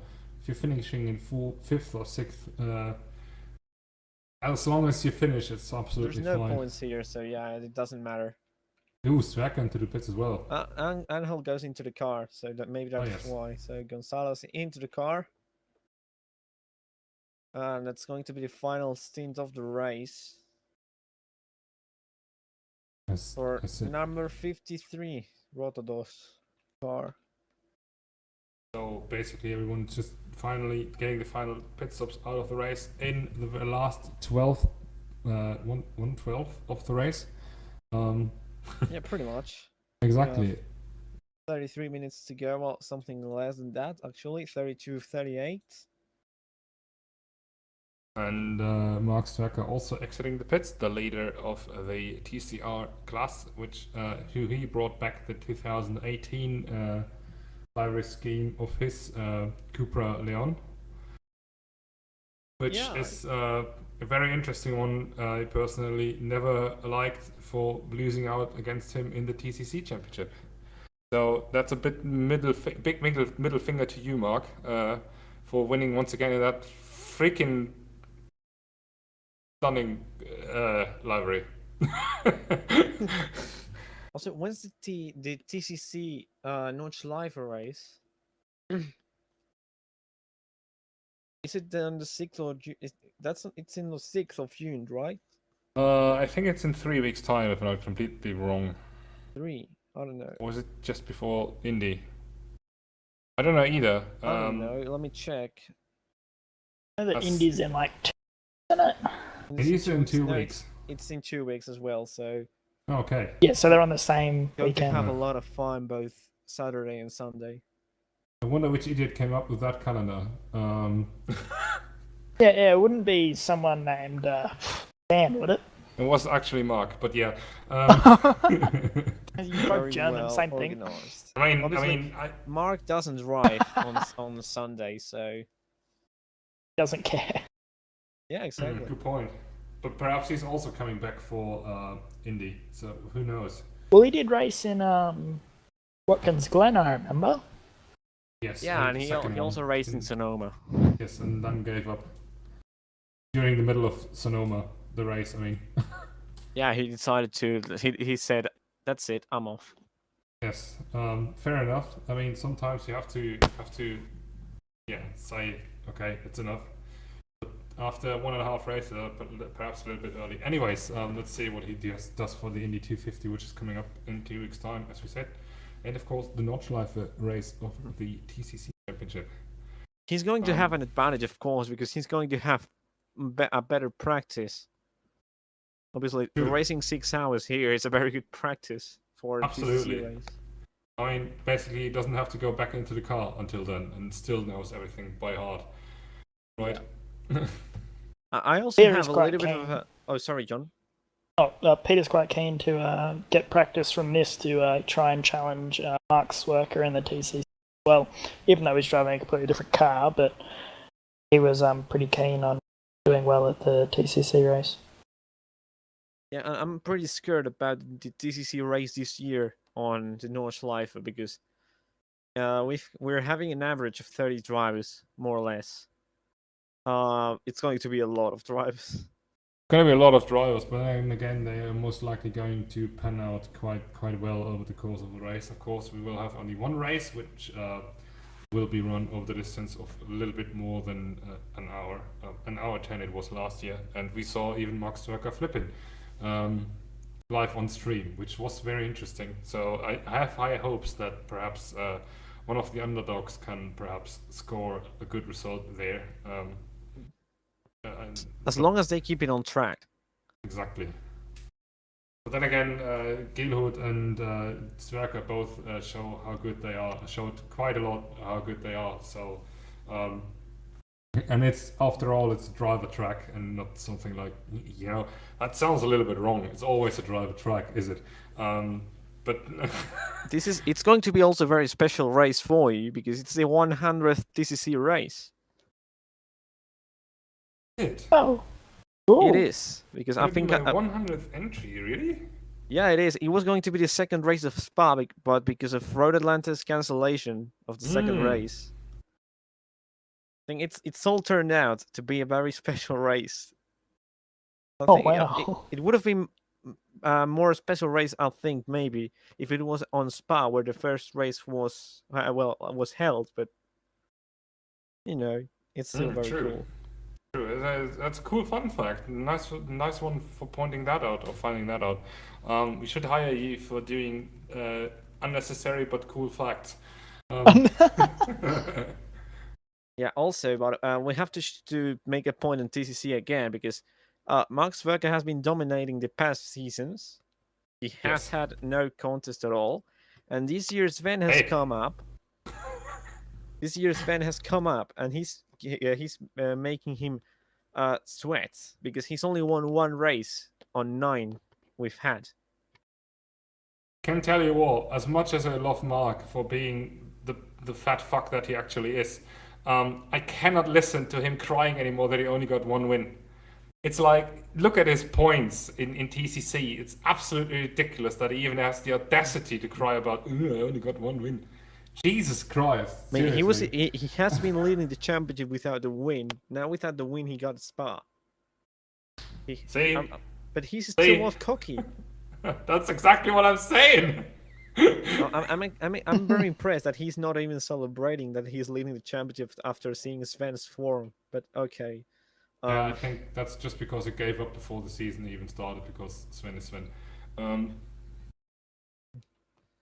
You know, Sven is quite dominant in terms of racing overall. So that discouraged him slightly, but he's still leading the championship after all, and I'm quite sure he's not too unhappy about it at this point. Yeah, it's only 9 points though, so it's not that big of a gap. Absolutely not. Absolutely right. Still a long way to go as well until November. 11 rounds. I think it is around 21 races. Should that be around that? And that's absolutely correct. It's going to be very interesting till the end of the season. Okay, also, as on every other championship, of course. Absolutely. Let's go back though, unless it's OWC, which is basically decided at this point by this man who's currently not driving anymore, the number 12 Bravo Racing Team entry. It's Jonathan Holland in this car. As we can see, Joe Gastitis, going into the pits. Currently P8 overall, which means he's in P2 in the class. I think he's getting out of the car, isn't it? Perhaps, most likely. Karl Magnus Borre hasn't had too much car time or track time in this car so far. So perhaps there's a little switcheroo going on for the end.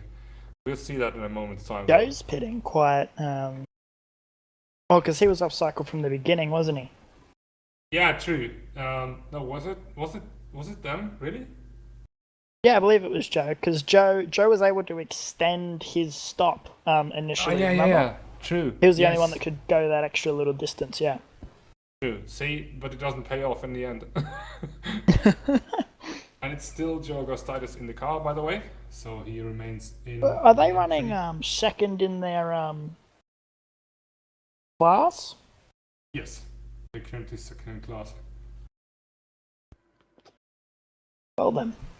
But it's worked out alright. Absolutely. But it's not enough to challenge you guys, so... Well, not so much me, but more Peter, the god he is in that little Janetta. And Telmo keeping it on track. I mean, Yeah, kudos and to Telmo. both of Telmo's them. also doing quite similar, or not as similar, but still massively fast laps compared to the rest of the field as well. So it's not just Peter doing all the work. Telmo as well. And by the way, something has happened to the Rotodos car because they're pitting again. Oh yeah, that looks like a flat spot to me.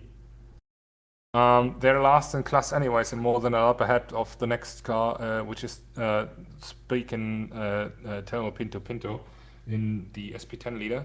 But still, having to do another pit stop at the very end is quite unfortunate, of course. But at least they can keep it going until the very end. Telmo will have to pit towards the end. Okay, interesting. How much is he ahead of Gus Titus? 2 minutes 20. Okay, that should be enough. Unless he does a Peter, of course. Sorry, Peter, I had to say it. So, insight from Rotodos pit stop, they've only changed tires. They haven't added fuel, they haven't done anything else. That explains the short standing time. But yeah, that surely gives enough breathing space for Bernie and Ernest Moose in the number 18 Team Bernie entry in the Glickenhaus. And as we were speaking about people driving before, can we please speak about Antonio Isaias? The guy is an absolute madman for still being there, not even a lap down, and having no brakes except his pit stops. No breaks in terms of not driving. Yeah, I mean, no time to rest. Absolutely no time to rest. What class is he driving in? SP9. SP9, sure. Oh, He's okay. third overall. Oh, wow. Oh, yeah, true. Gee, I forgot about him going that long. He's actually I mean, at least on my screen, he actually has a quicker lap overall than Lucas, your driver. Oh, wow. But that's the he was in the battle with us that's the initially. formation lab. Yeah, right. Sorry for that. It would have been quite intense. By the way, John, I have to congratulate you. You did very well. You did very well the safety car work. Oh, thank you. I absolutely had the full focus for the safety car moment. Oh, I mean, you've lived the. What's his name? The safety car driver in Formula One, Bernd Mailander. The Bernd Mailander experience. Yes, yeah, I think I should be permanent safety car driver whenever a safety car driver is needed. I feel like I'd be the. Okay. No, you can do it. it. Yeah, the once a year main guy. I'm going I to can do it at actually Spa. ask you a question. Is it normal that the safety car has more lag than the normal drivers do? No. Well, actually, considering that I was in the server for longer than a few other people that were actually driving, I feel like that's a harsh statement. Sorry, John, to bring disappointment to you once again, but we don't need a safety car in Spa. It was just today because the safety car would go over the Schleife section, the Nordschleife section. We didn't need to do that, did we? Driving behind the safety car in. What's this? Dan, I'm just being reported to. Can you actually tell me Spa when? At the end of August. But John, go ahead, please. Oh, Sorry. but Dan, I've just been told that the GT or the SP9 leader will be pitting on this lap. Ooh, well, I've just been told that there is an emergency and they need to pit. In your entry, the number 27. Are we speaking about that? Right. In the 27 car, they are going to pit this lap. I've heard for an emergency. An emergency. Okay. So there are emergency driver switch coming up. I mean, just going to tell you, you have I'm going to tell you very badly. You have a huge ass gap to Alfie, so I'm pretty sure that's not a problem for you. Okay, just looking it up, the 6 hours of Spa indeed at the very last weekend of August, and 29th and 30th August, there will be. Can I remind you whose idea it was? Yours, actually. Thank you. Exactly. Was a good idea as well, considering that perhaps the real life event will kick off there as well, hopefully. in these very. Hopefully, it does take part, but I'm slightly concerned about sport as a whole for this year. But anyways, Which going is to be why. difficult. Sorry, you go ahead. Because yeah, sorry. doing any kind of sport without people on the grandstands, no matter whether it's football, it's racing, it's tennis, whatever it is, it doesn't feel the same.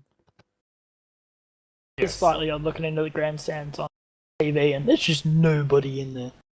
It's good that we have filled grandstands in our event right now, though. Indeed, as yeah, you can and see, we've Lucas Mono indeed went into the pits. That's very interesting. unbelievable. The guys we have on Wait. with these guys in the grandstands here in IVRC, they have no social distancing. Pinto They're Pinto so is also coming into the irresponsible. pits. Both of Who's the pitting? cars at the pit at the same time, John. That's new. I haven't had that before. Synchronizes tops. That's In different classes even, and both of them are in P1 in class, so... yeah, and look, and Kirinos goes out. No way! Yeah, that's the surprise, And he takes it buddy. immediately into the grass. No. And meanwhile, Alfie was jumping over a curve, so Look at okay. that, both of them in pit lane. How good. What a good shot. Yeah, but that's good news. Jesus Chiros jumping into the number 27 full commitment racing machine and taking it most likely to the flag. And Peter Jones back into the car as well. Hopefully this time without any major issues that he was running into before. A little bit unlucky that as it was both time him. We saw this car with big issues. Being stuck on the curb or crashing into the wall. But that what's happened. And considering that he most likely drove into the lead on his own, I think he's absolutely forgiven for the mistakes that happen sometimes, and absolutely deservingly taking it home to the flag as well. Francisco, unfortunately, we can't put up the live streaming on the screen because we had the server crash in between our Automobilista, which means that we lost everything. But I will link you the live races thingy right here, so you can in the chat as well, so you can check it there as well. But let's quickly skip to your car while we are at it. Where is it? It's gone, right? Ah, yes, it was stuck on the curb. Of course, sorry. well, that's live. Ooh, Angel Gonzalez Yeah, into very the well he wall. went. That was a YouTube corner, I think. I think it was.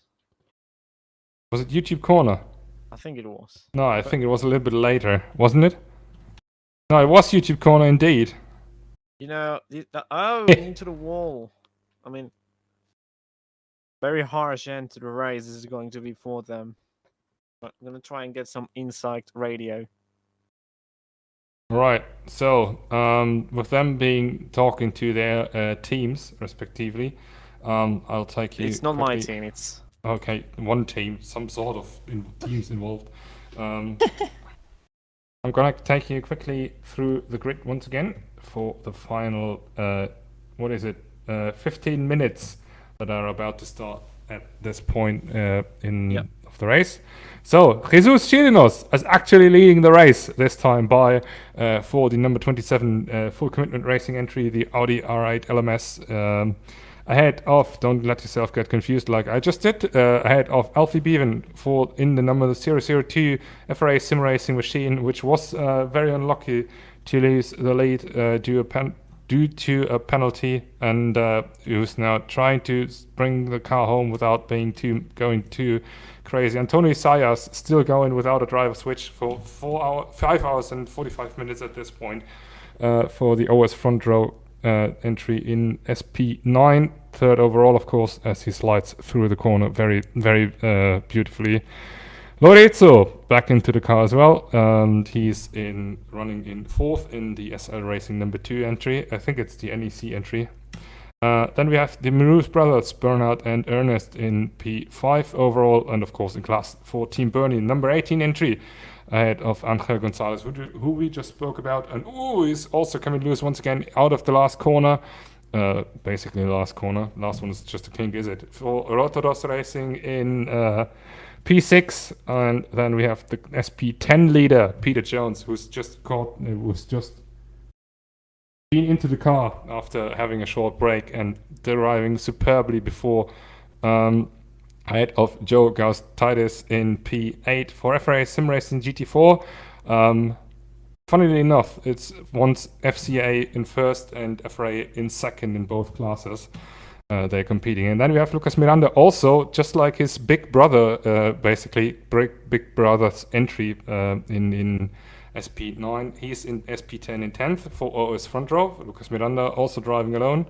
Then we have Mark Stwerker in P10 leading the TCR class, one of 2 TCR cars remaining. Then we have Jonathan Holohan in the final SP10 car for Bravo Racing Team ahead of Philip Folland in P2 on the TCR entry for MPG competition in second in class. And as I said before, we still have Andre Leite going on the backup server, which means he's not out of the race, but we don't know his position exactly as it is the backup server. Then we have lost. I was forgetting about Tom Dillon. Absolutely sorry about that for Reading Game Racing Game Studios, while he drifts out of the carousel.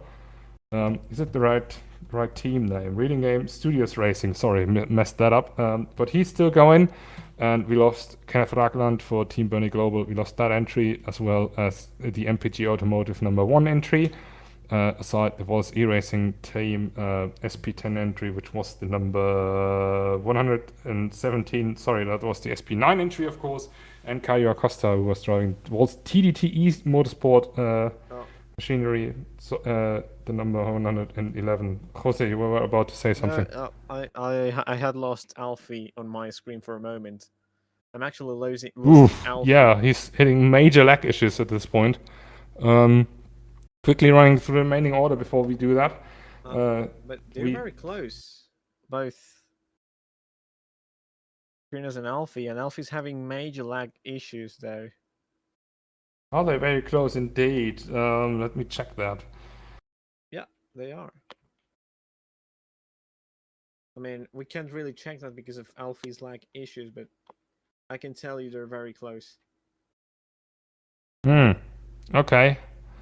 We lost, by the way, on the way, just to finish the list off as we hit the 11-minute remaining mark. Jonathan Sperto said that he's still going, their entry is still going on second server, and we lost also the number 21 SL Racing entry. Sorry, go ahead.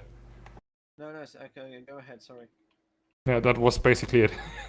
Oh, really? I think I messed up where each corner is in the circuit, and I thought they were closer than they are. So no, they're not close. So Sirius overlapping Jonathan Holohan in the Bravo Racing Team SP10 entry, and Sirius absolutely keeping it safe at the moment, it looks like. As we see both cars having being hit by some slight difficulties with internet connection. Sorry, John, don't want to scare you too much, but it looks like for the moment Jesus' connection is more stable. Sorry?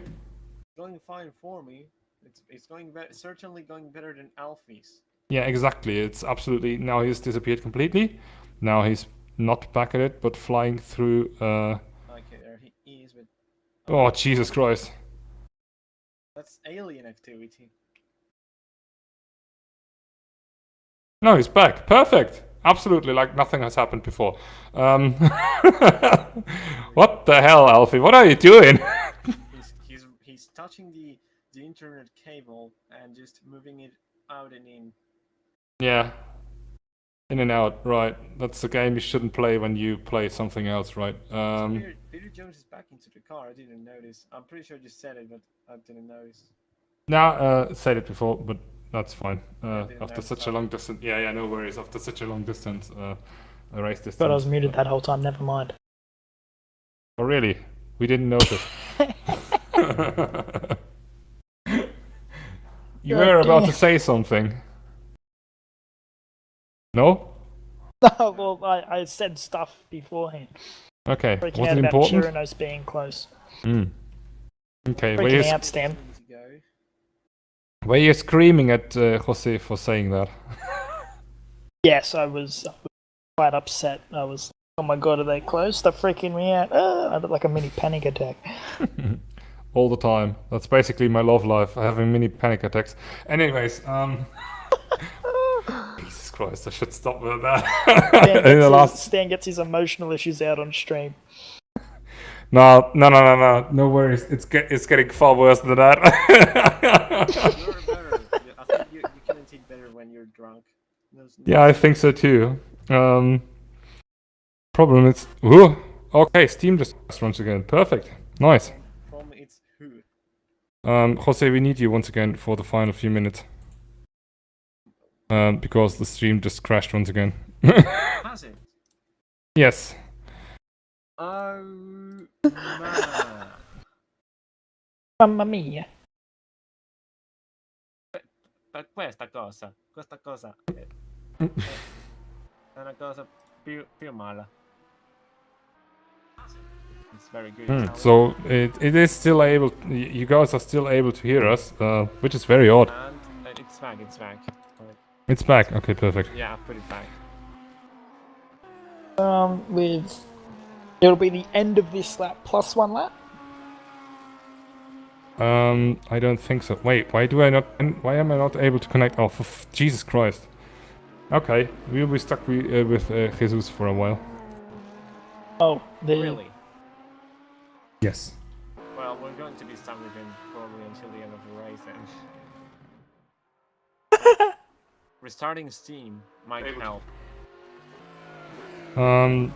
We can be heard though, so everything is fine on that side. So whatever we say means it is broadcasted to the overall general public as well. So don't be me. Fucking hell. You're okay. Stan. I'm telling you, probably restarting Steam might help to let you go back into the game. I think Carlos is already doing it, if I'm not completely wrong. He just said so, though, at least. And we're trying to get back with the pictures as soon as possible.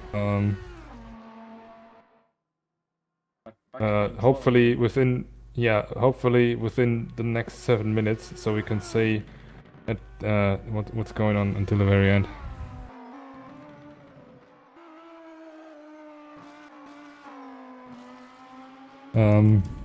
What is going on with my keyboard?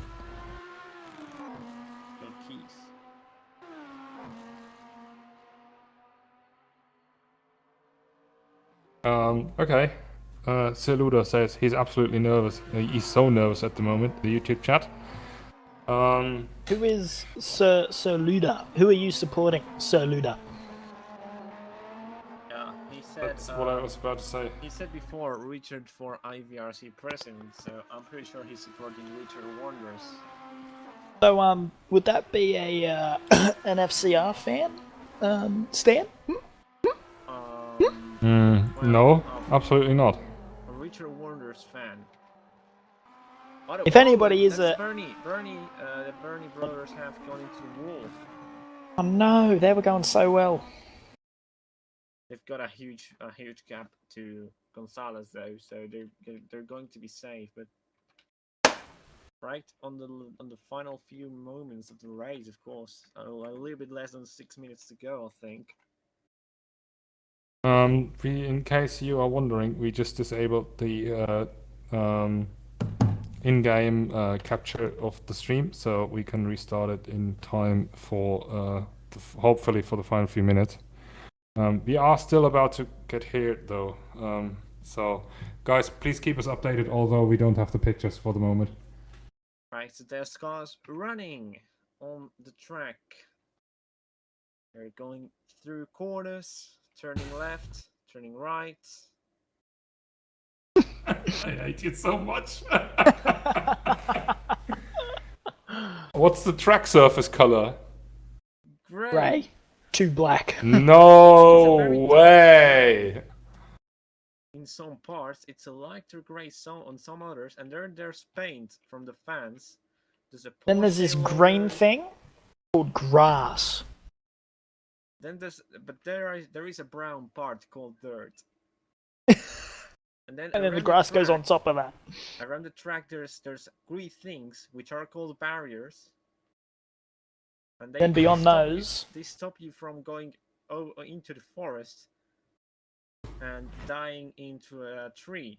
Although you can probably die as well with these barriers. But anyways, there's also those red and white things on the side of the corners. Those are called curves, and they work to get stuck on them and retire.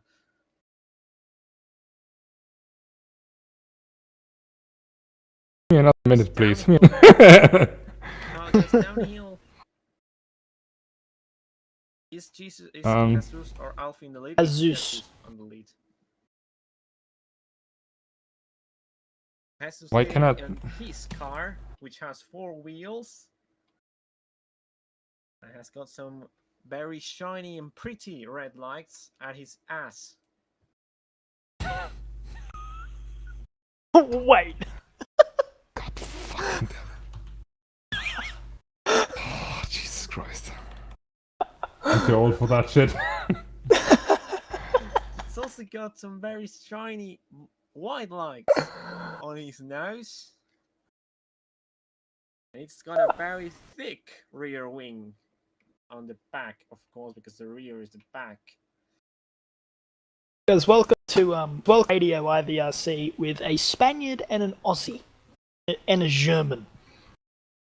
Yeah, screw Radio Le Mans. Screw Radio Le Mans. We got Radio IVRC now. There's also a very pretty orange and black camo car for the Brazilian Antonio Zayas, which is also running on the green track and also has 4 wheels. Does anybody happen to be running on the green surface? Well, it's happened throughout the race. There's a spin from Tom Dillon on the GT4 Oh no! class, and has been running on the green surface. And also, Jesus Quirinos was running on the green surface for a little bit. Now on a very wide surface, which serves banking. Not a banking of money, a banking of inclination. Can you buy me another minute, which is probably the last minute of the race? Of course. Free, So what else do cars have? They have mirrors. What do mirrors do? They reflect your view. That's amazing. Technology works amazing. Okay.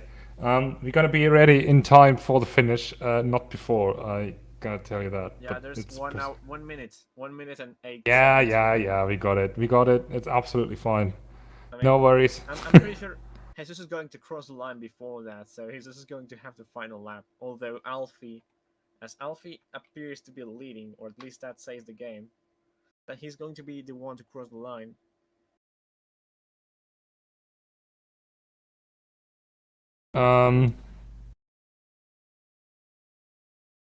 Keep going. Alfie goes into the white banking on the carousel, which is a very tight. Yep, never mind. Race is over without us having pictures. Oh no! That is Wait, is it? Spirit. Wait a minute. Wait, is it? Is it actually? Because Jesus keeps going. It is. Okay. No, it's not. It's not. He realized it's just celebrated a lap too early. It is. No, it's not. It is. I can see it. In game, it's definitely not over. No, but I meant in the streaming. You can see it now. It's not over now. Okay. It's going to be over whenever Alfie even crosses the line. Of course, the timers are off now. The timer is down to 0. We finished the 6 hours of the Nordschleife. Well, actually, they got to still cross the line. Well, we finished the timer, not the distance. But of course, these cars with 4 wheels, with a rear wing, with red lights at the back, white lights at the front.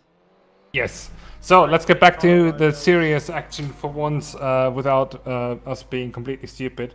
It looks like to me Jesus is now on his final lap, and also you did that so well. Please continue ahead without all the banter. Without the banter. Okay, then please just be quiet and don't ignore ruin it. Not just kidding. Sorry. That's really mean. That's really much to ask, I'm afraid. Okay, let's see. Burnout and Everest Moose just crossed the line as well. Did they? Now I get it. They don't cross the line either. The first one to cross the line will be Alfie Bevan, who is, of course, by the game, acknowledged to be first. But he really isn't. Exactly. Max Twerker who usually does the race results, will absolutely love this. Onto the green surface has been Angel Gonzalez, who is finishing the race now, of course. And is he? yeah, I mean he's finishing the race Oh, in yeah, the final okay. stages of the lap. Sorry for switching back to the menu, folks who are watching the stream, but otherwise I'm not entirely sure. Myself, I'm not entirely sure either what is exactly going on. Well, exactly is Jesus crossed the line before the timer ran out, and Alfie didn't cross the line before the timer ran out.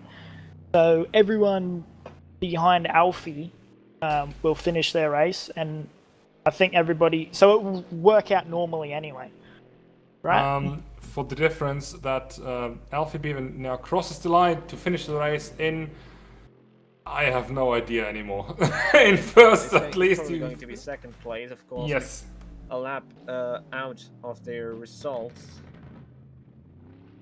because of the obvious infringement that they put a driver without the requirement laps completed.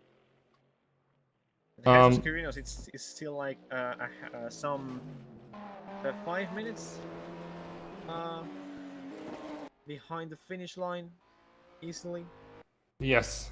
That means the next car to cross the start-finish line after Alfie Bevan is P8, who is Joe Gastides, finishing second in class for FRA Sim Racing GT4.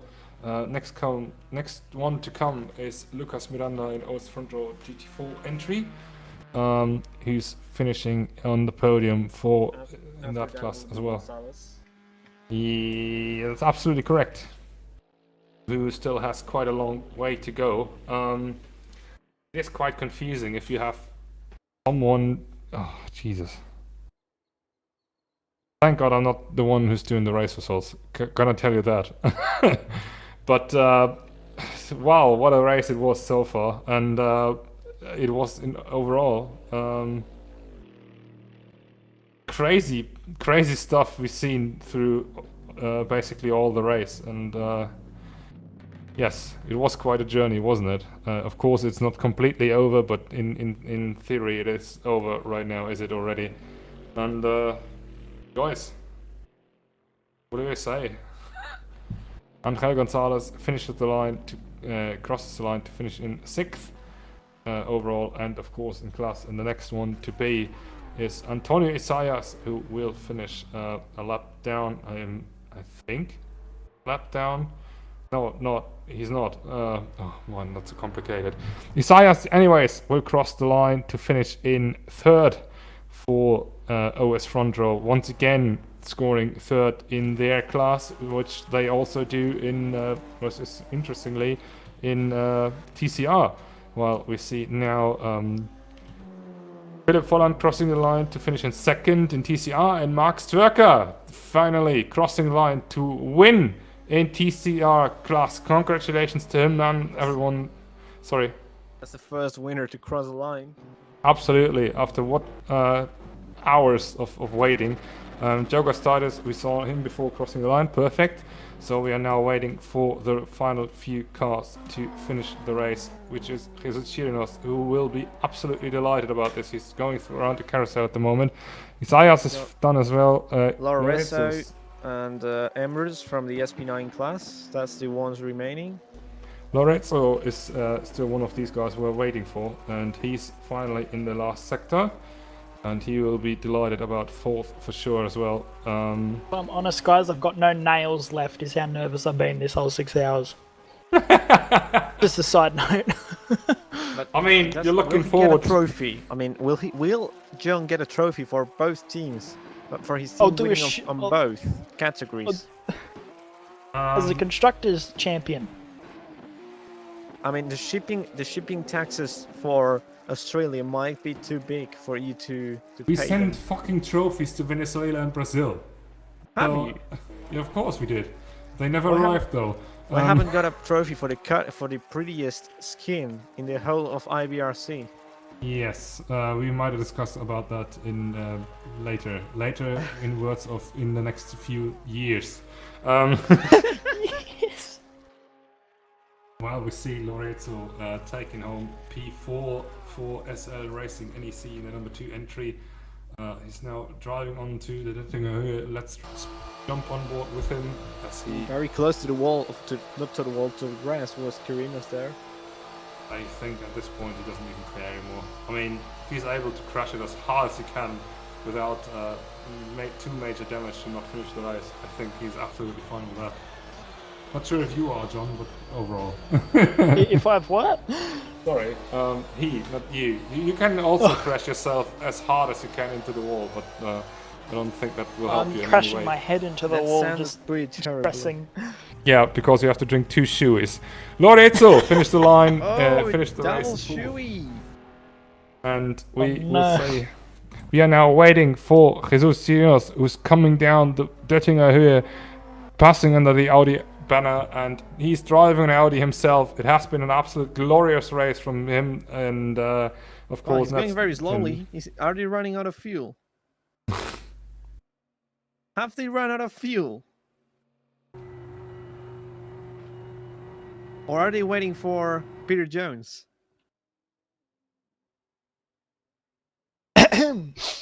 They still have RPM, so the engine is still running. Yeah, but maybe they're waiting for Peter Jones to cross the line with both cars.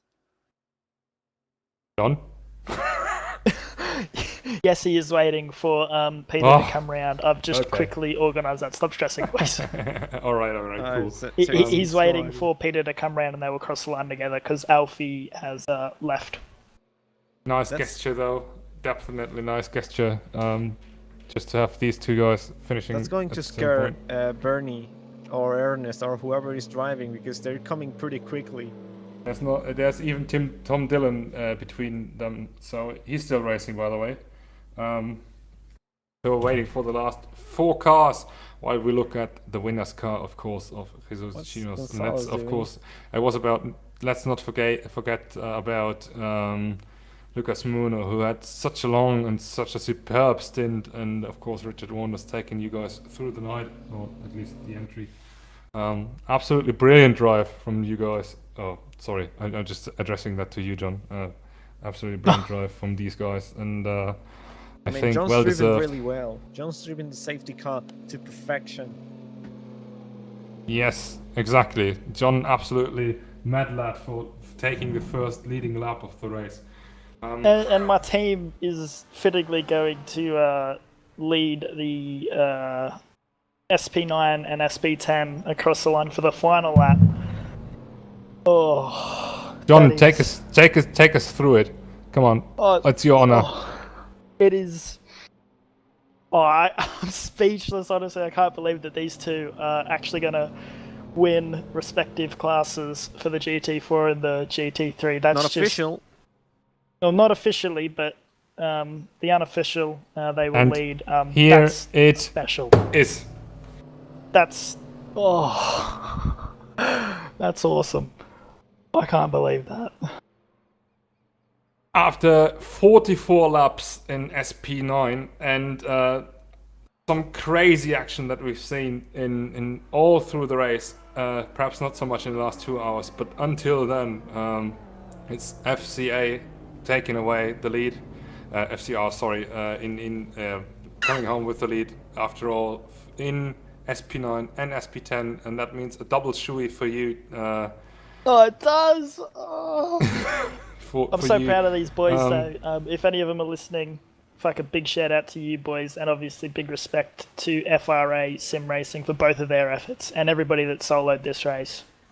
Let's not forget about Bernard and Ernest Mroos, who just finished in 5th, and also Tom Dillon, who finished ultimately in 13th, but he took it until the very end of the race. And Peter Jones, just to have it confirmed as picture, who has won the SP10 class alongside Telmo Pinto, of course. I nearly forgot about that in his name. And I'm hopeful to see these guys in a few moments' time for the winner's interview. I think, John, we can leave you, give you a little bit of breathing space in a moment's time, and yes, so you can speak with your team. And well, we enjoy the victory lap of these two guys still going around. It has been an absolute journey through that race. First time we haven't had commentary for 2 hours in between, and we still have 13 people watching at the very end, 31 upvotes. This is the first time ever that I see a race over 6 hours being finished in that motor, in the G motor engine, in the old one, without any major crashes in between, and absolute blast to have all you guys on board. Thank you. Sorry? Flag to flag. It's been amazing. Absolutely great stuff, and just shows how committed you guys are in between, or have become now, and you guys in terms of all the drivers, of course, and team owners, and how much we've grown. It's absolutely crazy. I'm glad to see that Daytona wasn't a one-off in general, but that this concept overall just works fine. Jose, your final thoughts? It's been very interesting race. I've had fun not only watching but commentating and viewing how the race has developed and how problems have come for any team. And I think it's been pretty interesting to watch overall. I'm looking forward to Spa. Yeah, me too. And I hope I'll have you alongside with me once again. So because it was quite a good one with you as well once again, and of course with John too, while these guys are celebrating with donuts. What else at the turn one, and they absolutely deserve to do so after such a long race. And yes, absolutely. It would be brilliant. Amazing if John came out of nowhere in game and started to do shoeies in the middle of the track. Sadly, Automobilista doesn't allow that. Oh no! Oh, good on him. That as I said, I'm just speechless about the work that these guys have put in, especially to Richard and to Tom and to Peter for their commitment. They've been with the team for the longest, through all the driver lineup changes that we had. Just saying, it's 1-1 in both of your categories you're starting, and in your very first entry of the team. So 2 wins, 1 entry. Jesus, yeah. Yeah, it's quite something. You have to, you know, it's gonna be hard to top that now. Yeah, to top that. I might just retire now, one and done. Yeah, oh bring back God. Kanga racing. That is just, that's, yeah. Well, I don't think you can top that. That's just. Whew. Ladies and gentlemen, the race team owner of FCR. Who's the team owner exactly? Is it you, by the way, or is it Richard? Technically It's speaking. me. Okay. So why did I enter you in the Dutch flag? Under the Dutch flag? Anyways. I don't know, and me and Richard didn't know either. Is it Australian? Yes. Ah, that makes a lot more sense. Because I was asking. Yeah, that's sorry. Mr. Wiki guy, Mr. Wikipedia guy. Who's that? Is editing Pedro. Wikipedia? Just by today, we all decided by speaking to him, of course, and with this agreement that it is Pedro from now on. Pedro Lopez, of course. Pedro or Pablo? Fuck. No, I'm quite sure I'm sure it is Pedro, because Pablo was is the other guy. Don't leave me hanging, Jose, for fuck's sake! What? I mean, I'm not what do leaving you you hanging. want me You to got the tell whole you? interview room. That's If I'm correct or if I'm wrong. Okay, About what? anyways. You're wrong, anyways. Okay, fair enough. Jesus just retiring the car, and let's see who's ready for the interview. Not Jesus Junior is sitting up there, and he doesn't have his mic plugged in. But we gotta drag him in either, anyways, and you gotta fix his issues. So it's time for the race winners interviews. Here we are. Who? What the hell is going on? Okay, very interesting way to park the car of Full Commitment Racing number 27 entry, and we will pull in the drivers now. User was moved to your channel. User was moved to your channel. User was moved to your channel. Okay, folks. First of all, massive congratulations to you guys for winning the race. It was an absolute blast to watch you, and personally, I didn't expect it, how it turned out that you won after all, but I think you did. Lucas, first to you. Did you expect that result after your first stint? Repeat the question because I was not there. Okay, fair enough. Did you expect this result, that you actually won after your first stint? Well, 6 hours of race. That's a race you can never give up on the first way out. If you crash, and we have to make great progress during the race. We have hard work to take this event to bring it up. The pace, I know I was one of the car fastest on the circuit, or drivers or not. Bleh. My words are going to space. Bleh. Anyway, the race was really hard, to be honest. We have to only stay the consistency during the race. Sylvain was really faster during our stints. When I was seeing the mistake about the FRA of Solomon going to the circuit and I was not there, I will confess I was mad. I became mad for a while, but we made the progress during the race. We didn't expect Sylvain would change it with the office. We believe Sylvain would go to the end of the race.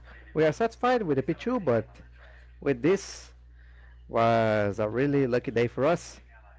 Only compensated all the strange in the field that we have, and this race is just patience.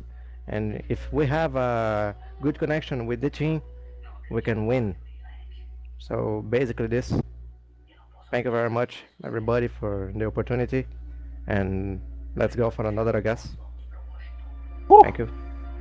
Yeah, thank you for the long answer. Definitely, I will come back to you in a minute. Speaking about mistakes from your car, Richard, what was going through your head when you spun that car around at the? Jesus, what is that noise? Lucas, can you please mute yourself? It's absolutely loud at this point. Okay. User was moved out of your Sorry. channel. But anyways, Richard, are you there? Yeah, I'm here. Okay, congratulations to you as well. What was going through your head at that spin when you just gave back the lead to the FRA entry at the beginning of the night? It was, I think. No, was it? At some point of the race, I think. Yeah, beginning of my stint, I needed to get used to the night and the cold tires. Yeah, eventually I got used to it, but during that time not, and I spun, and I was like, no, and of course I want to make that position back, so I was trying to fight him, but Sven is just too fast, and luckily we had Lucas, who helped us a lot, and I'm really happy with this result. I didn't expect it, to be honest, after my spin. I thought that we lost it there, but as Lucas said, it's 6 hours, it's a long race, anything can happen. So I'm pretty happy with this. How much of a revenge is that for actually not only Daytona but Le Mans as well? We don't know if it's revenge for that yet because we haven't seen the penalties. Well, of course, it feels amazing to win this race, and I'm happy. And if it's a revenge or not, in my eyes, we win it because we crossed the line at first place. So, yeah. All right, perfect. Thank you. Last but not least, Jesus, you've been in the car for not too long, but you are the one who's taken it over the line to win the race. Big shame that it wasn't with me, actually. I feel quite so disappointed in myself for that. But anyways, congratulations to you as well. How do you feel right now at the very end? Jesus? Oh, no, your microphone's not working. Perfect. Okay, never mind. Let's bring Lucas back for a final question. Wait, hang on. Okay, he wrote, hang on. Jose, do you have any question to Richard, for example? Not really. You are really disappointing me today. Sorry for that. All right. User was moved to your channel. They're explaining themselves really well. No worries. I'm just kidding. Just to say, Lucas, I've got another question for you. I hope you're there. You're muted. Okay, perfect. Okay. How much of a revenge is it for you for the race you had 2 years ago, when we had the first edition of the race, when it was held over 90 minutes? I didn't remember of this race, to be honest. And your voice was too low, so I didn't hear it. Okay. Your voice Jesus was too low. Jesus hitting some very interesting issues. Okay, once again, how much of a revenge is it for you for the race 2 years ago, when you didn't, when you were super fast but not able to win? 2 years Is that ago. in the background? 2 years ago, sure. Yeah, you were racing for C-Force Racing, but I don't know if you were actually. Yeah, he retired in lap 9. Yes, exactly. Oh, now I remember. Well, now I remember this race. Well, I were unexperienced in this game, to be honest, in that period, that year. So I was beginning of the game, so I knew it was super fast, but I was adapting with the game, and now coming back in here, I didn't remember of this race, to be honest, and well, that sounds great. That's great. It means that I make a good progress over there. And shame I was not racing in any season, full season, to be honest. But well, at least proving I was made the progress. I guess we made it really well. Okay, And perfect. Thank you very much. Once again, and the congratulations. victory is Sorry. amazing for us. And the victory was really valuable. Yeah, Really definitely. valuable. One of the best races for me.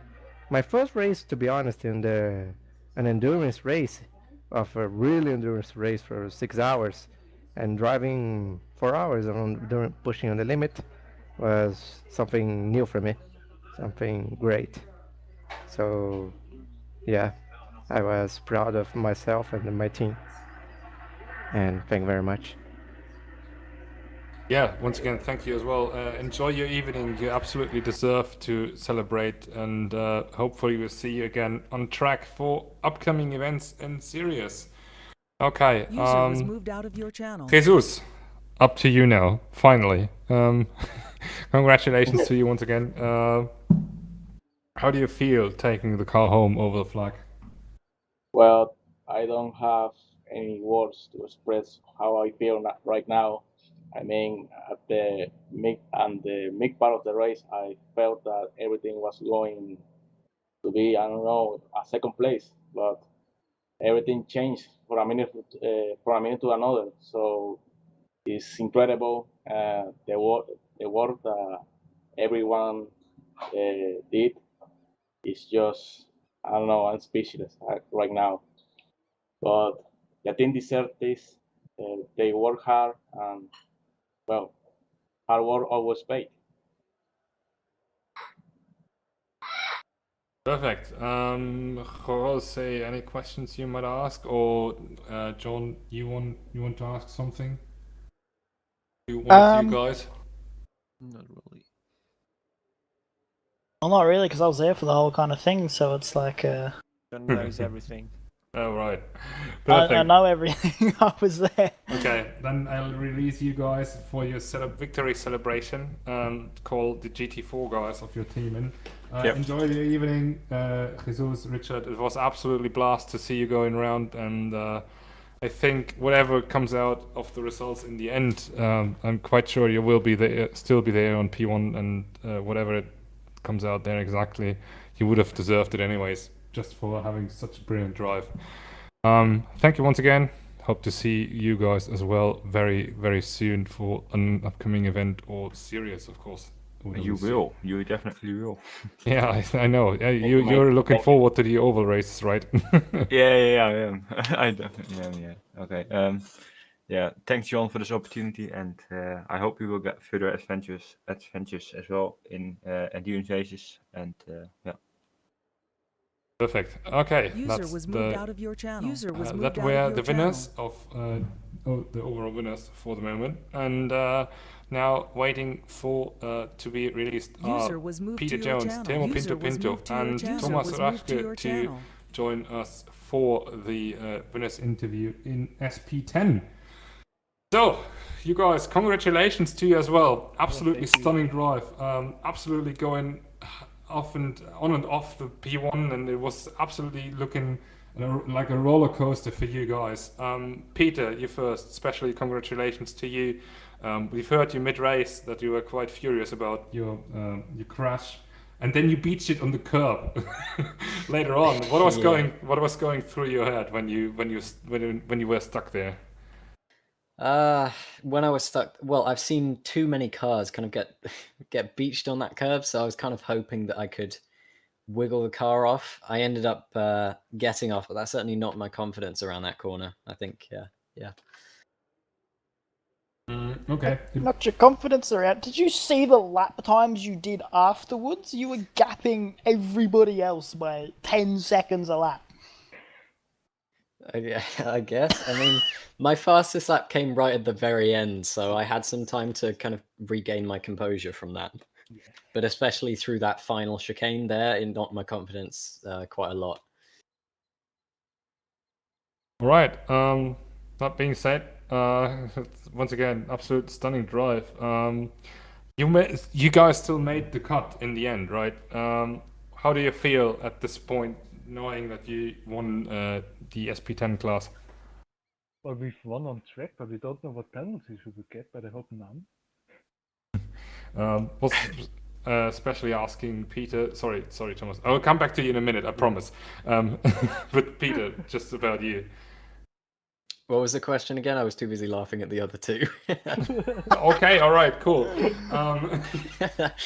After having such a roller coaster and basically putting your car in trouble yourself, it was like for quite some time, some cases, you still made the cut in the end to win the class, and it's absolutely outstanding, as John just said, what you delivered on track, regardless. And how do you feel that you still made it in the very end? I'm not entirely sure what to think because I still don't quite believe it. I mean, after such a roller coaster, especially through the night, we were having so many issues with not just with the driving, but with the settings and everything. We were having trouble getting the settings right. And so to come back and through the day, just keep pulling out a gap and pulling away from the others, I think it's so satisfying to come across the line to win the class. I still don't quite believe it, to be fair. Perfect. Thank you very much. Moving on to the next guy, Temo Pinto Pinto. I hope I didn't butcher up your name. I most likely did, though. Perfect. Glad to hear. It's your first appearance at IVRC, and especially just an endurance race as well. New show. It's always a new surrounding and stuff.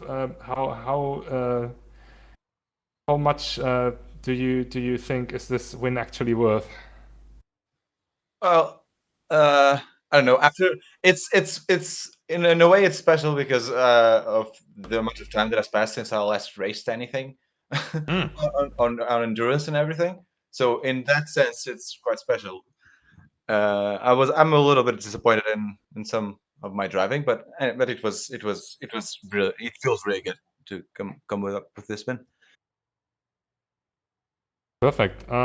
You were driving through the night as well, and we haven't had the chance before. How did you cope with driving in the night? Personally, was it difficult for you? Yes, it was difficult. More so because of the settings that Peter mentioned. Because the steering was completely different from what I was getting, so I had to adapt to the night and adapt to the new car, and that was a lot of trouble. But yeah, the visibility at night is terrible, terrible. Okay. But then again, also you made the cut in the end. Absolutely brave stuff from you guys, keeping it up, keeping your heads down, especially after all that what was happening. And now, also to you, Thomas. Congratulations to you as well. How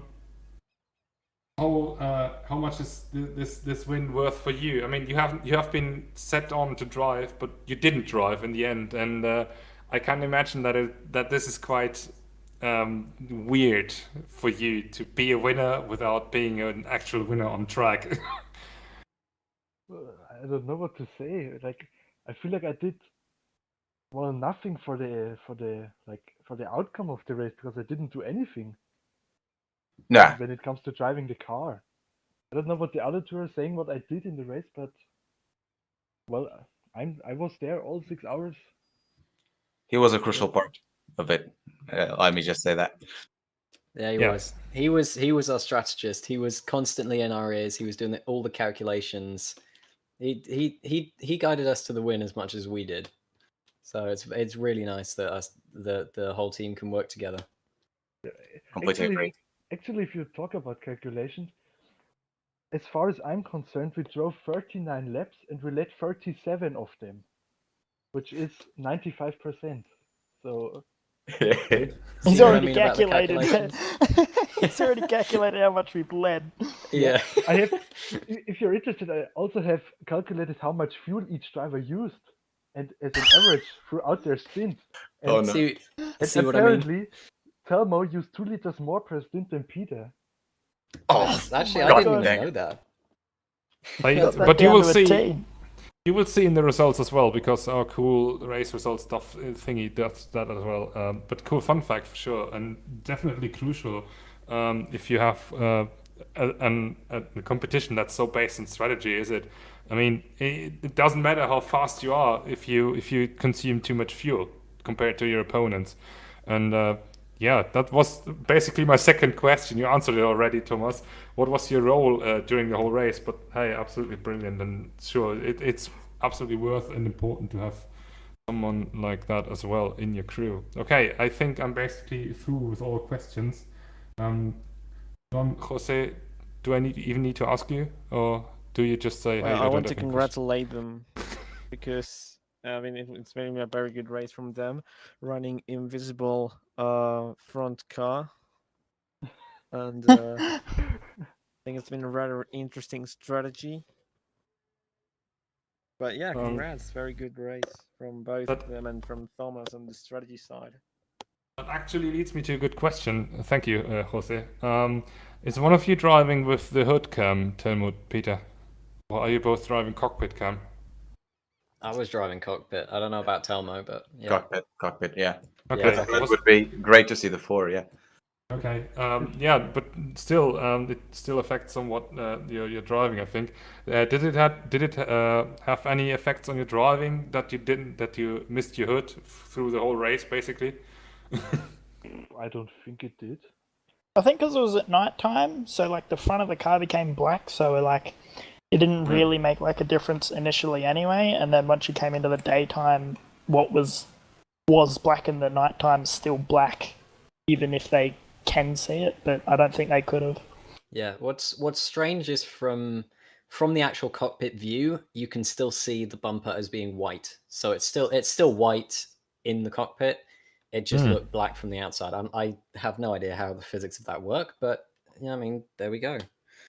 Okay, yeah, I could explain that now with theory, but I think I'm too tired doing that myself, so nobody wants to hear that anyways. Okay, Yeah, guys. I will come back to that tomorrow, okay? You do, please. I'm keen on answering that anyways, as soon as I have slept a little bit as well. Anyways, I'll leave you guys alone as well. Letting you out into the wild to celebrate your victory and enjoy your night. It has been an absolute blast watching you drive, and congratulations once again. You absolutely deserved it, and like everyone else, I guess. And yeah, hope to see you guys soon for more fun races and events. Thank you very much. Thank you. Yeah, I think we will stick around for some more after this. Nice. User was moved out of your channel. User was moved out of your channel. So that was SP10 winners: Peter Jones, Temo Pinto, and Thomas Araschke on the number 72 entry, who just won the SP10 class. And we finally have one more guy to go. A single entry. It is Mark Swerker, who won the TCR class. User was moved Mark, to your channel. I hope you're there. Finally, coming to you. Congratulations. How? How did you do that? That you end up in the top 10? Well, first of all, you should already know that I'm doing that. And second of all, I just did my race. No big mistakes, no big incidents, just a few moments that scared the shit out of me. But yeah, it didn't make me slower. Didn't make you slow. All right. Have you had? I mean, you were driving alone. Have you had at any point during the race the feeling that you might not finish the race actually, or was it just like you seeing P1 for your class and that gave you the energy to keep on? No, I guess the whole third hour was like that. The whole third hour I was thinking about quitting every moment because yeah, I guess the race was pretty much pretty much over in the TCR class as Carlos was fixing the stream issues and was way off the pace. I guess Philip did a lot of mistakes already and was like 4 minutes behind. And yeah, and Delara and Berto were pretty much, as far as I know, going to be disqualified at all because of driving without the front bumper. So I was driving alone and it was pretty dark and I wasn't able to see anything with those little light bulbs on my car, and I was